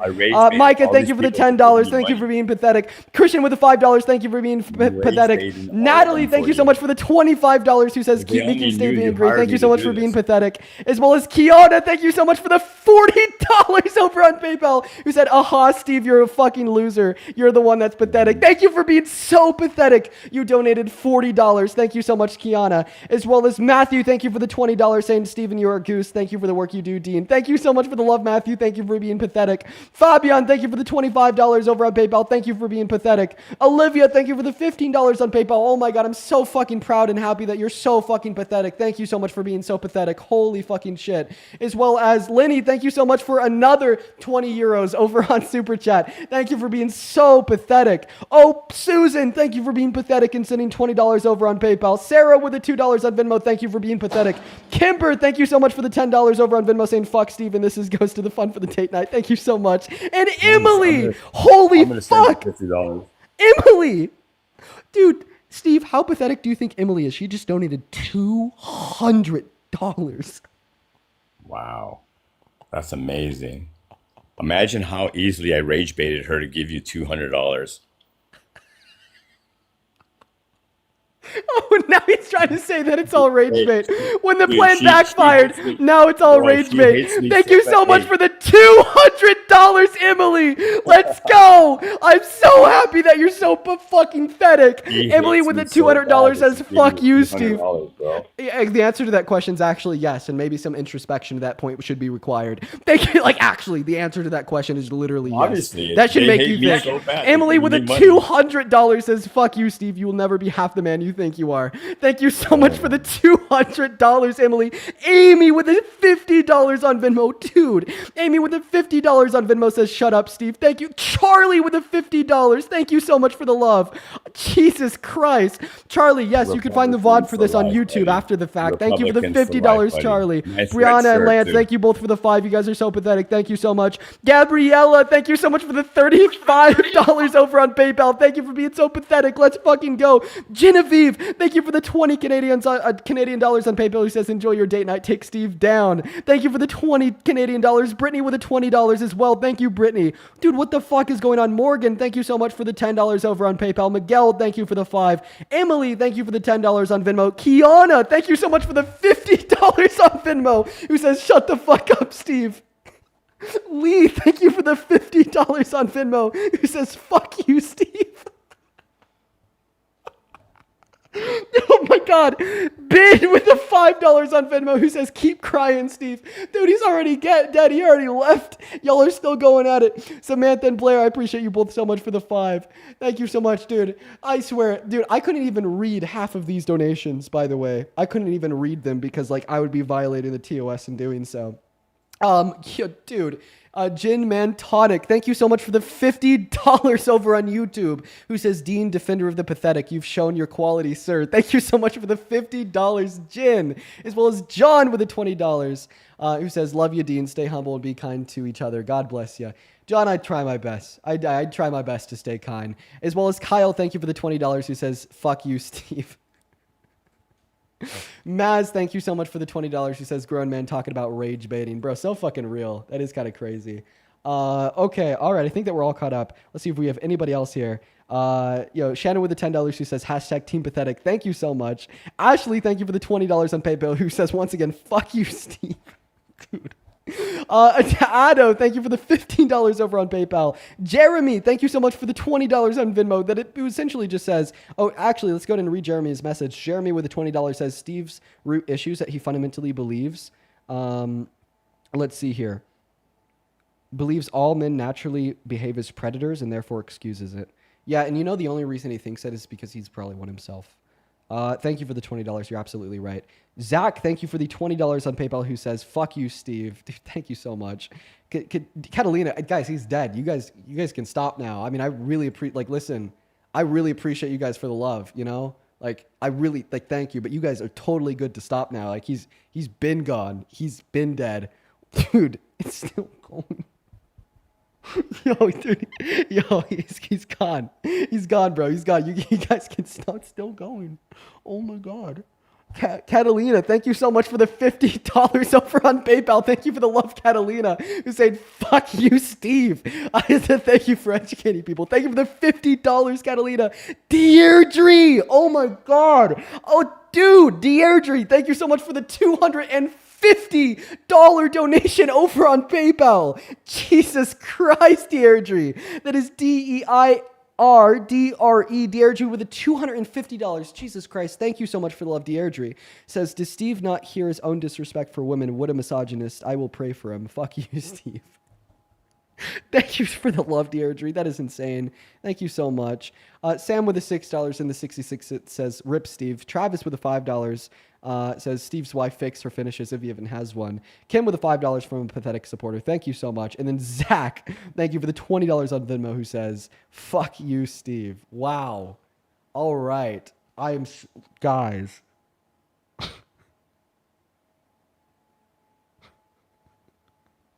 Guys, listen. Thank you. Thank you so much for all the love. I'm fucking mind blown right now. I don't even know what to say. Okay, I think that we're done. Listen. Oh my God. Listen, I first want to start off by saying, thank you for validating how I feel on the inside. You know, like talking to Steve there, I was like so close to just crashing out. And there was like multiple points where I had to completely regain my composure and my patience because I just thought what he was saying was like so gross, so disgusting, so deplorable. And I just kind of felt like I was alone in that almost because I'm the one that's actually talking to him.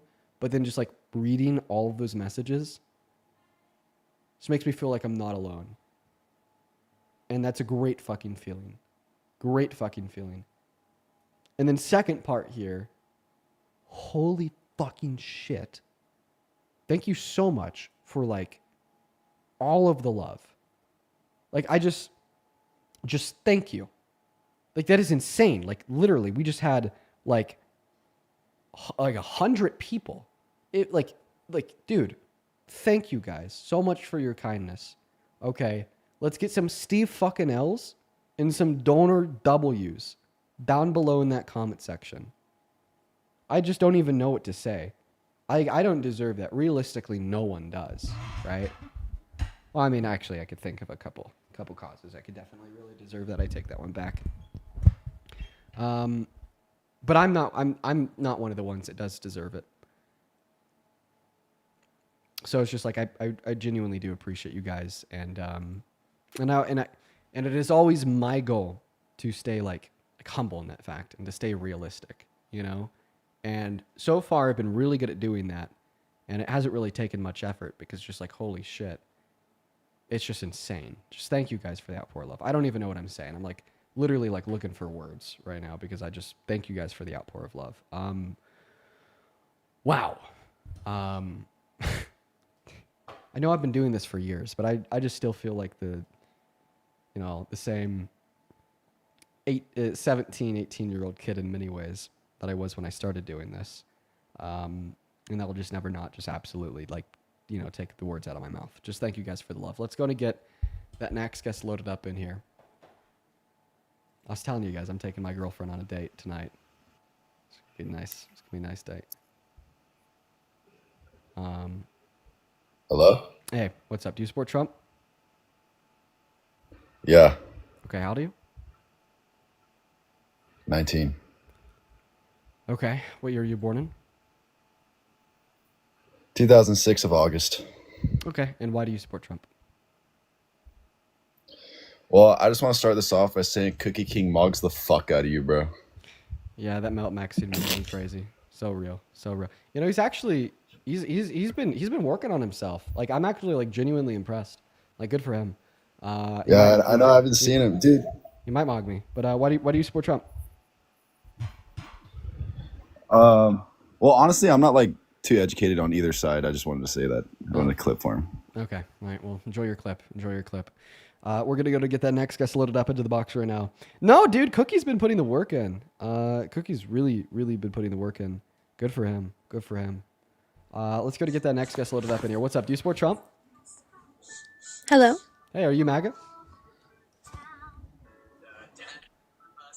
Hello. Hi, Miss Hi, Bats. Are you how MAGA? are you? I'm doing really good. Well, I'm like Republican. I agree on certain things. Okay, but for like, sure. knowing everything that you do now, if you were teleported back to November, who'd you vote for? See, the thing is, I just don't agree with a lot of things that Kamala was wanting to do. So I was pretty torn. That's why I voted for Trump. Okay, one second. I just got to say this. I just got a text from Parker that says, dude, your guest is so bad. Somebody just sent me money saying, fuck Steve. Dude. Okay. Anyways, I'm sorry. I wasn't really listening to what you just said there because I was reading Parker's message. That is so fucking funny. Once again, just knowing everything that you do now about the last 8 months of Donald Trump's presidency, if you were teleported back to November, would you still vote for him? I probably wouldn't vote for him, but I wouldn't have voted for Kamala either. Okay. Well, I mean, you definitely should have voted for Kamala. I hear like kids in the background. Do you have kids, and how old are they? I do have kids, but there's some reasons that I felt like she was against kids, like with her whole abortion rights and stuff like that, and also with where we live here in New York City, there was a lot of problems with certain immigrants that, some of my family is legal immigrants, so I felt like, if you want to come into the country, you should do it the right way. Okay. Actually, so usually when I have a guest that's very clearly indecisive and they don't really know where they sit, I kick them. But I actually want to talk to you. Let's have that conversation quickly before we hop into it. There was just a handful of people that sent donations in about Steve. As I was thanking everybody, I'm just gonna thank them super duper quickly, and then let's hop into the debate. I'm so sorry to hold you here, but I just Jesus Christ, fucking dude, Natasha, thank you so much for the $100 over on Venmo. I can't not thank you so much for the love, Natasha. That is so fucking kind of you. Jesus, let's get 1,000 Natasha W's down below in that chat. Natasha literally 2 minutes ago says fuck Steve, dude. I wasn't even there. She says fuck Steve. I wasn't even there. Love your lives, Dean. I've been watching you for a long time and watch you daily. All the love in the world to you, Natasha. Fuck Steve. As well as Haley. Thank you for the $25 on Venmo. Once again, 15 minutes after Steve left, saying fuck Steve. Thank you for the $25, Nicole. Vicky with the $10 over on Venmo says, what did I miss with Steve? it's word that conversation's over now. I appreciate you for the $10, Vicky. And then Serenity, dude, thank you so much for the $100 over on Venmo as well 3 minutes ago. How is this still going?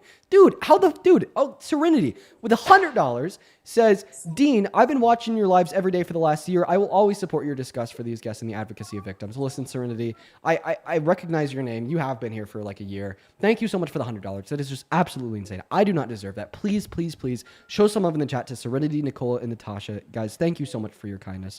As well as Kara, Jeremy, and Ace. I appreciate you for the $5. Alana with a $20 saying, fuck Steve. Appreciate you for the love. Jack, thank you so much for the $10 saying, Steve's an asshole and you're a good dude. Thank you so much for the love. And then Lauren with a $15 on Venmo says, fuck Steve. Scott with a $10 says, more Steve bashing. John, thank you so much for the $20 over on Venmo, who says, brilliance. Thank you so much for the love, John. Show some love to John. And then we're all caught up over on Venmo. You guys are fucking cracking me up. Holy shit, dude. There's going to be people like sending like $10 on Venmo in like a month saying, fuck Steve. Michael, thank you so much for the $20 over on PayPal, who says, proudly pathetic. Enough said. Use this to get some appetizers. Dude, I definitely will use that to get some appetizers. Thank you so much for your kindness. Thank you for the $20. Show some love to Michael. As well as Akayo, thank you for the $10 on PayPal. He says, do you think that Steve was as bad as a mom and daughter like 2 days ago? I'd say very similar levels. And then Adam, thank you so much for the $10 over on PayPal. I see that you want me to keep your message private, so I will, but thank you for the $10. As well as Francisco, thank you for the $30 on PayPal, who says, it's still fuck Steve, by the way. Thank you for the $30, Francisco. Thank you so much. And then one last one here. We're finally done, I think. Sarah, thank you so much for the $50 over on PayPal. Thank you for your kindness, Sarah, who says, just because we love you and what you do. Thank you so much for the love, Sarah. Seriously, thank you so much. Huge shout out to Sarah. And then Fernanda, thank you for the $20 on Super Chat, who says, you have such a powerful voice, Dean. The way you break things down actually makes people think. Keep on doing what you're doing. You're making an impact. Thank you so much, Fernanda. Seriously, guys, thank you so much. And we'll go and hop into the debate now. I mean, they're just still coming through. Okay, I'm gonna hold them off until the end of the stream because this will be the last guest, and I'll thank everybody that I haven't thanked already. But let's just go and hop back into the debates for now. So you think that abortion should be banned? Why is that? I think that certain forms of abortion should be banned. I obviously agree with, if there's certain circumstances where the mother is at risk, of having, serious complications in the pregnancy, then I obviously agree with that. I just don't agree with the late-term abortions, the using abortion as, forms of birth control when there's many other options that, I feel like are more suitable. Yeah. So first and foremost, late-term abortions were just like unrelated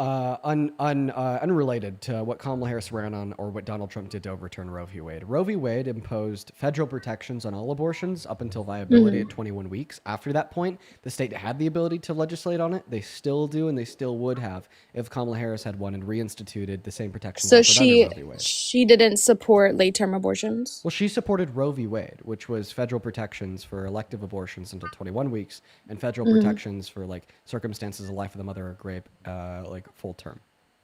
Okay.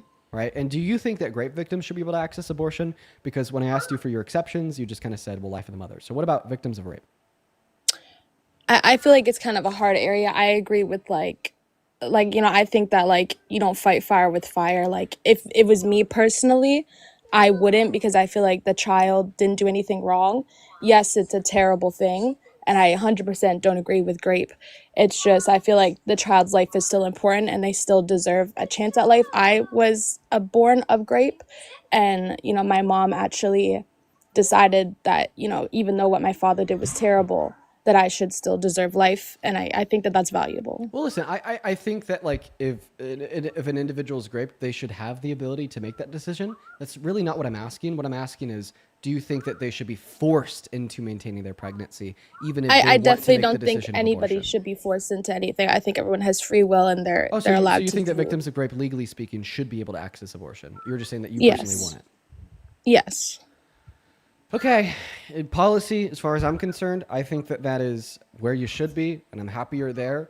Maybe on the back end, your actual thought process is there. Saying you think it's wrong for a victim of grape to access abortion. I staunchly disagree with you there, but listen, I'm gonna be honest. I will happily happily meet you in the middle at thinking that they should have legal access to abortion. I think that's hopefully that's the middle ground, I will take that. No, I was just saying that I think all life is valuable. And the stance on like why we voted for Trump, it's more on like, you know, there was a lot of things with illegal immigrants over here, a lot of issues where they were committing a lot of crimes against women over here in New York City specifically. And, you know, like as a woman and, you know, a mother of children, I feel like, you know, we have to protect our people that live here as well.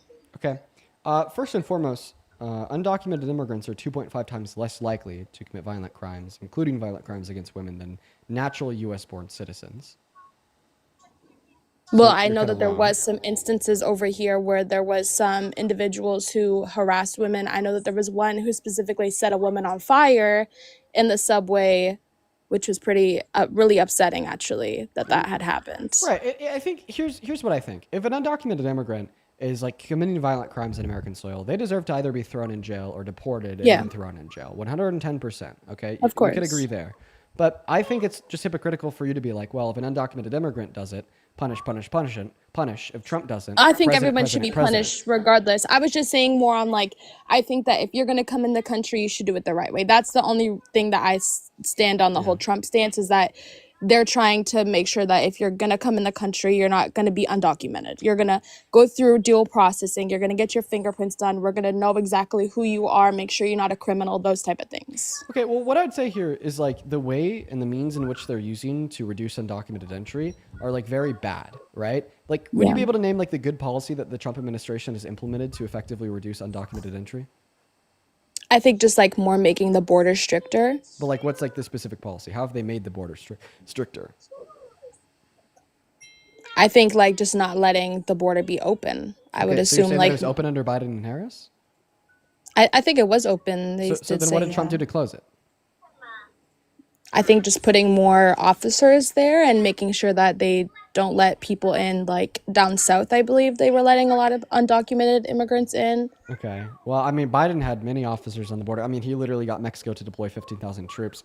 And I haven't seen any massive deployment of troops under Trump so far. I mean, I've heard about it, but I haven't seen any evidence for it. I think the reason why we've seen such sharp and drastic reduction of undocumented entry isn't because of Trump and good policy, but it's rather because of Trump and his fascism. I think that he's just scaring the entry away. You know, like he is. I'm not saying I agree 100% he's coming down with Trump. he's coming down with like hard on immigrants right now, straight up tyrannical, saying that they're poisoning the blood of the country, saying that they've all escaped mental asylums and prisons, illegally deporting people like Abrigo Garcia to centers for terrorists in El Salvador, where he was then beat, tortured, and starved. Okay, blackbagging college students and taking them to detention centers 1,000 miles away against the withholding order of a federal judge. Okay, trying to deport Venezuelan immigrants without any due process and sending them to El Salvador, having one judge rule that he could be held in contempt of court because they weren't given due process, and the Trump administration knew that, and they still unconstitutionally and illegally removed them. You know, detaining legal immigrants like Mahmoud Khalil for 3 months in a detention center, even though he's a green card holder. Or like the 510 confirmed instances of human rights abuse on behalf of ICE agents towards people on the streets and in detention centers in the last 8 months alone. I think it is these facts and more, right, that are reducing undocumented entry by literally scaring it away. But this is bad not only because it's immoral, but it's also bad because it's short term. And the moment that we have a president that doesn't want to violate human rights, that doesn't want to infringe on the Constitution and the constitutional rights of those that have them, right, then that incentive structure is going to naturally reverse. And that's why I disagree with the quote-unquote immigration policy of Trump.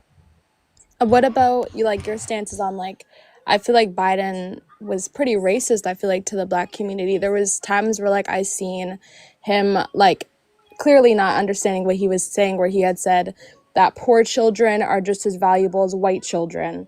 And that clearly was an attack on Black children. I have Black children, and I just felt like that whole thing kind of made me feel eerie about it. I don't really remember seeing Trump ever say anything against the Black community in a negative aspect on TV.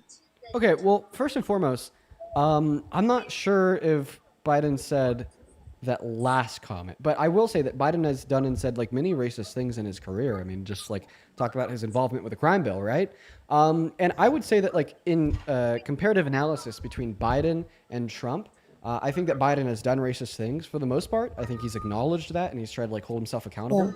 But then Donald Trump has done very racist things. In fact, in my mind, right, many other more racist things in many ways. And he's never apologized and he's never held himself accountable. But I mean, the comparison this time around wasn't between Biden and Trump, it was Trump and Kamala Harris, a black woman No, who I very understand. obviously I wasn't just feel racist. So if like- you care about I racism, just the feel option like should have been 'cause she- obvious in she, the like, election.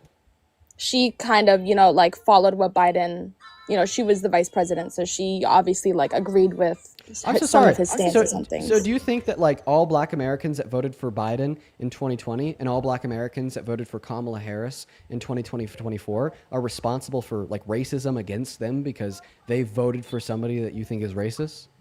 No. No? Okay. Well, I mean, even just using your logic here, following somebody that is racist, this would make you No, racist. I'm just saying because you're when following you Donald give- Trump, who denied housing I'm- opportunity to I- black first tenants in off, 1973 I and then didn't was sued say by the that I Justice agreed Department in with New Donald York. Trump. You're I following just- Donald Trump, who came out and said in 1992 that he thinks all black people are lazy, then affirmed that something that he said in 1997. You're racist for following Mhm. Donald Trump, who like perpetuated the birther myth of Barack Obama, literally saying that, well, because he's black, he must not have been born in America, but was rather born in Kenya First and off, Africa. honestly, I have no idea why you're attacking me. I never said that I agree with Trump. I said I was a Republican. Oh, I just said that when you're given, I'm applying your logic that you attempted to apply to Kamala Harris to you, and as it would relate to you and your support of Trump. you asked me if I would go back, who would I vote for, and I just said I didn't agree with. I wouldn't vote for Kamala, and now obviously there's certain things that have come out that back then when Trump but was running the first wasn't. the first question that I asked you is, knowing everything that you do now, if you were teleported back to November, who'd you vote for?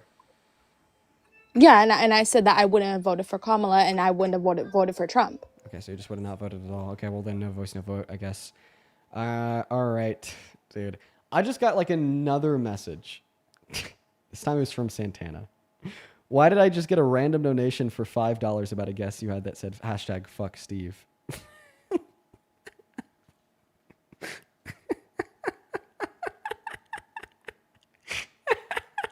Oh man, you guys are fucking cracking me up. You motherfuckers are cracking me up. Holy shit. Let's go to catch up here real quick. Natalie, thank you for the $14 over on PayPal. I appreciate you for that love. Just with the Natalie. Natalie says, Canada loves you. Thank you for striving so hard to educate the masses. Appreciate you for the love. Thank you, Natalie, for the 14. As well as Alexandria. Thank you so much for the $20 over on PayPal. Thank you so much for the love, Alexandria. Alexandria says, Dean, the reason why I'm donating to you is because it's important to remember and promote and support women. Down with the patriarchy and violence against women.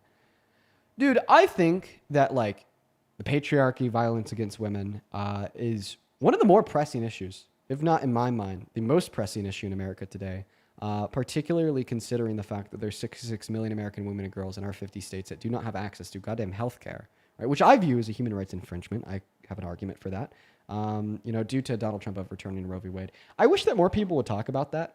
And it's been something that I've talked about for a while. It's like one of like my main prerogatives of like things that I want to fix, I want to solve, I want our country to do better on. It's the 66 million American women and girls that don't have access to abortion, and the 60 rape victims that got pregnant as a result of that rape that are denied access to abortion every single day in 10 of our 50 states. If you go and you look at my video that I posted with like 45 million views the night Donald Trump won the election, it says Trump won the election, and because of this, women are fucked because of abortion laws and because Kamala Harris didn't win, so on and so forth. I've always seen that as one of the most pressing issues, and I think that other people should too. Lauren, thank you so much for the $20 over on PayPal, who says, gonna be dreaming about a stadium chanting fuck Steve at this point. I appreciate you for that love, Lauren. Thank you so much. I appreciate you so much for your kindness. Actually, Peter, thank you so much for the $25 over on Venmo, who says, that was me that accidentally donated to Parker. That text gave me a good laugh. I told him to keep it because, again, fuck Steve. Appreciate you for the $25, Peter. That is funny as hell. Jessica, thank you for the $5 on Venmo, who says fuck Steve. Angela with a $5 saying, A with a $5 just came to add to the fuck Steve. Appreciate you for the love, A. Mad Scramble, thank you for the $10, who says you deserve every penny that you fight for all of us. Minnie watching, feel alone too, but you speak for them. You're never alone, fuck Steve.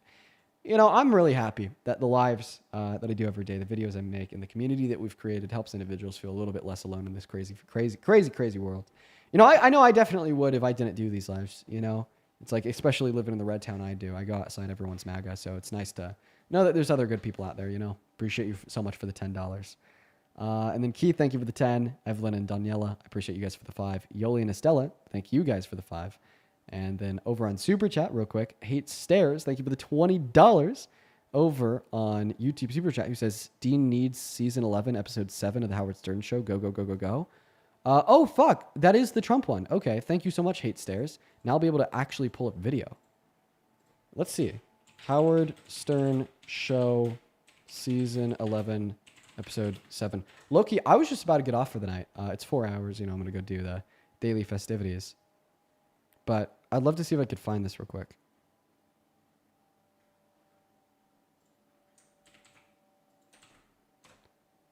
Let's see. Okay, I found season 11. Episode 7 is Donald Trump, The Apprentice. Okay. Is it on Hulu? No, okay, it's not on Hulu. There's just some like a random weird like Hulu website. Okay, I found it on archives.org. Okay, those are just the audio clips. It looks like this has been like scrubbed from the internet. I'm gonna have to look for that. I actually really thank you so much for giving me like this specific season and episode information. That is incredibly, incredibly kind of you. Anna with the $10 over on Venmo says, second day asking for a shout out to libraries and Dr. Carla Hayden, the first black and first female librarian of Congress, fired by Trump. Oh. Well, shout out to Dr. Carla Hayden and shout out to libraries. Thank you for the $10. All right, everybody.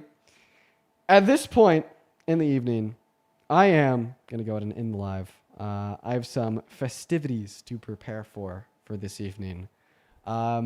Before I end, thank you guys so much for the love that you've shown me today. Thank you for showing up. It was a really good stream, and I'm really happy that I could be here. And I'm really sad to be going, but I will see you guys tomorrow. If you want more debates, Parker should be on here super duper shortly, I would assume. But yeah, I'll see you guys tomorrow. Bye, guys.